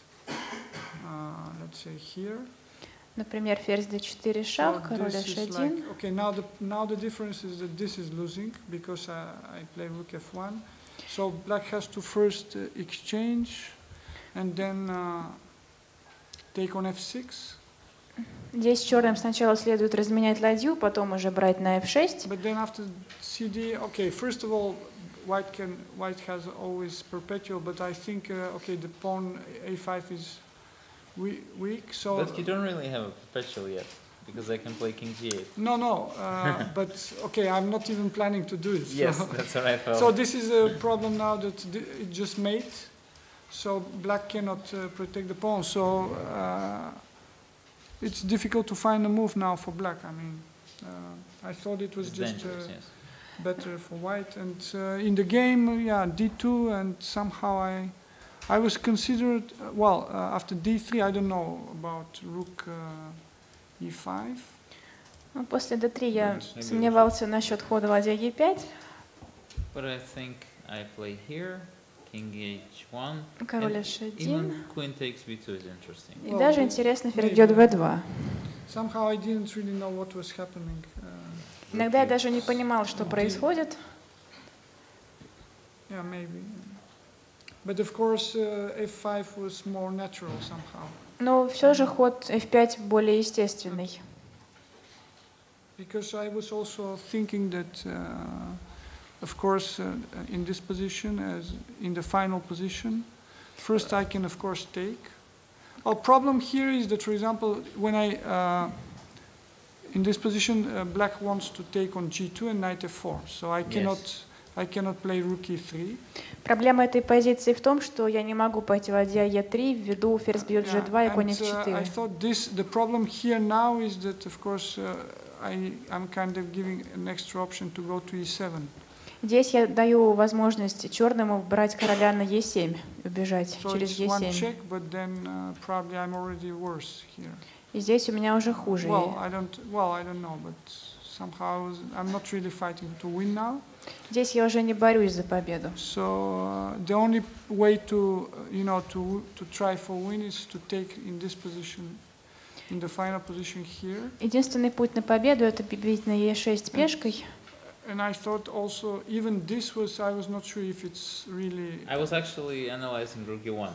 You know? Yeah, I was thinking, but it's hard to believe. In fact. Здесь Левон анализировал ход ладья e1, но в это сложно поверить. So here only move is king f5, and maybe it's still a draw. I don't know. И возможно, it's nice.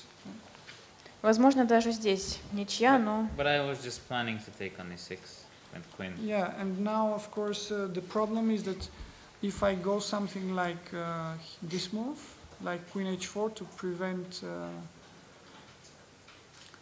I think simply I think that was the problem. No? Yes, queen e2 just is simply the only move. Queen e2 and not easy. I mean, I have one check. Здесь я рассматривал как вариант ферзь h4, но чтобы воспрепятствовать ходу ферзь e1 шах, но здесь у черных находится сильный ответ ферзь e2. So probably white has to try to make a perpetual. Поэтому возможно, что белым правда следовало пойти на вечный шах, что они и сделали. So I have question. Вопросы? Вопрос исключительно по партии. Компьютер после слона 6 вместо ферзь h5 рекомендует взять на a5, вместо взятия на h7 рекомендует взять на a5, сразу довольно большой перерыв. Here computer recommends queen a5. But I thought that the coordination is of course it's possible, but I thought that somehow the coordination of the black pieces is quite good, and I was not really sure, and I kind of tried to attack the king, but maybe objectively it was stronger. Веселин рассматривал этот вариант, но ему показалось, что здесь черным удается консолидировать свои фигуры, но, возможно, и объективно это было лучшим продолжением. Hard to believe, I think. Maybe the computer underestimates that the queen gets stuck on a5. We mortals tend to dislike when the queen is locked. Да, компьютер, возможно, этот ход компьютер, возможно, недооценивает то, что ферзь оказывается несколько зажат на a5 после хода c5, поэтому мы простые смертные на такую позицию бы не пошли.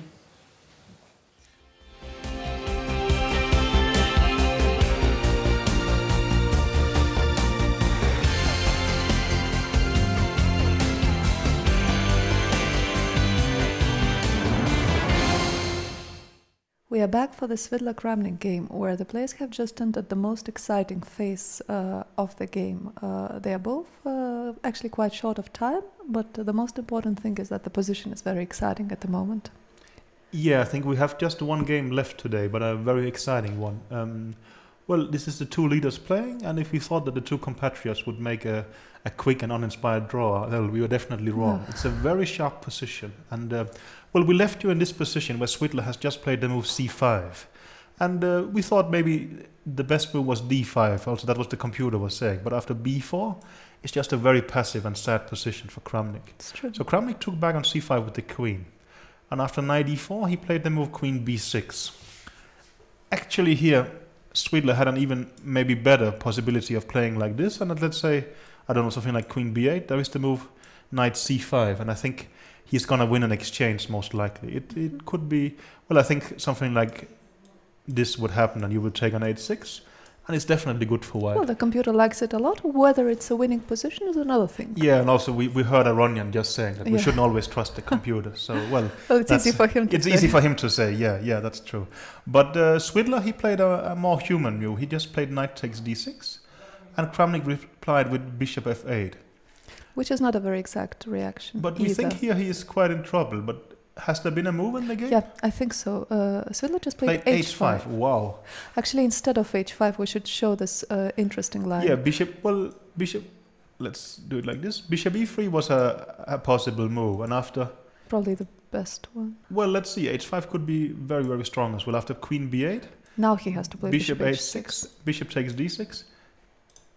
Simply the move h5 will just break through the position, and and white here will white have is winning. Well, you can see that the bishop on d6 is pinned, and well, you want to lose an exchange if you move the bishop, and this seems to be just winning for white. But Svidler has played h5, an exciting move. I mean, g5 must be very logical. I really assume Svidler thinks that if g5, he can just take it. I think g5 he's planning to take. Well, he should really be planning. It's just over. But knight d6 is a good move now. And what happens if after knight d6, or if you take on g6, are you then going to play the move knight e4 or knight c4? Maybe that's his idea. Yeah, that is possible. But let's say also we should show that in case of e takes d6. What happens then? g5. And well, it's g5? A different situation. Here, sacrificing on g5 doesn't work anymore. No? Let's say bishop g5, h g5, check. And king h7. King h7. And I have really ruined my position, right? Yeah, well, that's not going to work. So, wow, knight d6. Knight d6 simply. What is happening here? I think that Svidler's idea must be... something like e d6, g5, and just putting the bishop on e5, maybe. Something like that. But of course, well, we can see that he has wasted the lion's share of the advantage here. Actually, h5 is a nice move, but it's... Well, it really works if black plays g5 at once. Let's go on here. Let's say bishop g7. If I do something like queen b2, are you going to take on e5? Yeah. Something like this? Queen b2. Well, it's this kind of queen b2, bishop e5, queen e5, and rook c8, let's say. Okay. I was thinking this could be very, very unpleasant for black. But probably maybe that's what Svidler thinks. But maybe actually, yeah, we can see Svidler there. He's walking around. He's definitely thinking about the position. But I think that he walks so much around is a sign that, I mean, he's excited and he's nervous, right? I mean, well, this is really a key moment. And also Kramnik is thinking very, very hard. But my hunch is that Svidler thinks in this position he can take on g6. But here... That would be the really interesting option. Taking on g6. And now knight e4 is the only way, right? Knight c4 you can take on f7, but knight e4, what happens then?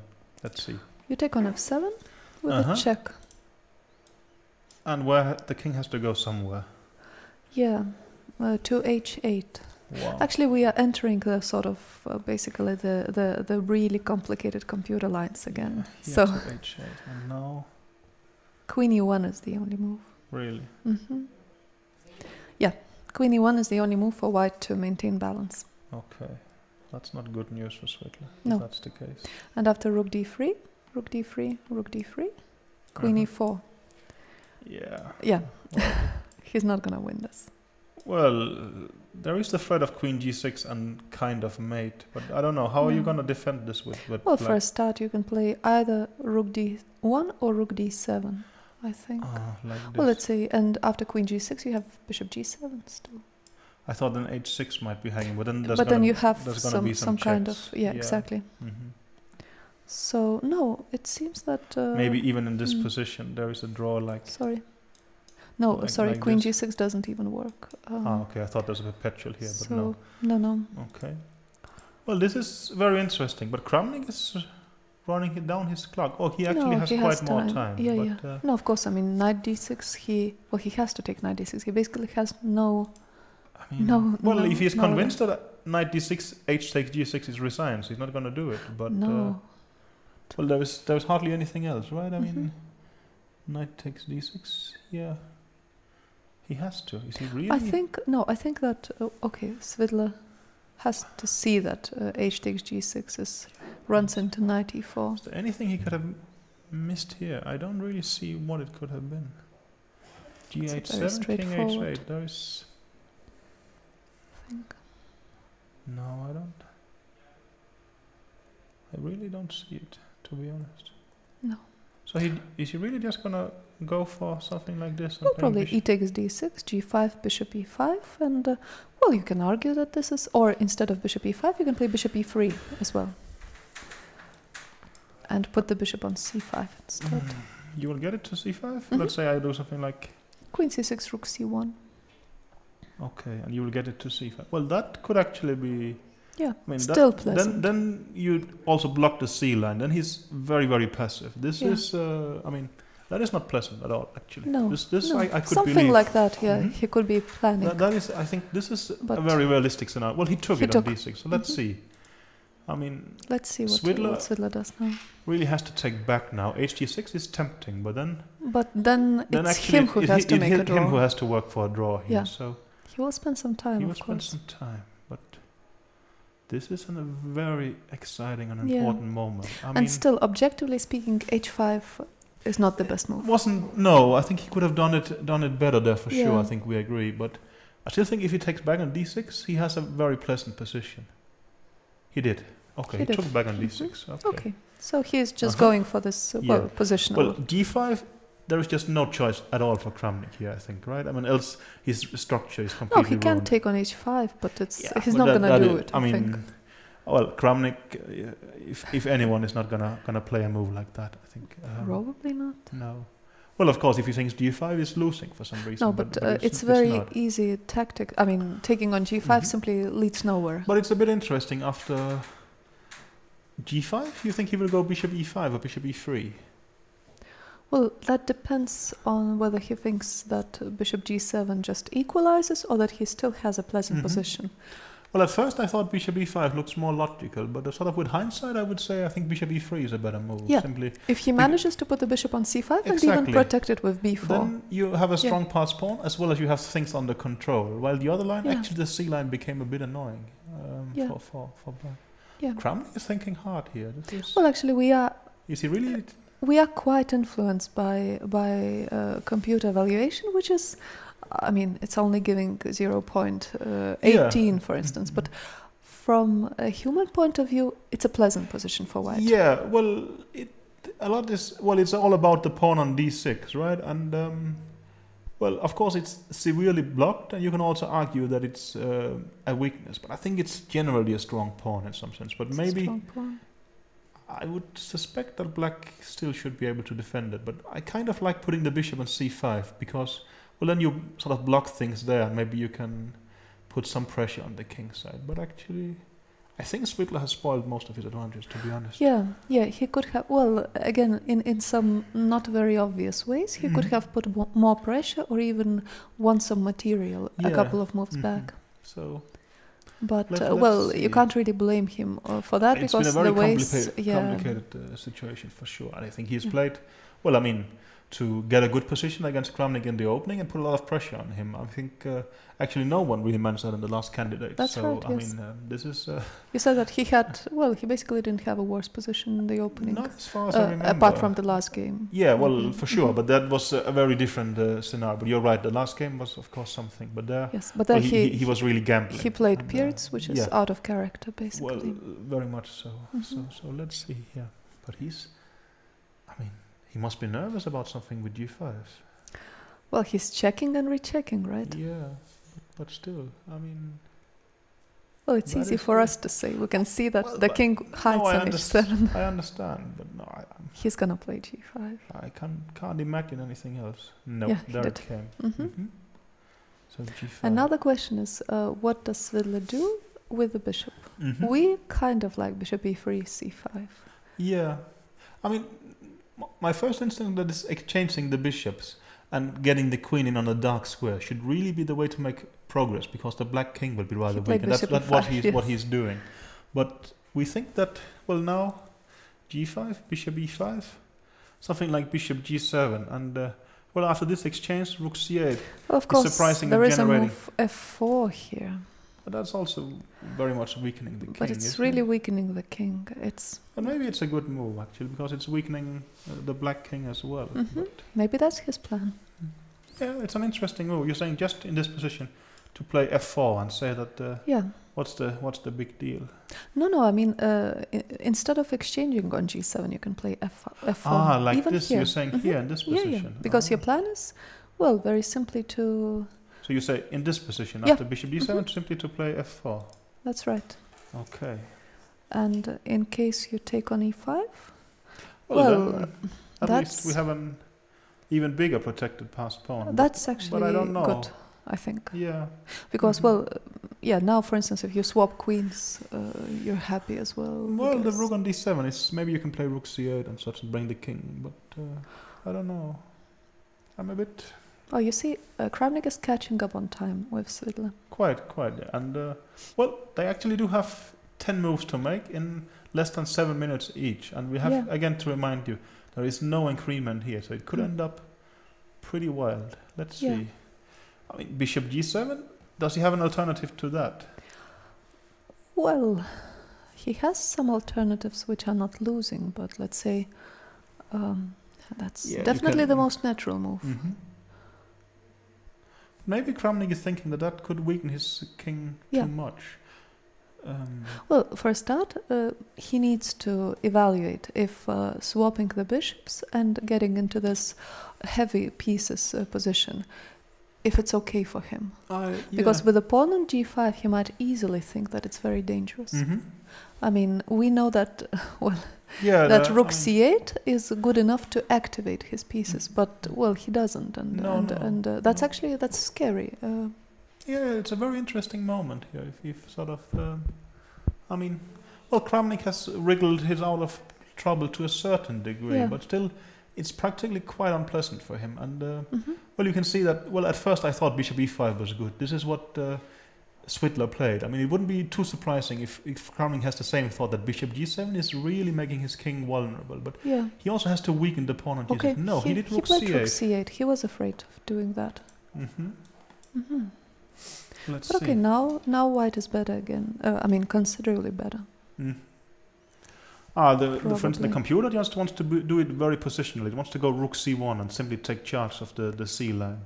Yeah. From a human perspective, I would say, well, after rook c1, why not just going back rook d8, attacking the pawn on d6? But that's very passive, Peter. Yeah. And I was aiming for that. Thanks. No, rook c7, come on. Rook c7, okay, Yes. and nothing is hanging on d6, apparently. Okay. Not really, no. Well, that didn't work out too well. But rook c1 is a logical move, I think. Yeah, and the concept is that after rook, if you exchange on c1, queen c1, you cannot take on d6, right? This we should show. No, I mean, I think that the point is takes, bishop takes d6. I guess queen d1. D2 or queen d1. Queen d2, there's bishop b4, oh, that's right. I would think. Yeah, but you're right. Queen d1 and, well, I was about to say he has to sacrifice an exchange. Most likely he's just lost it. And he played rook c1. That wouldn't be Well enough. done. So rook c1. I think now, you see the computer 0.72. It's a serious advantage it's a serious for Svidler. advantage. And it's a very difficult position for Kramnik to play. That is true. I mean, actually, that's not... Well, you see that... Well, he has to exchange, as we just pointed out. I mean, this position... Now, after exchanging, he has everything. He has a very strong pawn on d6. He has c line. And also, he even has at times some ideas with bishop a1, queen c3, let's say, and just mating. Could drop the pawn on d6 now and no, then. well, but I understand I'm just saying what you're as a motive. I mean, well, it's for a start, it's not very easy for black to make a move here, actually. No. So, no. I mean, this is awful for Kramnik, and I mean... Very, very good for Svidler, yeah. Yeah. I mean, last year's candidate and this year's candidate, so far Kramnik has done it very, very well, but today his opening preparation was not perfect, and he sort of is getting into huge trouble. Yeah. So this is actually, it's a very tense moment for Kramnik. I mean, also...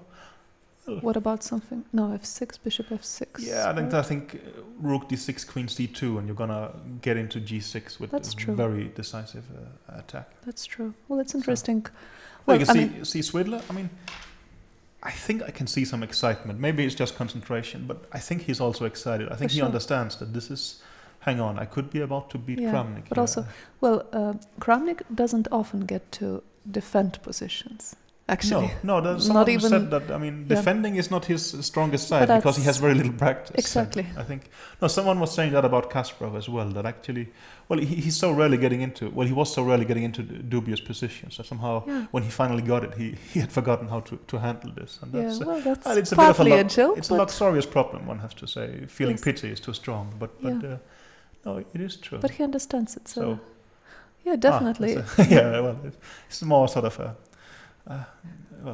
Mats Bergman is tweeting that Svidler Kramnik is a thriller, and we definitely agree with you. It's hard to disagree with that one. Yeah. So. Okay, he just played Queen B7. Yeah. And he that's only has intending G4 at some point, I guess, right? He has 3.5 minutes on a clock. Maybe should Svidler play G4 himself to stop this? Yeah, G4 is the computer move. I sort of. Well, I mean, he can also allow G4. There's nothing terribly wrong with that. No, that would... Maybe even he can play something like King H3, can't he? Yeah. Well, there he maybe runs into F6. Well, F6 is going to be a resource now and then, sort of. At least that will clarify matters, and Kramnik will still be considerably worse. And but at least maybe it's easier to... G4 also, I mean, White is losing a couple of pawn breaks like this. G4 could be crushing, but it's also... I mean, should things start going wrong, it could be a move that you are regretting a bit. I mean, I think there is still... But I like G4 for White, actually. I really like it. Because also apart from other things, your king basically becomes even safer. There are less motives around White's king. But maybe actually what Kramnik will do after G4, he will just play B4, and then he's just going to stay put and say, we'll break through. And I mean... Yeah, well, he could I try don't think that. It's exactly over yet. Not at all. There could be some...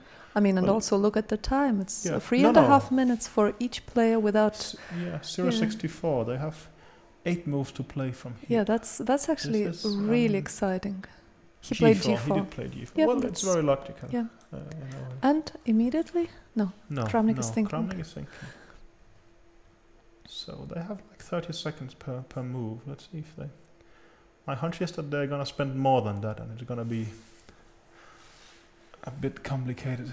Let's see. He played B4. Yeah, I think that's a good move. I mean, he's defending it cleverly. And, but now I think something like, Queen C5 or Queen C4 is quite... Yeah, I don't know. I mean, let's say something like Queen C4. Is Kramnik going to go Queen B5 and somehow say that this... No, I don't think so, because Queen B5, he will take on B5 and maybe play Rook D4. You could be losing. There F6 is possible, yeah? I don't know if something like F6 takes Rook D6. Is this a good drawing chance, or is it just a lost ending because of the H6 he just played pawn? Queen C4. Maybe we're going to find out. Does Kramnik think that Queen B5 is a good move or not? Yeah, it's actually an important decision for him. I mean, but we should mention that Queen B5, the computer thinks White is considerably better after so in this endgame. It actually just want to go A5 in this position. I think also maybe that's not what Kramnik would do. So. But A5 is weakening a bit. You're losing some control. And also you lose some time. Somehow, I don't know. If he's afraid of something, A5 is not his first choice, right? What about Bishop G7? Is that an option? To sort of... That's an option for sure. I mean, you want to exchange a bit? Yeah. He just did it, yeah. He's good. Definitely. Yeah. Sure. Let's see. Okay. Well, even if Svidler exchanges on G7 and let's say plays Queen D4 check, he's going to be considerably better. The Rook on D7 is passive. Well, for sure, yeah. You needed that to stop the D pawn. You needed that, and the king. But Bishop G3 is better. You think so? Yeah. Well, the computer thinks so. Okay. Or maybe actually not anymore. No. Well, it's a serious edge, but it could also be that... Yeah, he just did it.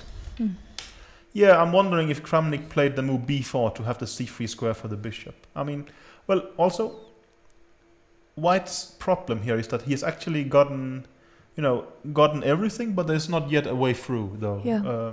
Actually, bishop c3, I mean, could it actually be that he's just going to take it and put the queen on f6? That would be also tempting. Would be tempting, at least. At least, yeah. Maybe also Swidler is actually thinking that his position is so good that he's actually gonna wait a bit. And, yeah, he can afford that, basically. Yeah. I mean, nothing can massively change. So queen b5, wow, Okay. now he's decided to gamble on some kind of ending. Yeah, it's very interesting how Swidler will react here. My hunch is we're sort of in the borderline between it being winning or still defendable. And maybe Kramnik is thinking, okay, I'm going to go for an ending because, well, at least there is some hope that it's practically possible to play. With the queens on, it could be very, very difficult. But of course, he could just be sort of exchanging for... He didn't take... He played bishop e1. Wow. Bishop e1? Okay. Well, it's kind of logical that you want him to take on c4 because the pawns would run. Oh, that's a bad move. Wow, now there is the now move. there is move. Queen e5. Queen e5, yes. Swidler has blundered. Queen e5, it's a draw, basically. Yeah, you can see. Wow, Kramnik has 1.5 minutes. Will he find it? It's a Queen e5 is terrible move by Swidler. Well, it's a logical move, but... Say Queen e5, what happens after Rook d1? The idea is Rook d6, Bishop g3. Queen b2 check. He found Queen e5, wow. Okay, well, respect. Is he gonna? Yeah, probably Swidler thought that... Very tough moment for Swidler. That Queen c8 was possible or something.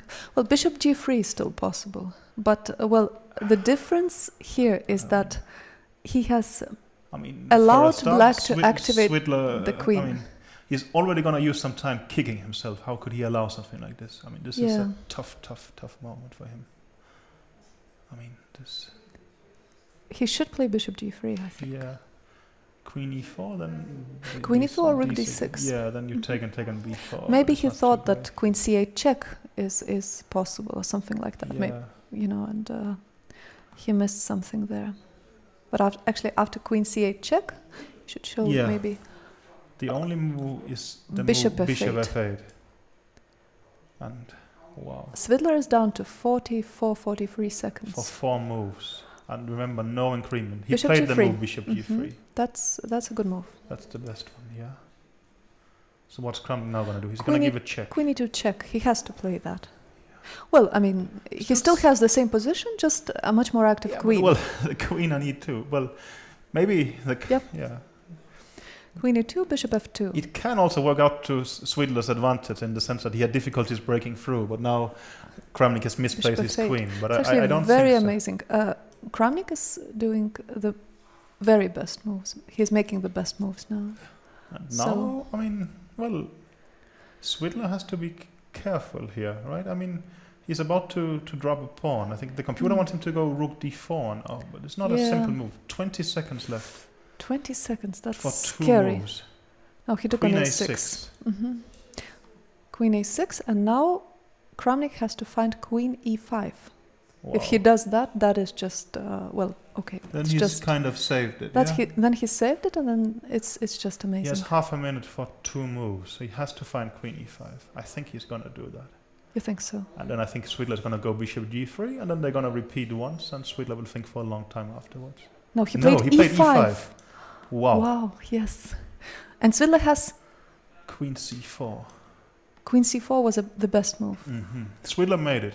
Kramnik has 15 seconds here. Still 9 10 seconds. Yeah, oh you my can God. see that. Wow, he has to... Oh, come on. Yeah, that's...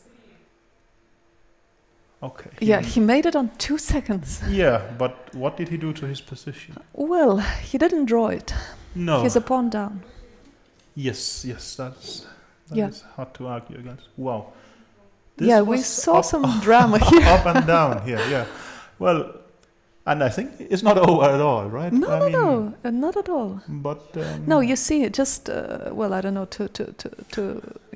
Yeah, I think. Should we go back a bit and explain what happened? Because we didn't have enough time to see it ourselves. Well, I think you can also see that Kramnik. I think he understands that he sort of blew a big chance here in a way. I mean, that was not. Well, there was a bit of a head shake there, and I think quite justifiably. Yeah, I mean, So, well, this position, well, things were going quite logically in some sense, but now things got a bit out of hand. Swidler, well, he thought bishop e1 attacking this pawn looked great, and of course, well, he was hoping for, well, he wasn't hoping for it, but the point is like this, and the passed pawn will be decisive. But there was a very strong move, queen e5, he had missed. And the excellent tactical point of Kramnik was that after queen c8, there is bishop f8. And if you take the rook, I assume you're going to take the bishop, right? That should be the point, no? I would really think so. No, I think we need to check as well. Why not this? And the rook is... I mean, there will be either perpetual or you give... and you will win the rook. I think this should be the point here. Yeah. So instead of playing bishop e1, he should have played Swidler. He should have taken on b5. Yeah, to go for this kind of ending. Yes, that was. Well, maybe he was worried that there's something, you know, some nightmare scenario with f6, e5, king coming to e6, but you even have moves bishop e1 at some point. These pawns are on b4 is weak, and it's not yet I think completely clear. The computer was suggesting to play f4 to break the pawn structure and go a bit forward. Yes. So that would have been better, but bishop e1 and queen e5 came, and that sort of, well, that was a huge shock to Swidler. I think he was down to 20 seconds at this point, right? Something like that, yes. But he managed went back, it was a good decision. Yeah. Kramnik gave a check and bishop f2. And bishop f8 was a strong move. But here, Kramnik actually missed a very, very good chance, right? But it's not an easy chance. No, well, you can see that if he finds queen a5 once, maybe he'll find it again. But that's very counter. He was very low on logical. time, and maybe he thought e5 is actually great. He's thinking that, you know, well, you see that there is, a pin in this direction, and e4 looks like a horrible threat. I mean, maybe queen c4 is the only move, more or less, in this position. But he found it, and then after queen takes a2, we have a situation here. Well, he has to take on b4, right, with the queen. He will do it. And then I guess queen a6 attacking the pawn on d6. And I don't know, but is this seriously better for Kramnik, or what's the situation? For Swidler. Sorry, yeah, it's not seriously better for Kramnik. That's I have to admit that. Well, rook d5 is the move here. Okay. And the rook on d3 is hanging. Sorry. Yeah. So rook d5. And if rook d6, you're just going to take e5. That is the line. Yeah. Yeah, it's not the most pleasant position ever. Do you think it's just sort of theoretically winning? Well, I think it will be easy for me to say yes or no, because this can never be proven. But I don't know. Well...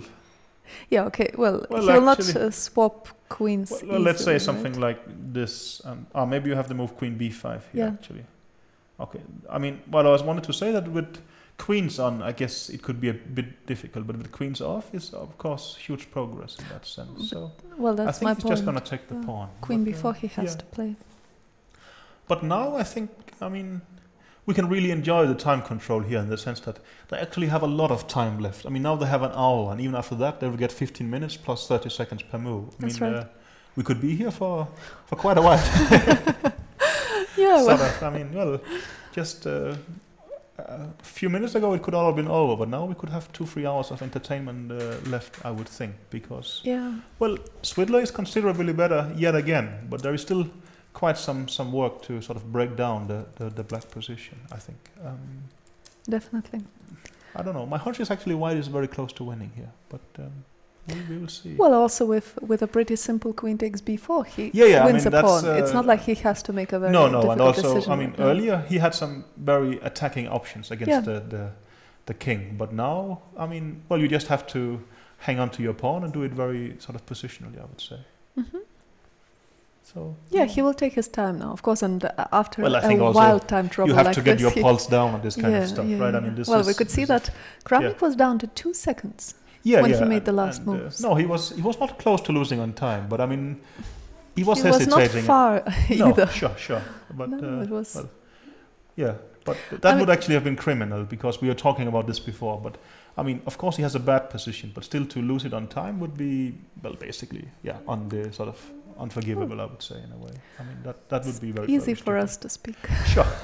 But, well, that's what we have to do anyway. But that's true. Yeah. But is Swidler thinking about something else? I mean, what does Well, he I think? think Queen he's- C8 or something like that. But Queen C8 looks like almost winning. But maybe there's Queen E2. No, that's Rook E3. I don't know what happens after Queen C8. Maybe. It's true. It's not so easy to find a move. No.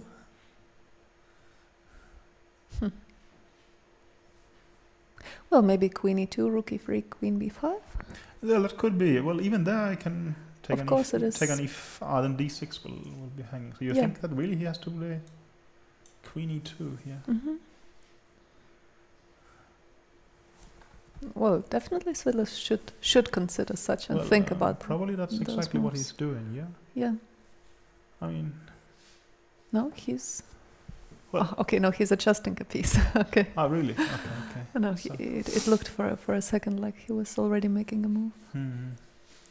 Maybe this is fine for black, Mhm. but I mean, it's a complicated position, and of course, well, it's easy to say you should just take the pawn on Yeah. b4. That looks Well, he has to very, consider very queen takes. sane and solid. Well, he's shaking his head. I mean, there's no.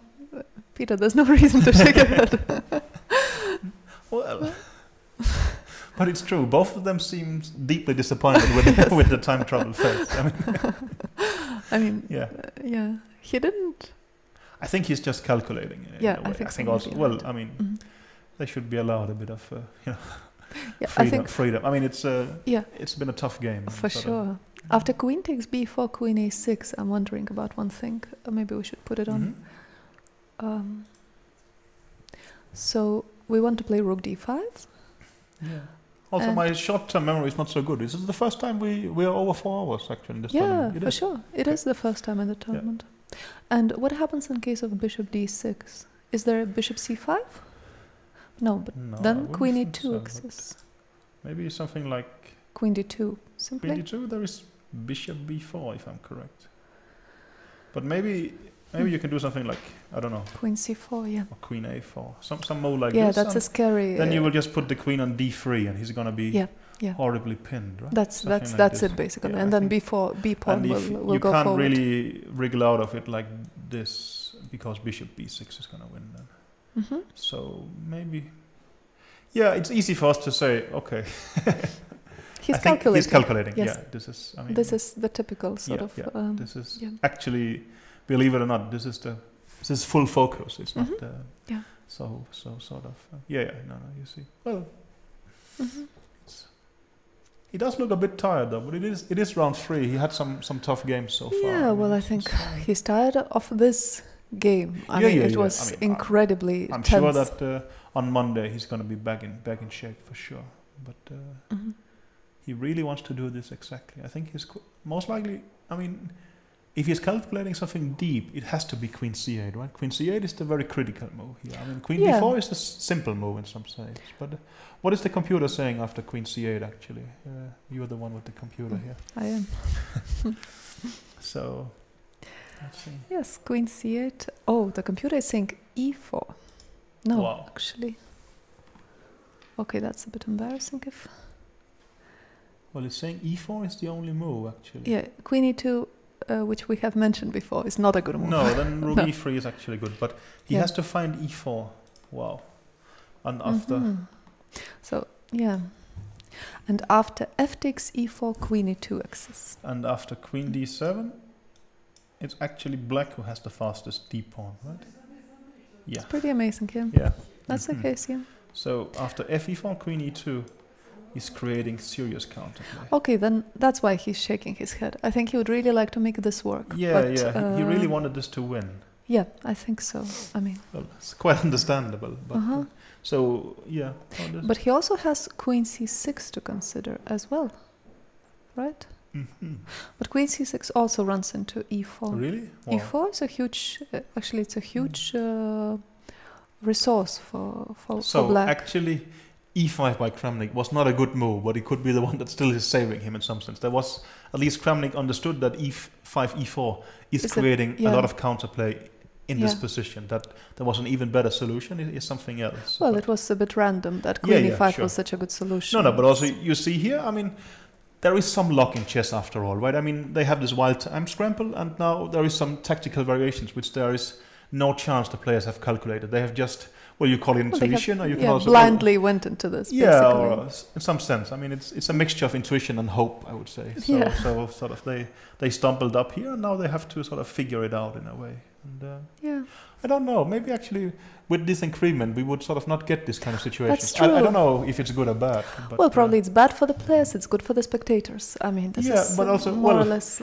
I mean, the way it is. If the players wanted it like this, they could just leave 30 seconds for each move. I mean, it's actually they simply. But you're saying that no, they're not capable of. Well, if it becomes too philosophical, but you're saying that having choice is not good for humans. So what sort of? No, I think that's not a road to go down. But, no. But no, I don't know. Well, Svidler is thinking hard here, I think. Yeah, he's thinking very hard for sure. But he really doesn't want to mess it up. I mean, well, I mean, there's maybe nothing to mess up anymore, but he's still. Of course there is. I mean, yeah. Well, he just have to actually play the sort of simple move and take on b4. But yeah, and I think when he's calculating so hard, he really wants to make something else work. I think because.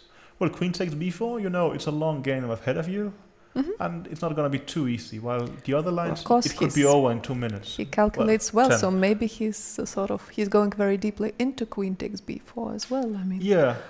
But well, I'm sure he understands that if queen takes b4, he's considerably better, which means that, I mean, if the other lines he can't make it work, he will play queen takes b4. That's right. Well, he has spent 13 minutes on this, which is not too responsible. He played queen c6, which is a mistake. Yeah, now Kramnik has to play the move e4, right? And it's basically a draw, I think. It's just amazing. It's been an amazing thriller. Let's see, queen c6. Yeah, e4. E4 is the move. But okay, e4 is the move, and the line goes fe4. Queen e2. And let's say rook f3. And rook takes d6. And here there is queen e8. Queen e8. The line is long. Queen e8 attacks f7. F7. So are you going to play f6 here? That's the only move. Yes. By far. And then there is a move e5. Actually. I mean, there is a check on g6 here, but then nothing bad is going to happen. Could Svidler be better than Houdini? What do you think? I'm sorry to say it, Peter, but I think no. I don't think so. No, but I mean, yeah. It's no, I don't think so. No. He's good, but still. But wait, in this position, after e5, the only move is f5. You're kidding. Yeah. f5, g takes f5, and wait a second for this. Rook f6. Okay. Yeah. I mean, we can easily. You found this without the computer? Yes. No. No, we can. Yeah. Wow. That's quite a line. Okay. Okay. I mean, that's a very good illustration. That sort of This actually means that, I mean, Svidler could just be completely practically winning. If this is the only way to save it, I mean, then now the computer jumps up there. When will you stop calculating this line? Just sort of realistically speaking, if you're black, well, sort of let's say you see e4, right? Well, how bad are your alternatives here? I think. Well, maybe they are horrible. They are horrible because after rook d8, d7. Yeah. Well, yeah, it's just basically lost. So e4, he's gonna do, I think. I mean, simply he has absolutely no choice, right? No. That is probably true. So he will. Also, you said it's a bit interesting. You saw the computer; it jumped to 0.87, I think, dropped now to down 0.2 again. And he's probably realizing this magic is there. Yeah, exactly. But well, from the practical point of view, it doesn't matter so much. I wouldn't think so. If Kramnik only has this sort of study-like way to make none a of draw, us would be able to find it. No, no way. But so. well, I think more relevant. I mean, Kramnik, of course, has a shot at it, and maybe his position is so desperate that he actually could stumble upon it. He said, "This is actually legal. Why not do it?" But it is. I mean, well, let's repeat it again. So it's e4, fe4, queen e2. So far, he will calculate. He will see that here I'm generating counterplay. Then rook f3 is the only move. It's a very nice move. It's sort of cozying around the king and protecting stuff. Well, then rook d6 and queen e8 attacking the pawn on f7. And as Victoria has pointed out, f6 is absolutely the only move that doesn't lose immediately. Yeah, that's clear. Then there is the nice move e5. e5. And just sort of, so I can understand it. The problem with this move is that you can take... I think you can take. You can take on f8. Maybe, no, sorry. Yeah, for sure. You take on f8. And you play bishop c5, and after king e7, you play bishop takes b4. And this is a winning pawn ending. That is right. So that he's not e5. He cannot do. fe5 he can not do because of maiden. So well, at least he will take all his pieces. So he has to see f5. Yeah. But this also means if now the threat is queen g6 check. So you do f5 to stop that. Yes. And after gf5, you do rook f6 to stop f6. Yes. But actually, no, of course, Kramnik is capable of finding it, right? Because it's the only way to play. Well, if someone went to Kramnik and told him there is actually a solution in this position, that would be a ridiculous help. I mean, yes. Well, that's also what people had talked about when we sort of get into this, the discussions about cheating in chess. I mean, one thing is telling them the moves, but even at that level, if just someone told Kramnik, he raised his arm and say, here, you actually have a solution, then it would, be the biggest help. Well, already. He played e4. He played e4. Okay. Well, as you said, he will get there by elimination. That's true. This is, it's very exciting in that way. But actually, we should remember that Svidler didn't take on b4 because he's convinced this is winning. Mm-hmm. And it's not. No. Maybe he will only find out at the press conference. That's actually 50-50. Yeah. So let's see. But this is exciting. Well, he's going to take on e4. There's hardly any... Well, there's no other reasonable way, right? If we didn't have our engine, we would just be enormously impressed with the players. Now we are criticizing them. No, I think we are commenting on it. Chess is a very difficult game. And, it's too huge an advantage sitting here with the computer. I think from a practical perspective, they have done extremely well in this game. It's been very difficult for both and such. And so this is... But it's going to be exciting. Will Kramnik find this Strody-like draw, or will he go down? You think it's very unlikely he will find it? No, I think it's more likely he will find it, and the reason for it is because it's the only way to play. Yeah, the alternative is to resign, more or less. Yes, right? So it's always easier to defend when you don't have any alternatives. I think the worst thing that could happen is you have some good options. Yes, exactly. Or you think that there are some good options. Let's see. So Queen E2 is played. Svidler, normally it shouldn't be an advantage, sort of blocking your eyes, but no, but not for him. No. Okay, there it comes. Rook f3.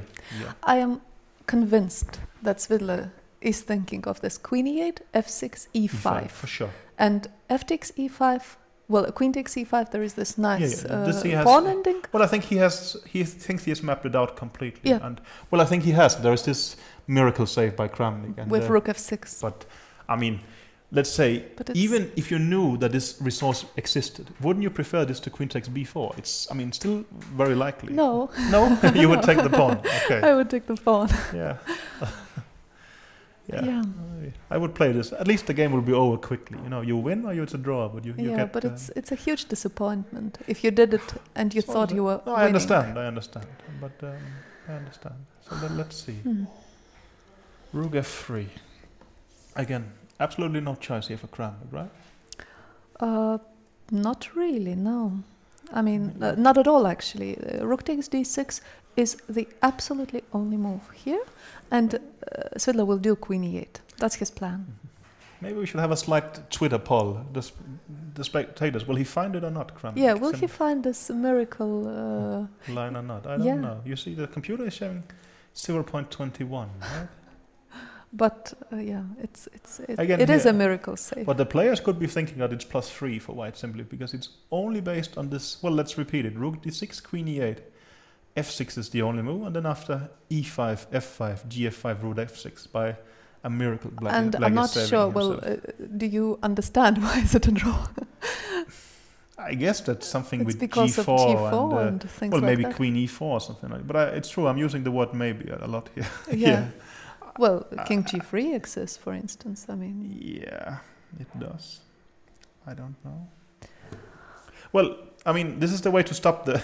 Well, you're blocking the passed pawn. Yes, that's a very but it's true. straightforward King way. G3. I mean, even if you get here, it's no. This could be very exciting. But also, well, it's true. Kramnik has really nothing else to do, right? Yeah. But of course, Kramnik's calculation could be rook d6, queen e8, f6, e5, resigns. And if he gets to that point, okay, well, then he's going to do something else and lose. Yeah, well, it's true that he could think that this is just resignable. Mm-hmm. He could. So let's see. Okay. Rook takes d6 is played. Yeah. Well, it's definitely going to be queen yes. e8.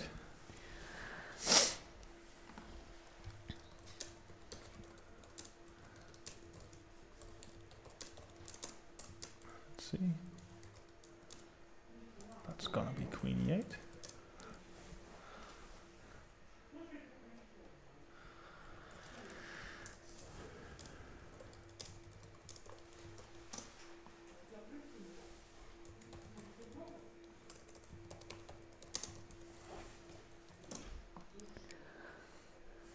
F6 is the only move. F6 is the only move? E5. We have no choice. It's just an absurd thought. Do you think there's any risk or chance that Kramnik will resign after E5? I would think so, but it's not down to 0%. No, I mean, it's I not could see myself unthinkable. resigning in this position. I mean, well, actually, we are back. You remember Svidler resigned in a drawish endgame against that's Kramnik. true. That's that true. has happened. Sure. But I mean, after E5, it does actually look resignable, right? Oh, well, rook B6 exists. Or something Actually, like. rook B6 is could be. Yeah, excellent. that he could play actually. That he could play, yes. Yeah. I mean, if you don't see, I mean, actually, this is a disadvantage for Kramnik, practically speaking. If rook b6, we should show this. Yeah. Rook b6. I mean, he can't take that. And yeah, what's it the? looks like the only. Well, he played f6. Okay, f6 he played. E5 will be. Yeah, played this is. I mean, right now. Yes. What else? I mean, he has really. No, I that's don't know what if he wants to do. Is there a threat for black here? After e5. No. I mean, immediately, sort of. If black was to move here, would he go rook d3 maybe or something like this? Probably he would. Yeah, he would. Mm-hmm. Okay, let's see. Really expecting e5 here. Yeah. So Larry's just closing his eyes. Pose and e5. Well, I would be scared if I close my eyes and make a move. I mean, you could get the wrong pawn, right? That's true. Yeah. No, but well, he's done it before, so I think he's confident. Yeah, he looks like a guy who knows what he's doing. But it's gonna be very exciting to see the next move for Kramnik. Well, yeah, now really. I mean, yeah. f5. That would be. I mean, takes rook f6. That would be simply amazing. Okay, well, if he does it, then he's earned his draw in this game. Yeah, I think basically. I mean, yeah, I don't know even if the game is over. I mean, like that. It's just that the computer thinks to around 0.0. Let's say rook b6. What is the difference? Why don't you go to a6 in this position, for instance? Well, yeah, I'm afraid I'm not going to give you a sort of very clear answer before I turn on the end. Yes, exactly. Well, queen c8 exists, for instance. This is not even attacking the rook. Well, it's attacking the rook and it's protecting the pawn on g4. Maybe ef6 is just a threat next, simply. I think basically, well, White has a slight problem with g4 sometimes, so it's very important for him to take everything under control. What happens if I go queen c8 then? I mean, that's also protecting the pawn on g4. I'm getting ready to take an f6, and if you take an e5 for the queen, I'm going to take your rook at b6. Maybe that is simply, White is simply better like this. Rook b6, right? Actually, after rook b6, he might have a couple of ways to be better. Okay, sure. Well, you can see our Indian is dropped to pure zero up there, right? Yeah, I mean, but well, we should. Okay, well, that was a bit not quick. Anymore. But still. But actually, well, let's just do it from an objective point of view. After f5, why is Svidler still better? The computer seems to think so, right? I mean. Well. Are you going to take on f5? That is the best move, most likely. He's actually still climbing. So f5. He has some kind of strange move, queen c8 as well. In this position? Yeah. It does look strange. I mean, I will make a brave prediction and say that this is not going to happen. No, but...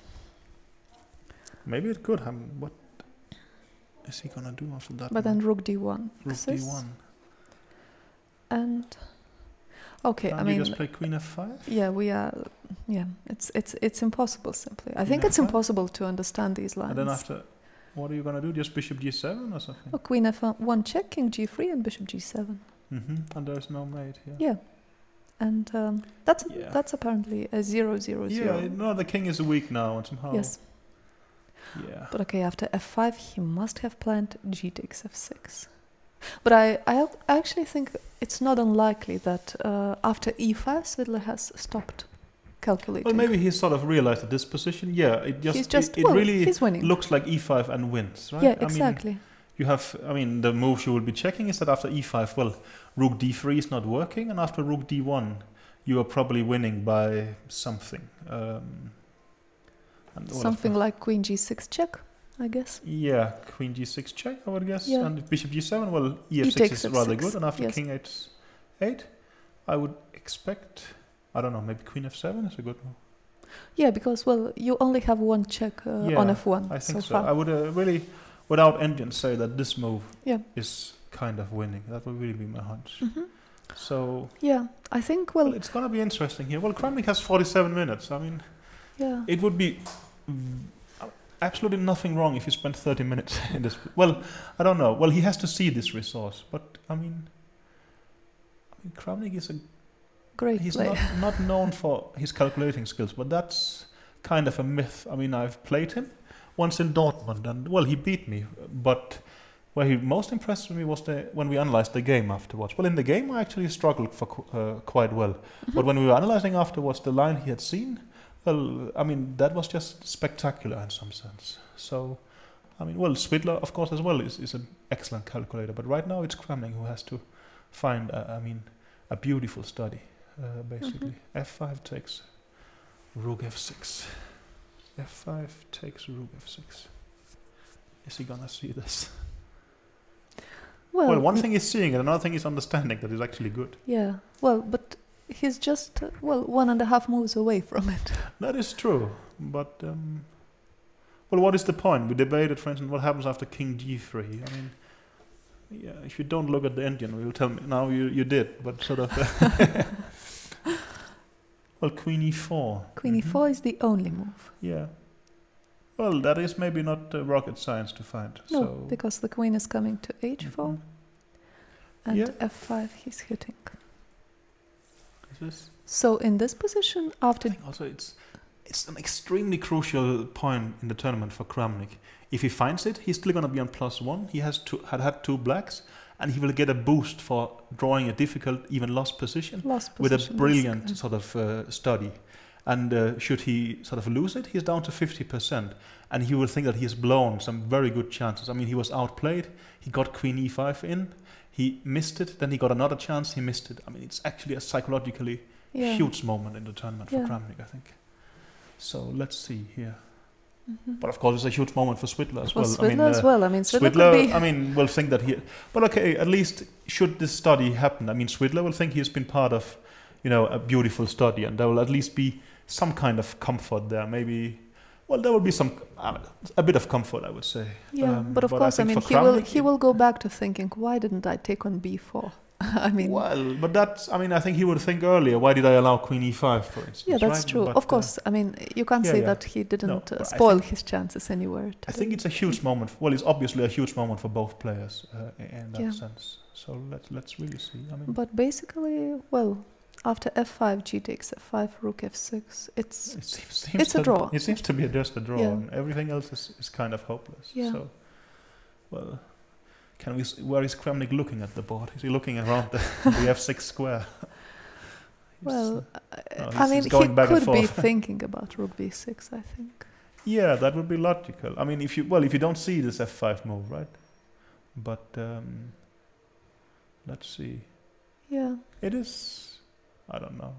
Well, now it's already, since we know the solution, it's very difficult to unknow it. Exactly. Yeah. That is. We cannot give you an objective. No, I don't know. Will he find this? It's gonna be. Yeah. I would actually. I mean, I think he will. Yeah, and I think he won't. Okay, so we will see. That's interesting. Yeah, we will see. But I think it's close. But somehow, I don't know. But he has plenty of time. He doesn't have much choice, and he's not going to resign here. No. He's going to fight on, I think. I suggested that he might, but probably not. I don't think so. I understand. But it's just such an unbelievable move. F5 takes Rook F6 to, block the pawns. It's well, chess can be beautiful. Yeah. But it's also supposed to be logical at times. So yeah. I don't know.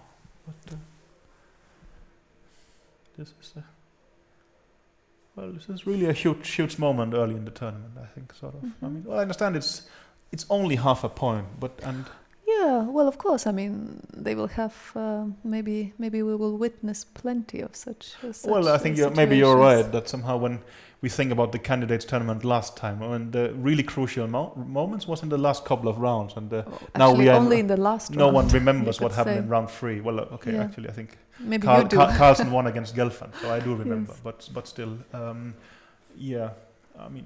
Of course, it's way too early, but still, yeah, it's something.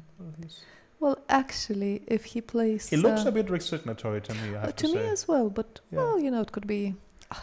all sorts of thoughts go through your mind when you have a bad position. Sure. You remember this famous story about Mikhail Tal, and, unfortunately, I cannot say which game it was against whom.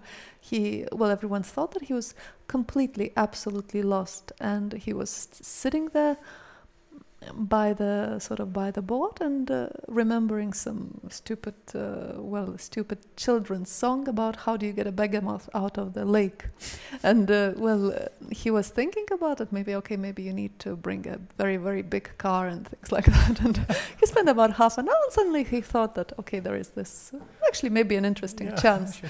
And then afterwards, all the newspapers were writing that Mikhail Tal he thought so long and he really calculated through everything, and maybe it's good that they can't read our minds at times. I right? think yeah, so. Yeah, yes. no, I get your point. Yeah, no. So, no, maybe you're right. I think also Tal is writing in one of his books, and in some game with Botvinnik, he was sort of thinking that in the match that, well, if I make a quick draw here, maybe I can still reach the theater with my wife. So well, he doesn't. Well.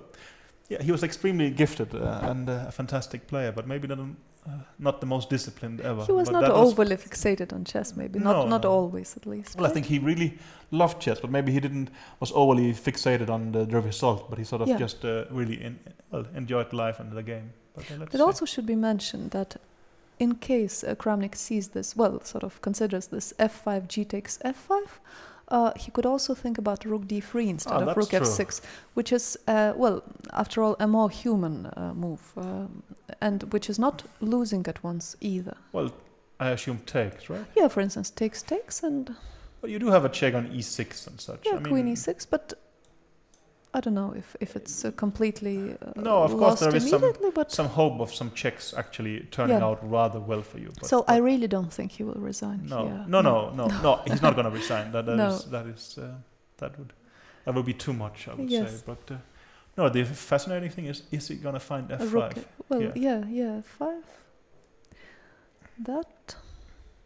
Of course, I don't know, he could take 20 or 30 minutes easily here. Should we go for a short break while he's thinking? We can do that, but we will be back quite shortly. And should Kramnik make a move, we will come back instantly. So we'll be back shortly. See you. We'll be back shortly. See you, yes.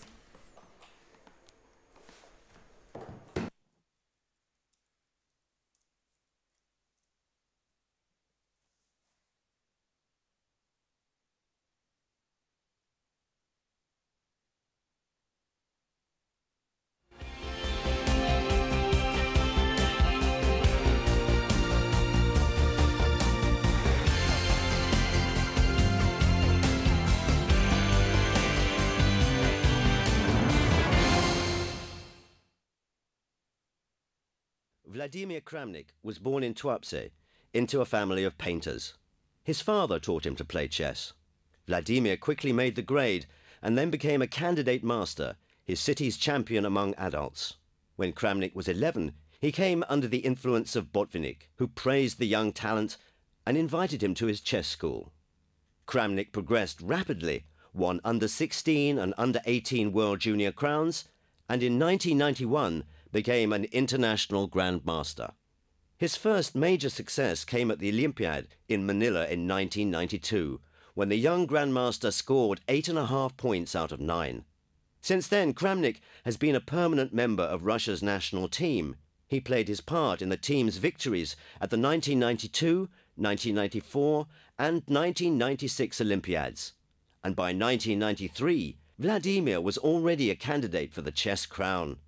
In 1995, Garry Kasparov invited Kramnik to help him in his World Championship match against Vishy Anand. This was a great experience for Kramnik, and he profited from it when he beat Kasparov in 2000 in London and became the 14th World Chess Champion. Vladimir Kramnik held the title from 2000 until 2007. He played World Championship matches with Peter Leko in Brissago in 2004, the score 7-7. In 2006, in Elista, he beat Veselin Topalov with a scoreline of 8.5 to 7.5. In 2007, Kramnik shared second place at the Mexico tournament, where Anand became champion. In 2008, they played a match, which Vladimir lost 4.5 to 6.5. In 2013, Kramnik shared honours at the candidates tournament with Carlsen, but the tiebreak left him in the second place. During his outstanding career, Vladimir Kramnik has won more than 50 tournaments, and he holds a special and distinguished record. He has won the Dortmund Super Tournament 11 times. In 2013 in Tromsø, Kramnik climbed his last unexplored peak. He won the World Cup and proved his strength in a knockout competition. Like most of the outstanding grandmasters, Kramnik has a universal game style. Experts point to his stunning opening game, unique gift for positional play, and exceptional professionalism. Shahriar Mamedyarov was born on the 12th of April 1985 in Samgayit. He was taught to play chess by his father in 1993. In the same year, he started to attend lessons in a chess school. The young player enjoyed repeated successes in youth tournaments and became the only player in the world to become under-20 world champion twice. This is not the only record that distinguishes the Mamedyarov family. Shahriar's elder sister Zainab and his younger sister Turkan also hold grandmaster titles. During the last few years, Shahriar has seriously worked on his chess style and become a more universal and skillful player. Attack is still his strong point, but he has improved his opening play and become more technical. Shahriar managed to scale a whole new level of play, and 2013 was an especially successful year for him.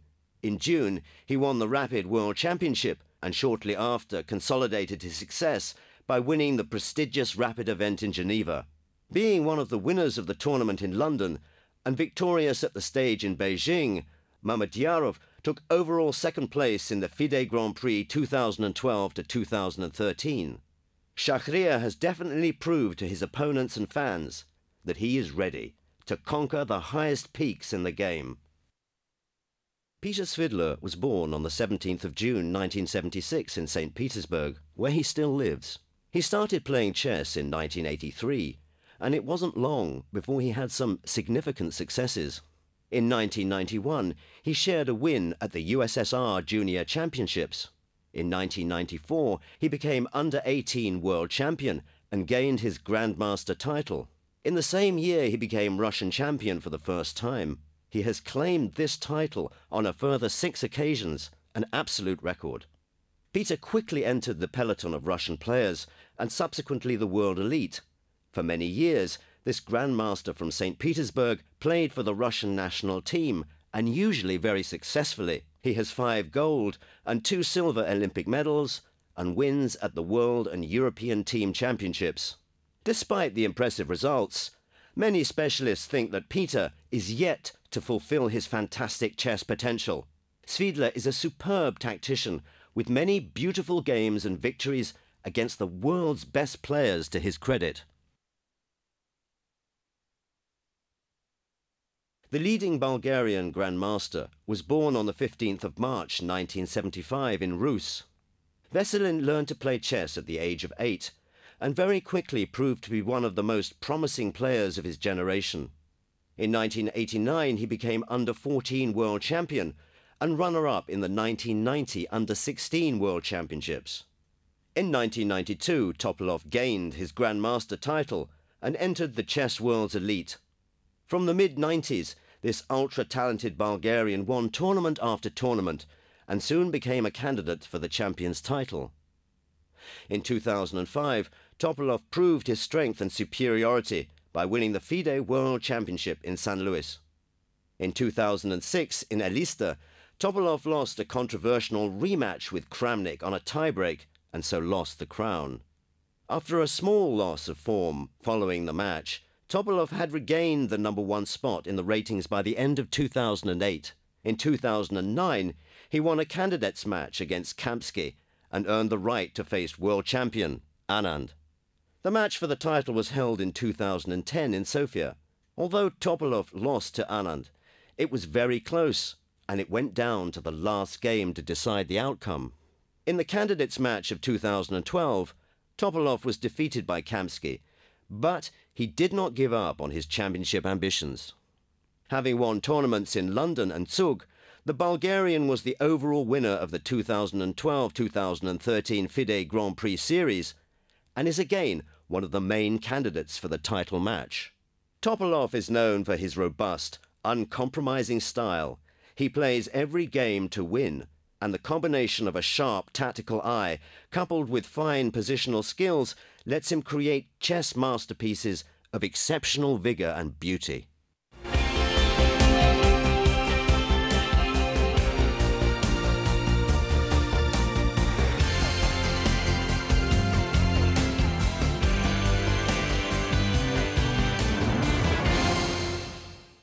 Just before going for a break, we were wondering if Kramnik will find a study like f5, and that he did.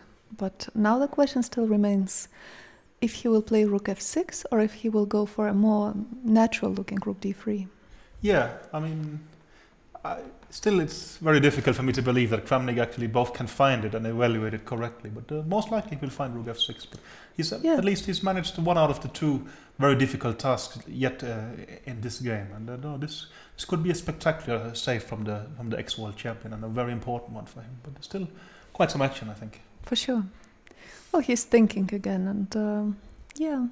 Well, he's spent half an hour on but it's extremely crucial move, so there's absolutely nothing wrong with that. Basically, from what we can judge, after rook f6, it's almost over. Seems more or less just to be a forced draw after that, and well, he played it. Rook f6, okay. Amazing. Okay. Amazing, well, yes. Hats off to Kramnik. This is a spectacular save. I mean, well, the game has swung a bit back and forth, but Kramnik is finishing it on a very high note, and well, we simply think there's absolutely no way Svidler can actually even try to seriously play for a win in this position. So that's it's a spectacular study-like thing. It's the rook is blocking the passed pawns, and there simply seems to be no way here for white to press on actually. And well, maybe Svidler will have a very hard realization that this is just a drawn position. Well, he hasn't realized it yet. Maybe he did already. It could be. Let's see how Svidler will react when he comes to the board. That's going to be quite interesting, I'll say. You see also Kramnik, he was shaking his head and such before, but now he suddenly seemed back to calm and very confident. And this is it's very impressive by Kramnik coming up with this resource, I think. Let's see. Definitely. Well, of course, I mean, what can Svidler do? He can play queen c8, right? There he comes. Let's see when he looks at it. Maybe he has seen it on the screen already, so he will not really get a reaction, I think. We will see. Let's see. No, he doesn't seem shocked at all, actually. No, maybe he was kind of expecting this move. Most likely. So, let's see. How can he... Queen c8 is the way to put a bit of pressure. But, moderate amount. But yeah. After queen takes c5? Yeah, well, we can show it on the board. Yes. Sort of. Well, simply there seems to be no way to hold on to the material. Well, king g3, queen e4 is the only way, but that's sufficient, it seems. Yes. And, well, there's simply no way to make progress for white. So, if he has to play on, it seems to be queen c8. And of course, well, he's going to take the pawn. Yeah. Oh, we have a tweet here. Yeah, well, it's Tarjei Svensson from Norway. Yeah, exactly. An incredible game, a fantastic defense by Kramnik. I mean, well, this is basically like solving a study over the board, I would say. I mean, and well, you don't know that there is a solution. No, I think that is actually the main point. problem. I mean, well, when you're solving exercises at home, at least you know they're there, right? But here, you actually have to have the faith that it's there.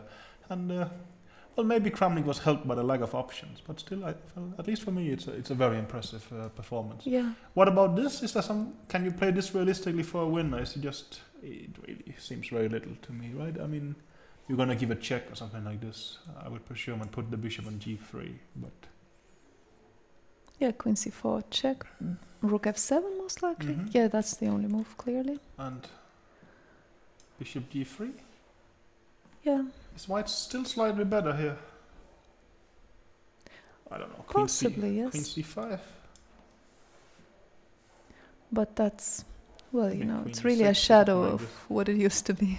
No, that's true. I mean, of course, it shows character if you sort of forget about the past and just go on. But maybe this doesn't strike me as very realistic. But what else? I mean, this is tough for Svidler. He played such a good game, and then, well, in the time pressure, things went wrong, and then even Kramnik, to a certain extent, returned the favor, right? Yes. I guess tough. we keep returning to this point when he could have just taken a pawn on b4. Exactly, yeah. This was move 40. I mean, well, now Svidler had like an hour, and he calculated very deeply, and he went for queen c6. Well, I think he spent 15-20 minutes, right? Well, he kind of spent 20 minutes because he has 40 minutes left. Something like 15 minutes like this, maybe. And he went for this forced line. Well, he had the alternative just to take on b4, and well, it's a very pleasant position for white, right? Well, possibly close to winning. Yeah, well, we were discussing something like queen a6, rook d5, and it seems white will end up with an extra pawn. Yes. There's still going to be a considerable amount of work left, but it's very, very pleasant. Instead, well, he went queen c6, and after these forced sequence, rook d6, queen e8, f6, e5, well, Kramnik came up with this study-like solution, f5 takes rook f6, and well, it seems that this will reward him with a draw, which could be a key moment for him in the tournament. If it's a draw, Vishy Anand will lead with 2.5 out of 3, and Svidler and Kramnik will have 2 points each. And well, I think for Kramnik, then 2 out of 3 with having played two black is an excellent result, right? Yes. So this is really a key moment. But I think now, well, Svidler is gonna search, but I don't think he's gonna find. Right? There seems to be nothing. No, he's not gonna find. But do you think he will just decide to live with it, or he's actually gonna play on a bit? It's very hard to predict. I mean, well, it depends on also how upset he is about this. Maybe he will just look at it philosophically that, well, it's a very, that such things happen sometimes in chess. Yeah. Simply. This is clear. He really did his best, but okay, he missed this kind of thing, which is extremely difficult to foresee. That could be. But of course, it is tough. I mean. Yeah, but of course it is tough because, well, you are already thinking that it is he did it, another point. He did it very, very well, and somehow maybe. Well, if you haven't seen this defense, you have decided you're winning, and you know that shortly we're gonna have a free day. I'm gonna have 2.5 out of 3. Things are not too bad. Yeah. And, well, suddenly 2 points doesn't feel like so much anymore. I mean, it's still an excellent result. Still an excellent result, I mean, definitely. Still, I mean, well, you were so. But it is the kind of disappointment that we were talking about in the beginning of this round. I mean, you really want to go into the free day. He's just adjusting the pieces, I think. Sure. Yeah. You want, Yes. On the other hand, a free day means you might have more time to sort of get through the cycles of emotion, that you will be disappointed, but then you will also have time to sort of get back and not sort of. Well, you saw, for instance, Mamedyarov lost horribly yesterday, and he didn't really seem ready today. No, it's true. I mean, he would have probably benefited from. Well, who knows? But a free day after you did something stupid maybe is very tough, but it could actually be an advantage, I think. Yeah. Could be helpful, So let's see if he finds of course, any solution. Svidler should think a little bit about king g3. Yeah. He will find queen e4, of course. maybe he will settle for a draw like this. It Yeah, cannot that, be ruled that out at all. can't be But ruled actually, out. what is the continuation? Let's say king g3, queen e4. What is the white move here? If we just sort of think a bit Well, about white it? has a lot of moves. For instance, a very clear-cut thing would be bishop c5, right? Threatening. Yeah. And how should you respond to this? Well, after bishop c5, you probably can play queen e1 check or maybe queen h4 check, depending on basically, Sure. yeah. But this is quite messy. I mean, it's also something you would maybe not feel extremely comfortable with white, actually, sort of. Well, also, I mean, these guys must be awfully tired. They played, well, for the start 3 days in a row, but especially today has been a very eventful game. Definitely. We are close to having played full 5 hours. So, I mean, that they are very tired is indeed understandable. Let's see here. Yeah. He still seems very, very attentive. But well, I think his main problem is there's simply no solution here. Exactly. I mean, it's just this kind of situation where, well, nothing to but do. he spent time thinking and he was calculating and he was basically probably pretty sure that after e5 it's a one position. Yeah, sure. No, this is actually the really tough thing when you really think you have it. And basically, you see the tournament tournament table with a full point, and then suddenly you realize that's not the case. Well, we all know it's unprofessional to do so, and we all do it anyway. I think it's very difficult to avoid. Yeah. So let's see. Yeah. Okay. Well, for instance, he could also be considering a move like e6, right? And then let's say queen e4 is possible. But the point is that, well, the queen is, well, simply white's king is too weak. Yeah, I mean, now the rook on f6 is actually doing a terrific job defending here. And, well, I mean, it seems to me like almost white has starting to be a bit careful in this position. Yeah, well, I mean, definitely white is not, has absolutely no threats against black's king. Maybe Swidler is thinking of how to make a draw here. I mean, this is also, well, this is sort of the worst thing that you, well, you thought you were winning, and now... Yeah, but that he can still easily do. First, I mean, he can play, as you said, basically, right? No, he can play king g3, he can play rook e3. I mean, there are a lot of moves like that. Yeah, maybe you're right. He's not in danger yet, I think. Well, you're saying the move rook e3. How should black respond to that? I assume a check, right? Yeah, rook f3, queen g4 is necessary. And let's say bishop g3. And then rook a6 is the only move. Rook a6. Wow. Yeah. But how does white draw this? We have actually a new tweet, sorry to interrupt. Congress Free Bharat Kohli is asking, what do you think about the Anand's performance so far? Well, what do you think? Well, I think I would say excellent if I have to one word. Well, I mean, he has 2.5 out of 3. He had 2 black games, and well, if you have to be a bit critical, you could say maybe he could have played it slightly better yesterday, but actually he just swapped down to a draw. So he was very professional. Well, I mean, so far, I mean, excellently, and I think he has done much better than everybody's expectations, maybe even than his own expectations, right? So. I mean, well, this is the old Vichy, but, well, the old Vichy for 3 rounds. I mean, to do it for 14 is something completely different. Well, we will see, of course, yes. That is for sure the big surprise. That, well, a guy who has been in a chess crisis for quite some years seems to be playing excellent chess right now. And, no, I mean, he's, well, definitely done fantastic so far. There's nothing else to say, I think, right? For sure. I mean, so that's very and impressive. Also after, well, if this game is going to be a draw, he's going to be the only leader. In the sole lead, for sure, yeah. So that's... the tournament. So, but then, well, after this round, it's sort of going to be, for 4 rounds, it's going to be Russia against the world. So he has to play both Swidler and Kramnik there. Well, Karyakin and Drake. For sure. But I mean, he has to play his sort of direct rivals. Exactly. Well, I think it's way too early to rule out almost anyone. Maybe Mamedyarov is going to have a hard time coming back. He's struggling right now, but well... I think, he's probably thinking about other things than actually getting back to winning. But I think the rest has a shot at it still. For sure. And probably also their ambitions. So let's see. Okay. No, it's true. After, well, this position we were just discussing, after rook a6. Well, how do you draw this? Well, you play f6, for instance, or e6. Really? Yes, F6? and then after, well, we can There show is this. f6, and there is no mate, you're saying? There is check. no mate simply because, well... You can go to g1? g1, yes. Okay. Yeah.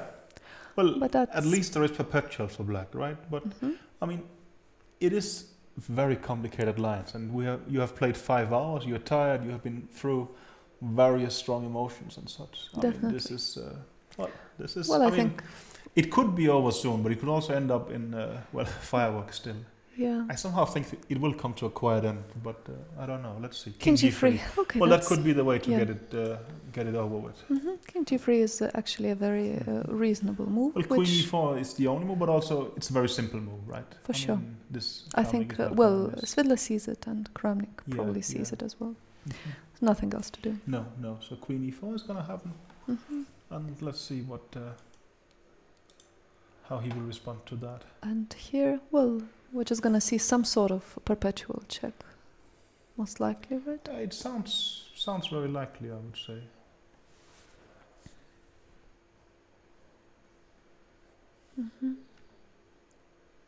Well, I don't know. Is it realistic that after Queen e4 he would play the move Queen b5? Queen b5? Fighting on, you think? Yeah, I don't know if it's realistic, and I don't know who is having the practical chances. But, well, if I'm insisting on hoping for something. Well, I think you take on f5, right? That's what you should be doing. If there's no perpetual, yes. So let's take on f5. I guess you take back and you give a check or something like this. But Daldul Basem is praising Kramnik for his brilliant defense, and, well, yeah. Can't wait to see how this will end. But, well, we really assume it will end soon and it will end in a draw.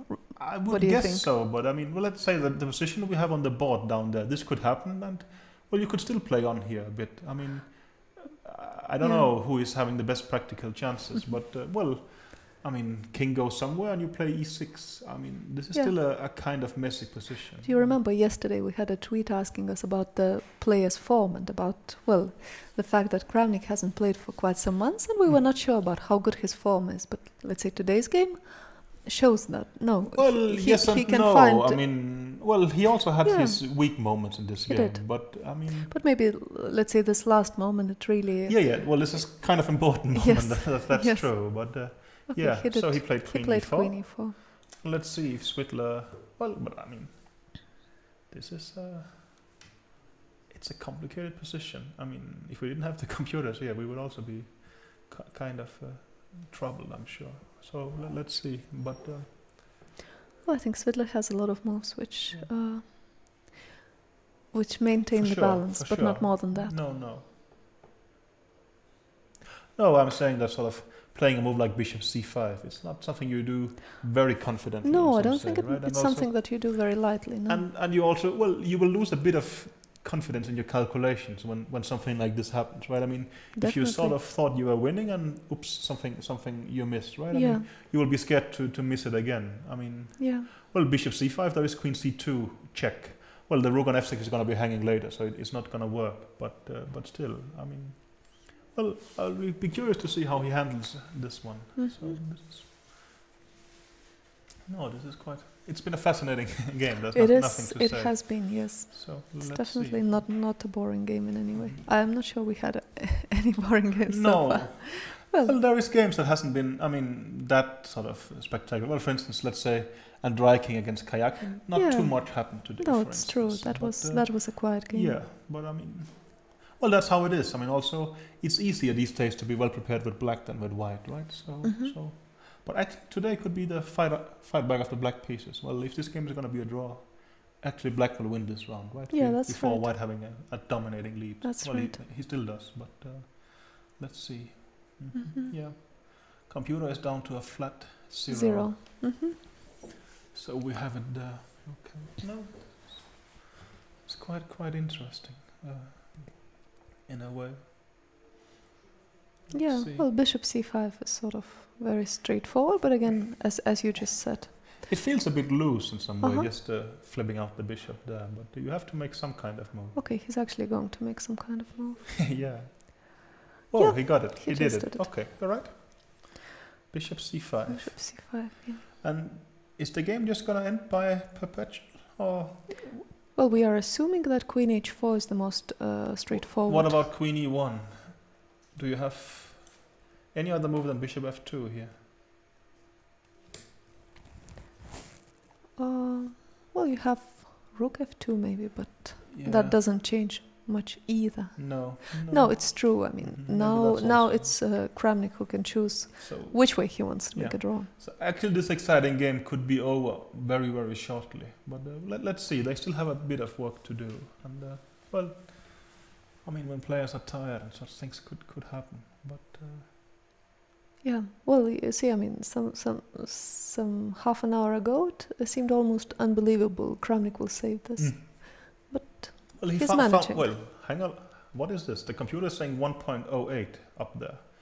I think it's just a horizon problem. Yeah, I think there it came, sure. it's a very short. Well, this happens at times. That simply, well, in these kind of perpetual check situations, maybe, well, the computer will not grasp it immediately. You will see one player being up material, and there will be a number of checks. But for a computer to realize that it's actually a perpetual repetition, it could take a bit. And well, it got around to it, and that's it. But this will happen now and then.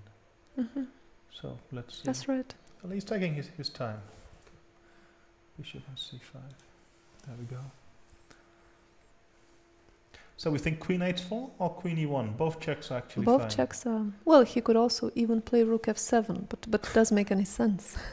Because, well, I mean, he still has to go back to checking in a sure. move or two. But that's, yeah, that shows also that actually, well, the sort of, well, the drawing margin is rather big in this situation. At this point already.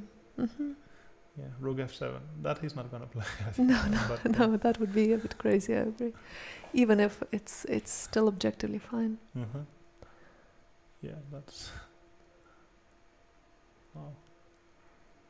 That is spectacular. Let's see here. Mm-hmm. But, you know, you can really... I mean, also... Well, my feeling was after move 40, Kramnik looked tired. But I think also tiredness really is sort of also reflected by how your position is, right? I mean, so. You know, you feel tired, you feel, damn, this went wrong. But then suddenly, when you get your chance again, you will be sort of very much awake. I think that's very much how it is. Yeah. I mean, you feel tired, and actually everything feels a bit bad when you're losing. Yeah. But when you suddenly save a very bad position, you know, life feels good again, basically. No, I have this sort of, mathematically speaking, that energy should be like one of these sort of Windows bar that is just getting smaller and smaller in something. But that's not at all how it works. No. It's very, very psychological, right? And exactly. I mean, now, well, it's Kramnik who seems to be. Yeah, I think quite it's Svidler who feels tired right now. Mm-hmm. Yeah, I don't know how big a blow this is to Svidler. I mean, of course it is to an extent, but. Well, exactly. I mean, it's hard to say how he will see it. Will he see it as something that, well, you know, it's just bad luck, could happen to anyone? I mean, who is Svidler's? I know he's brought his wife here, but does he also have some chess seconds? Well, I think he has mentioned that some people will come to help him, and I'm really assuming, well, his known seconds are probably Vitugov and Matlakov, who have been with him to some tournaments, probably to the candidates last year as well. But I think both have been involved in European Championship. Yeah, so maybe they will arrive tomorrow. That could be very likely. Or help him from home or something. But I think also, well, after such a game, psychological support is the biggest thing, and your wife will be quite useful in that sense. Yeah, I think. Well, I think it's nice to have people whom you trust and who will be there for you. There's no doubt about that. So let's see here. Well, Kramnik is taking his time. But okay, he has the time, and also he has the time, and he has a pleasant choice of basically, you know, which check to give, for instance. I don't know if he's even considering. Is there any way I could sort of do something more than just a perpetual? I don't think so. I don't think so. He's just trying to sort of map out. I mean, it would also be criminal, you know. You've been down a couple of times, then you get this huge. I mean, he got a huge chance with Queen A5, and he actually blew it, and now he gets another one. I mean, sort of. Well, losing it once you can see as careful, but doing it twice, I think that would be that wouldn't be good. Yes. No. So let's see here. How is he gonna do it? Well, he is very, very focused. It's not Swidler in the background. It seems to be like an arbiter or spectator, right? No, I think it's Swidler. He's walking back and forth and waiting for the move. Okay. Yeah, sure. That's right. But this is our first game that lasts longer than 4 hours. Very much so. Yeah. I think sort of. I really think maybe there has been games with more than 40 moves, but I think after 4 hours it always been finished. Well, that is quite unpredictable, especially when we are down to as few games as 4, right? Well, if you remember the last World Championship match, the first 2 games actually took less than 2 hours. That's true. I think also, in Sofia, Topalova against Anand, it took less than 2 hours, and we even had a decided game. That's right. But with 4 games, there will be some action, but still it can finish rather quickly. But also it can be a marathon thriller like this. Okay, Queen E1 check. And we are basically saying whatever he does here. I mean, there's no good move, but there's basically also no bad moves, right? So let's see. It's just a matter of how it's going to be a draw. Well, you see that they don't even have a chance to offer a draw to each other because they don't meet at the board. As soon as one of them makes a move, the other one, and he leaves immediately. Jesper Knudsen is writing. If Carlsen were to choose the opponent, who would he choose? I don't know. Maybe you have an idea. Well, I think he is not to choose. I think maybe. You think does it have to be one from the candidates? Also?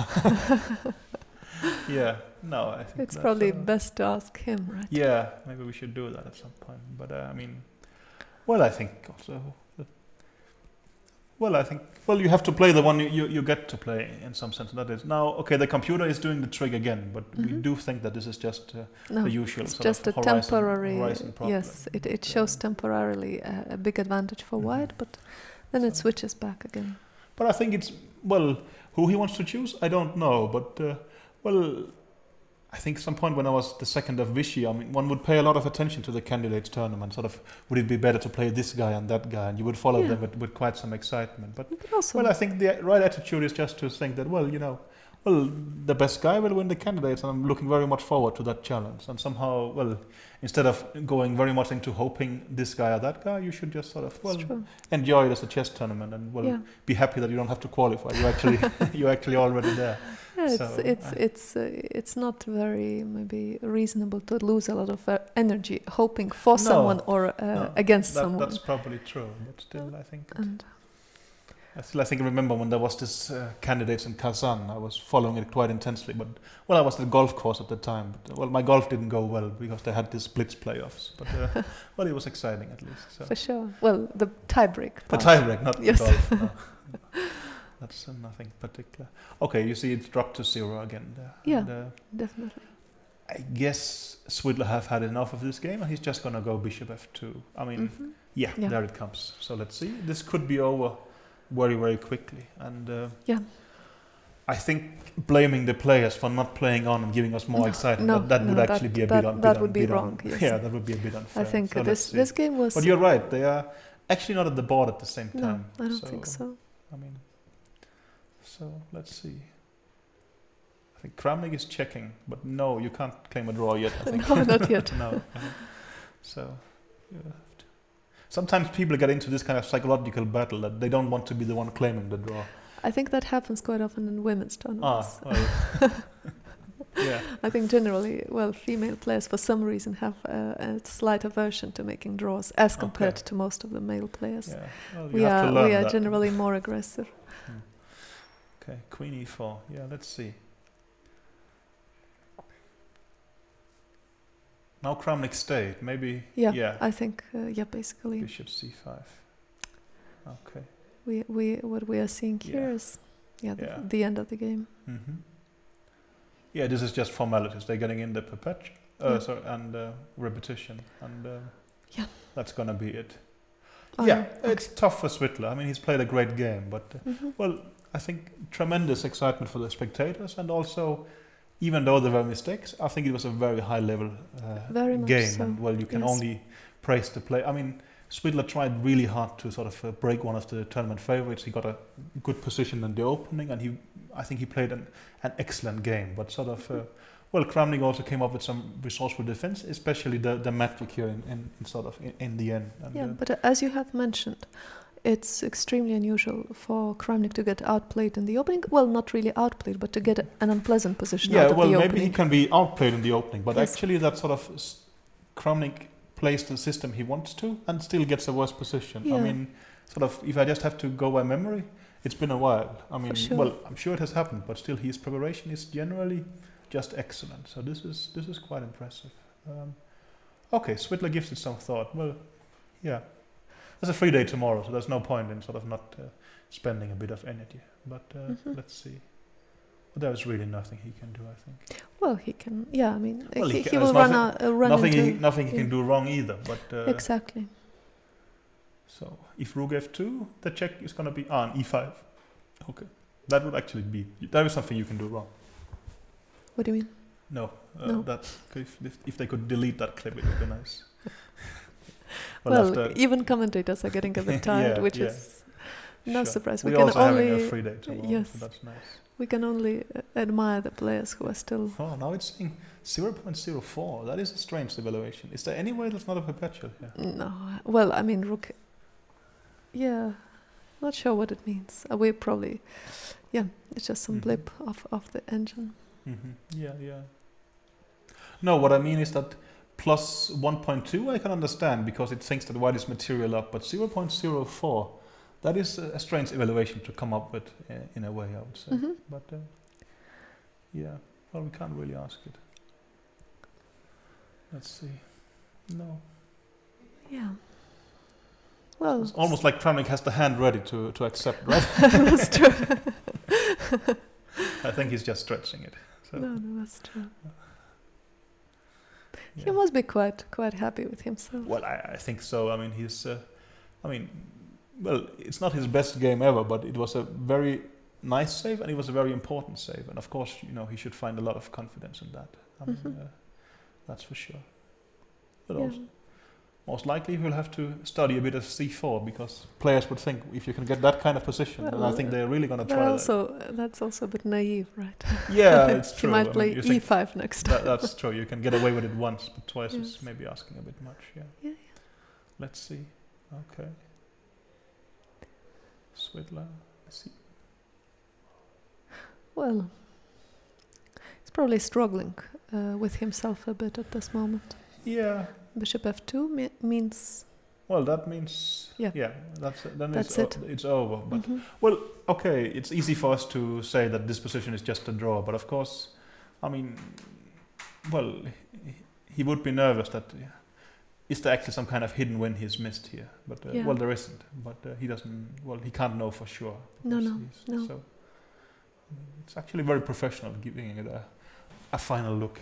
Definitely. In a way. But let's see.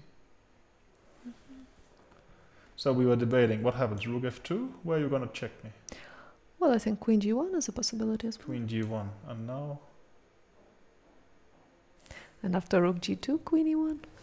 Yeah. It's really nowhere you can run away. Whoopty, sorry. Yeah, King h2 is a direct perpetual on h4 and e1, but King h3 is even worse.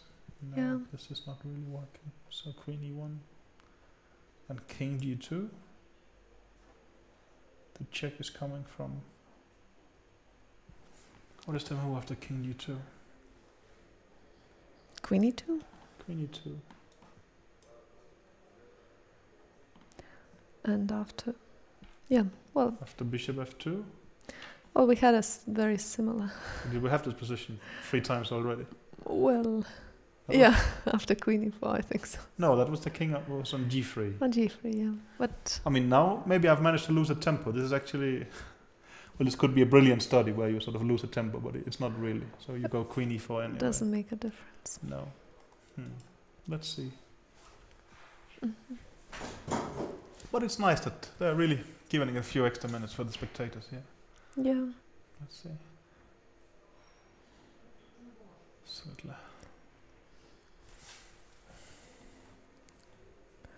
Well, it's really. Well, probably he realizes there's no way, but. No. But it's hard to believe. as well. Yeah, after having this yeah, he played this really great game. I mean, it's understandable if he would be a bit disappointed in the upcoming press conference. But, I think so. Yeah.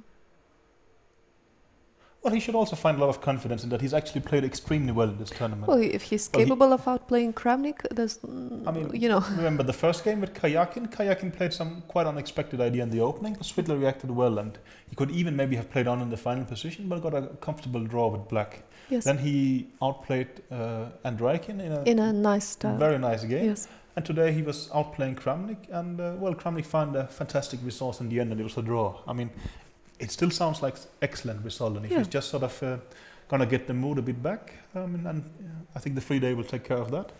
I mean, Svidler has been doing excellently so far. Yeah, it's true. There's nothing. Well, I don't think he was seen as one of the sort of tournament pre-favorites, but maybe he still isn't. But I mean, he's done fantastically well. So I mean, well, remember he's here by a wild card. Actually, this is, yeah, that's true. A very strong performance by a wild card player. That's true. But he's actually giving it a serious thought, right? Yeah, he spent more than 5 minutes on this, right? I would think so. Well, we can see that players are really giving it their best here. Well, I mean, that's just a given, probably. No, I think also, I mean, maybe it's sort of the slightly older and more experienced players. They are doing we saw someone like Gelfand that, he did extremely well in the last couple of World Champions League cycles, right? I mean, he's also said that, I mean, this is what really matters to him. This is the official championship, and this is much more important than rating and such. This is where, I mean, you should really show your real strength. And, I mean, I agree, that's how short sport should be, actually. It's the championship that really matters. It's not only sort of the... rating is just an average, but I mean, where you really should perform is when it sort of... you have some sporting challenge, and there you do your best, for sure. Yeah. But also, Svidler is very good also in the team championships, I think. He's been, he's been part of Russian team forever. Generally, he's been doing quite well, but a couple of times he was not there. I think also he had maybe one weak moment where sort of he lost in a very decisive game, but I think generally. But as compared to the times that he has played, for sure. It's really not a lot. So I mean, he's generally. Yeah, I would expect that he has both won. I mean, European Olympiads and such. For sure, been part of more than once. Yeah, I would exactly. guess. So I mean, he's also been a World Cup winner. That's true. He won it in... Not so long ago, I think. It's probably previous. Maybe he won it in Hunty, of course, in 2011. Sure. That's true. It's true. Hunty is a very good city for him then. He hasn't lost a match here, at least. Well, he has, but not in 2011. Yeah. So. That is true. I think the World Cup was for a long time played here. I think maybe from 2005 to 2011 was played in Hunty-Mansinsk, but last time it was played in Tromsø in 2013. I think that was basically the deal. In order to get the Olympiad, you also had to take the World Cup. And then, Hunty-Mansinsk, they are very chess enthusiastic here, but so they took the candidates tournament instead. Okay, I think we should have 2 and a draw. So sure, we have a draw. Well, it's a draw, but a fantastic game by the players, I think. Right? Definitely. We saw everything here. We saw an interesting opening, pressure by White. We saw a very, very exciting time trouble. They're both shaking their heads. They can't really believe it, sort of. So, I mean, it's going to be an interesting press conference, but also, I mean, they must be very, very tired. So, if they performed during the game. If they don't perform during the press conference, I think we should forgive them. But they seem to be discussing some interesting variations. So I think stay tuned for the press conference, and there will be still some excitement for today. Definitely. And thanks a lot for today. Today, and we will be back day after tomorrow with round 4. See you then.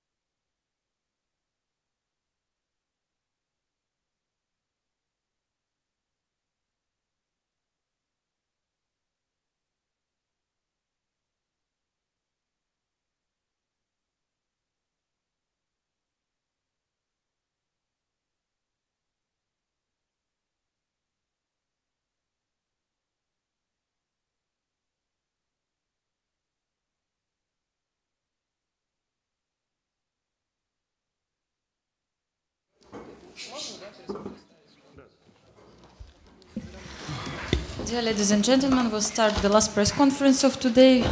A very exciting game, and the whole chess world was shaken while you were playing.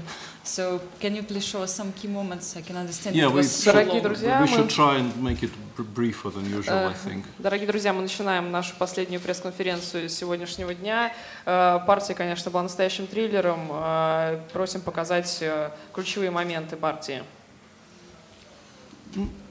Well, to begin with, as usual, you try and play something you've never played before, and still Vladimir starts thinking at move 15 in a completely equal position. So no, actually, I maybe didn't not like it so much. My maybe position, not completely because, equal, but okay, I have to be in time because White has a clear plan. I mean, it's not that I'm really worse, but it's much more difficult to play with Black because White next 10 moves are very simple. And yeah, no, actually, one critical moment I wanted to ask you. I thought you could play h6 here. I quite like that move. You could play h6. But queen d2? Yeah, queen d2, g5. This is what I expected you will do.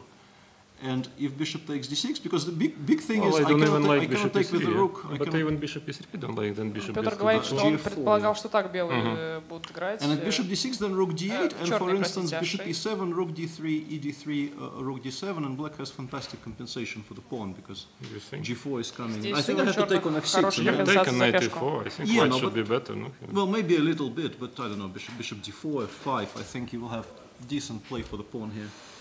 Some play, but I would still, no, but somehow it was really desperate h6. I thought my position was not that bad yet. No, it's not. But basically, I thought this was the way to solve it immediately. And no, but in fact, the simple I should have gone a6. Yeah, I don't know why you didn't play a6. No, because I wanted to be. I wanted to the d5 is a threat. Yeah, because after a6 it's not, and after because of take knight a4. Actually, maybe I can just play d5 here. It's possible, but okay, it was a little strange. Обсуждается возможность сыграть d5 прямо. No, but a6 of course. d5 should be slightly better. Yeah, takes knight a4 and queen b5. No, knight a4, queen b5. Yeah, and no, I looked at this, but I should be pressing a little bit. Well, it's concrete because rook 8 is coming. Yeah. Yeah, something like that. Yeah, maybe it's a bit. I didn't want this, but slight pressure. But yeah, of course I should have gone a6. I just thought b6 is very clever because I have queen b7, then to move my queen away. But of course I realized immediately that. Yeah, no, but here basically the reason I was expecting h6 is that at first I thought I should be much better here because I actually managed to solve my biggest problem with the queen on d3 was extremely stupid, and now I don't have this problem anymore. And I Поскольку ферзь ушел с d3, Петр говорит, что это была большая проблема. Yeah, after knight e8 I was happy. I thought e4 and I'm threatening Здесь у него просто лучше. But after a6, first of all, I spent too much time here. Probably I'm doing more or less okay. Yeah, because after a4 there is queen c5. Yeah, this is hugely important because if not queen c5, then I'm better. But after queen c5, Если не было хода ферзь c5, то it's difficult for me. Get queen b4. Yeah, it's typical Sicilian counterplay against the b3 pawn, and black starts harassing me, and it took me a while to realize that in this position. It was really funny. There was a bit of an alarm bell for me because I got to this position and I played bishop b4, and I thought I'm better. And then I realized there is a better move in this position, so that was. Дочитав до этой позиции, Петр подумал, что нужно играть слон b4, и and then I thought I should play e5, and frankly I expected rook cd8. No, actually I got a bit kind of even maybe a little ambitious here because I thought h6 is a tricky move because rook d8. Yeah, I was a little worried about knight e4 here. Yeah, maybe I basically. No, sorry, rook d1. Yeah. Sorry, rook d1 and b5 knight e4. I was a little, because with h6 h4 I have bc d5 here, which is very good. But here bc d5 there are bishop g5 very often. I've seen this. I don't know. Maybe you can still d5, bishop g5, de. Maybe you can play it, but I doubt it. Rook d7. It's a very strange position. Yeah, rook d7 takes king somewhere. King f2 maybe even. Or h3. Yeah. That's why I thought h6 is really useful. Поэтому ход h6 был на самом деле очень важным для And actually, yeah, strangely enough, I think h4 is a kind of almost only move. I have to play h4. But now, actually, my original plan was to play king h7. I thought it's very clever because just I'm protecting the pawn, king gets up, and it's difficult for white to find a good move. Maybe I can simply play knight e4 план Владимира No, but knight e4 I have even simply d5. Just take everything and. Yeah, maybe it's some kind of a draw.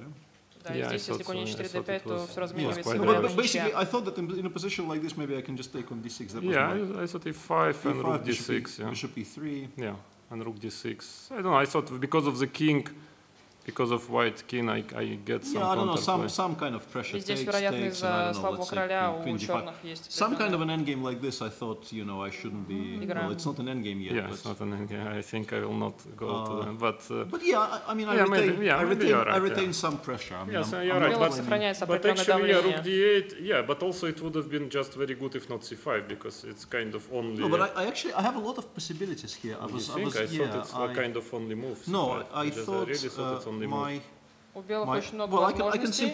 Можно взять на d6. It becomes really dangerous. That is what I wanted to do in e5. Да, но здесь очень опасно становится после e5. I looked at this. Yeah, but strangely enough, you really have to fight for equality. It's very take rook d6. И здесь, вероятно, уже белым нужно бороться за равенство. Hang on, I looked at this position. I just need to figure out what I thought. Петр говорит, что смотрел этот вариант и нужно вспомнить. Strangely enough, okay, it looks great fight, but in fact, выглядит как очень хорошо для белых, но на самом деле здесь уже, вероятно, белые борются за ничего. Yeah, maybe, I don't know. Strangely enough, I mean, but so that was my, and then of course, in advance when I played h6, I was c5 is a good move. Когда Владимир сыграл h6, он просто пропустил ход c5. But it's kind of only move which can pose any problem, but unfortunately it does pose. Но это единственный ход, который может поставить проблемы. And after knight e4, I don't know if I thought queen b6 is the best move because if queen c6, I think ed6 is very strong. Yeah, but then rook c1, it's important. Yeah, rook c1, 5 rook c1 and knight c5. Yeah, that's the whole point. Because of course the queen is better on c6, but here maybe I'm just winning because ed6 is. That was a problem. So по причине вот этих вариантов ферзь пошел на b6. Yeah, queen b6. I don't know if bishop f8 is maybe a bit too clever. Yeah. What to play? Because if you play queen c6 here. No, but maybe I should have just taken. Yeah, you take with a rook. Yeah, I take with a rook. I'm not sure this is equal. No, it's not equal, of course. Yeah, I mean, I'm fighting for a draw here, but maybe. But of course, now at least rook d7, it gets like a kind of much better version. Maybe I'm winning by force, actually. I was kind of hoping I might be winning by force. Because queen c7 is a huge threat. But here e5, maybe I can just play. Check. Rook d. No, but I think you have to play queen d8. No, but now I'm in time for rook d7. Because rook d8, bishop b3, I think it might be over. No. Queen e3 maybe by chance, by luck. Well, maybe. I'm not sure. This is incredibly dangerous. Yes, that's true. No, bishop f8 I thought was a kind of strange, but h5 is good. Yeah, it's a very annoying move because now I think. h5 очень неприятный для черных ход. Well, I mean, I was thinking, okay, g5 is losing. Yeah, I think bishop g5. G5 проигрывает просто-напросто. Take, and after king h7 there is knight f7. Knight e8. I saw this. Да, Владимир думал конь f7, а Петр конь e8. So I was thinking, okay, take on d6, ed, and maybe gh I should have played. Yeah, this is what I expected. I mean, it looks ugly, but at least... because bishop h6 is probably a draw. I mean, probably it's a draw. But I was still not sure about bishop e5. I mean, because I was afraid some rook h1 will come at some point. Because I cannot really take on d6, even if you move away one of your pieces, because you come back. And I was not sure. I think it is the better way to play for white. But king is becoming too open. I don't know. It's difficult to decide. But actually, what I missed, I thought, I mean, my plan was to do this. My plan was to do this, and I thought it's very close to a draw, but I missed queen b2, which is very, very powerful move, I think. Yeah, and here it becomes very unpleasant. Yeah, I thought it's... You start fighting for the file. I have to play, I think, rook 3 d2, because otherwise you start giving... And can you just go... Check? King h3, like a man. Может быть, вместо king h7, there is always king h7. Yeah. This I actually missed, that there is king h7 defense. So I think I have to waste the tempo on this. And now let's say rook c5, queen h6, and let's say king h7. And you want to play rook f5. Yeah, g4, queen c6 or something. Yeah. And yeah, I'm better, but I'm not sure. No, of course, I was just very worried about this queen getting to this diagonal. No, I understand. But here I said, also my another intention was to do this, queen c5. Actually, еще одной возможностью было пойти ферзь c5. Может быть, так и нужно было играть. Yeah, but because my queen might get to f5, and I want e5, rook e6. I forgot about queen f5 Здесь есть e5, ладья e6. But maybe g4. G4, maybe e5, and then somewhere rook e6. But also, yeah, but the problem was that... I can also play F4, yeah. Yeah, F4 or Проблема something. в том, что можно еще F4 сыграть или что-то Yeah, I was подобное. considering F4. Yeah, I wasn't even sure about move like Queen E2 because Bishop 6, Bishop F6 and then Queen D2 back. I was afraid just to lose material. I mean, it's really... Владимир боялся просто потерять материал какой-то, потому что не было времени даже посчитать. Yeah, no, this is a very tricky position. Yeah, I don't know if it's Queen D2.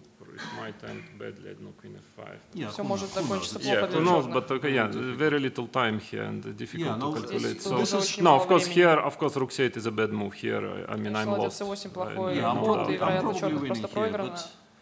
No, because another thing which I missed, I thought I can do this, and then I actually... Владимир думал, что может сыграть F6, но... Yeah, but I also, in fact, missed that you have Здесь this. пропустил.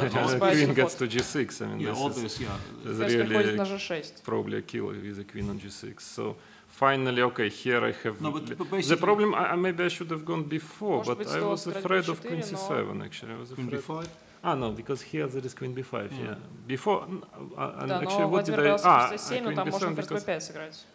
No, and here, I mean, it looks like I should be completely winning, but somehow okay, always there is just some... trying G4, okay, only yeah, idea Queen B7 because Queen C7 I taken G4. Yeah, Queen C7, I thought I was winning, and then I spotted... That was my trap. That was my kind of... ход G4. Was my kind of trap. I thought that this might be... This is probably a draw. But after G4, Queen C7 is an agenda already, and then okay, I didn't find anything better than this before. Before is a very, very just good trying move, to get Queen on B5. But of course, I think it's lost here. Queen C4. I mean, okay, I was just trying to fight somehow, but yeah, but it's kind of difficult on 2 minutes because everything looks good. Yeah, очень тяжело играть такую позицию с 2 минутами.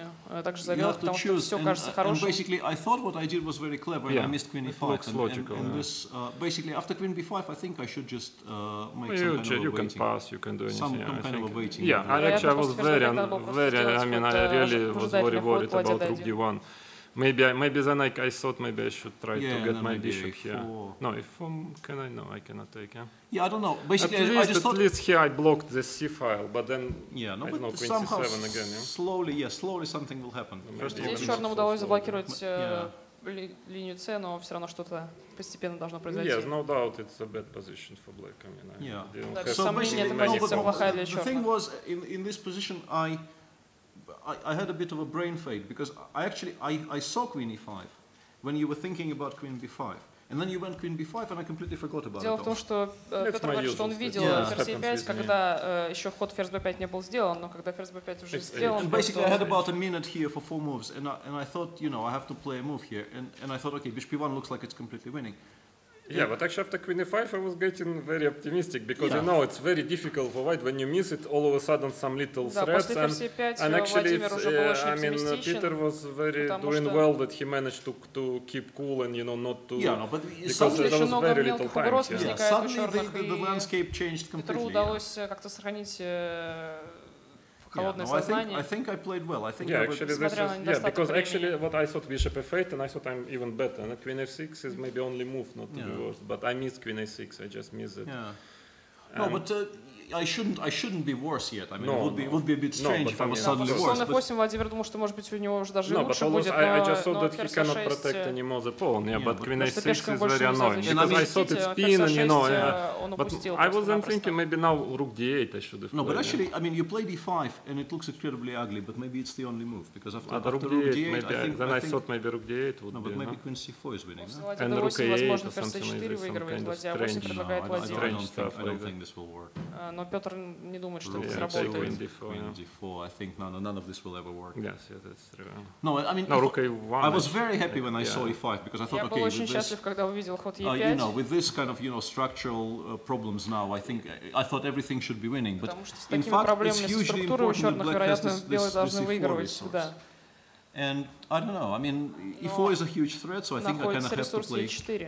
There was Queen C6 possibility, but I think no, Queen 6 I take. No, I take. It's probably a draw. Yeah, Queen C4 is actually annoying because Queen C4 I thought I'm just lost here. So I mean, it was like 3 seconds on my clock. I just decided to take on A2, but which is probably only move. Yeah, possible. And here, I mean, I thought it's totally gone, but all of a sudden I don't even see a win for white. I mean, it's amazing, but apparently we were already told that after the time control that I have no forced win. Because Queen B4 looks winning, but then Queen A6. контроль времени, и уже, вероятно, у белых нет форсированного выигрыша. Queen to rook d6. Yeah, you take on d6, you don't take on c4. No, of course, because bishop endgame is probably lost, but you don't get it. Yeah, I don't get a bishop endgame even. And then it's actually strange. Yeah, I considered playing this, со слонами тогда он был выигран but it's probably not enough. I mean, I will be pressing, but it's probably not enough. Yeah, it should be a draw. With a king like this, it should be a draw. And then I found this fantastic e5 idea, and I thought, you know, because queen c6, I have to play e4. Yeah, and now no, unfortunately, because I also had some idea like queen b1, but unfortunately rook d2. Yeah, rook d2 is. Queen b1, rook d2 game over. Yeah, it's only square d2, but unfortunately it is a good square. Yeah, and here basically, fantastically, the next 6 moves are completely forced, and we get to this absolutely alien position. Yeah, I think it's следующие 6 ходов форсированные приходят к этой сумасшедшей позиции. Queen e8 is forced, f6, e5. Yeah, I don't know. I could have gone f5 immediately. No, f5, rook e5, you resign. Ah, no, rook f5. Yeah, that's rook true. f5, queen g4, king h2. Yes, that's true. Если f5 сразу пойти, то no, that's true. I thought it's on the move. E5. Otherwise, strangely enough, I'm probably holding. And after e5, yeah, okay. I have few resources, but none of it work because, for instance, if rook d1, I go queen g6 check, king h8. У черных есть несколько ресурсов, но ничто из них не работает. I thought there was something even simpler than this. No, I think this is just game over because you have one check, I go king g3. And the bishop cannot go черных всего лишь один шаг, король уходит на g3. I thought there was some little idea, maybe. Yeah, maybe this, but this is just the story. Or queen e6 check, I don't remember. But anyway, this is gone. But I was yes, at some point. No, I thought queen e4. I mean, that was really a pity because it looked at queen g6 checks. I mean, this is really. The same pawn end game is even more. Yeah, I mean, it's not even a pawn end game. It's not even a pawn end game anymore. Because I'm just losing now. And of course, just to show the spectators that queen e5 is losing because of this. Bishop c5 and bishop b4. And then king e6, take queen f3, and white is winning. So basically I thought, okay, well, bad luck. After e5, everything works. And then suddenly I saw this amazing resource. There was also rook a6 idea. Yeah, no, but after rook a6, I think I'm winning. I think I'm winning. I give check. King a check, once again I play queen f7. Yes, and then I thought there was some. I think you have to play rook a8 here, and after that I will win somehow. I mean, maybe I'm not winning by force, but I will win somehow. No, but the problem is, the problem is this, that unfortunately. But it's not a perpetual. No, queen f3, but unfortunately I'm losing this. Yeah, that's a problem. This I didn't see, but that is, because, take even king e4, but take and king to d5, and then just gone. Yeah. So nothing works, and then all of a sudden I realize I have this amazing thing. I have actually seen when I went for this. But I thought after gf5 the only move is queen e4. Но Петр думал, что после взятия на f5 единственный ход but then it was losing. Queen e4 was losing. But suddenly, это проигрывает. Yeah, I think the only move that wins is e6, but it just wins on the spot. Yeah, тогда e6 просто выигрывает на месте. And I was very happy. And then while Vladimir was thinking, I spotted rook f6. И вдруг увидел, что возможно. I couldn't actually believe that it's a draw. I mean, I made a move because I couldn't see anything else, but Владимир somehow I сделал couldn't ход, really что просто не believe видел ничего другого. That it will be a draw. But и даже не верил, что получится ничья. I cannot see anything. Yeah, no, I mean it's a completely alien position because Black has no moves. Basically, Black plays queen e4, and then if I allow checks, he will give checks, but he can never take on f5, and. У черных вроде бы нет I'm a pawn up and I have, at least to move, and I can't really move anything. Но при этом тоже нечем ходить. The big try was rook e3, but here I'm very unlucky. Queen g4, bishop g3, and rook f5. Yeah, rook f5 loses. Yeah, rook f6. I think it's not 100, but there was some little resource, but probably it's losing. But rook e6 is a draw. Here I thought there was some resource still here. I couldn't see a single move here. Let me. I think queen d4. Yeah, queen d4. Bishop g7. Yeah. I mean, maybe I can miraculously hold. Yeah, I was king, and maybe I can give to bishop. King h7. First of all, I would have gone king h7 just to have one more check, maybe. And I thought maybe by luck I can make. I think this should be lost because I go king h2. In fact, Петр все-таки думает, что это должно быть проиграно у черных. g4 king. I think it's kind of simply lost. I was also thinking there are possible, stalemates in this type of. I was searching for stalemates in this position. But this is really no, in some lines but not lines here. Maybe, yeah. but yeah, I mean, no, but that's true. But anyway, all of a sudden after rook a6 it's just a6, it's amazing and it's a draw because I have to play e6. Yeah, check and king g1. You cannot play king f1 and now rook a1 simply. Yeah, this is also fine. And this rook e1, but maybe I thought rook a1 actually. Or rook a1, yeah. Basically, black even has a choice, so it's not a winning attempt. Yeah, it is a draw. Yeah. I mean, king f2. Queen takes f5 even. Yeah, king f2 already I can take. So no, it's not a winning attempt. And after king g3, queen e4, and the problem is, I mean, once again, there are no real threats, but I can't move anything. I'm completely stuck here. Yeah, because I thought about bishop e3, but then there is g4. This is a problem. You're losing it, because otherwise this would be a better square e3. So bishop c5, and now very important, I think, check from e1. This is very because important. queen h4, king g2 might actually probably, be lost. Your king runs, and I didn't see any clear. I was planning to play this, and then I realized that first of all, the simplest draw I think this is a simple draw. And now bishop f8, I just show, and then I give a very long perpetual like this. Here, king g2, queen g4 draw mid, and now just queen g4. The easiest here and queen d4. This is very important. And then I'm just giving perpetual, for example. Here rook f5 I might actually be lost. Rook f5. I can't even cross the f5. На самом деле здесь после ладья f5 можно даже проиграть. So rook f2 I thought also, rook f2, queen g1, rook g2 I thought, but okay, queen e1, bishop f2, but I'm back, I guess, queen e4. Yeah, just queen e4. And okay, king h2 and rook f5. Why might actually, this is too much. So here and king h3, queen h1 check. King g2, queen e2 check, so it seems to be a draw. I think it's just a draw. So this whole thing holds, yeah. So basically I missed my chances somewhere around move 35 because of Петр говорит, что, вероятно, просто упустил свои шансы на где-то 35-м ходу просто из-за того, что был слишком воодушевлен позицией. Not without reason, but I think не без причины. I think I got overexcited. Actually, here we discussed also the 27th move of white. Здесь также обсуждали, another что key moment maybe на 27-м ходу белыми can take on h6.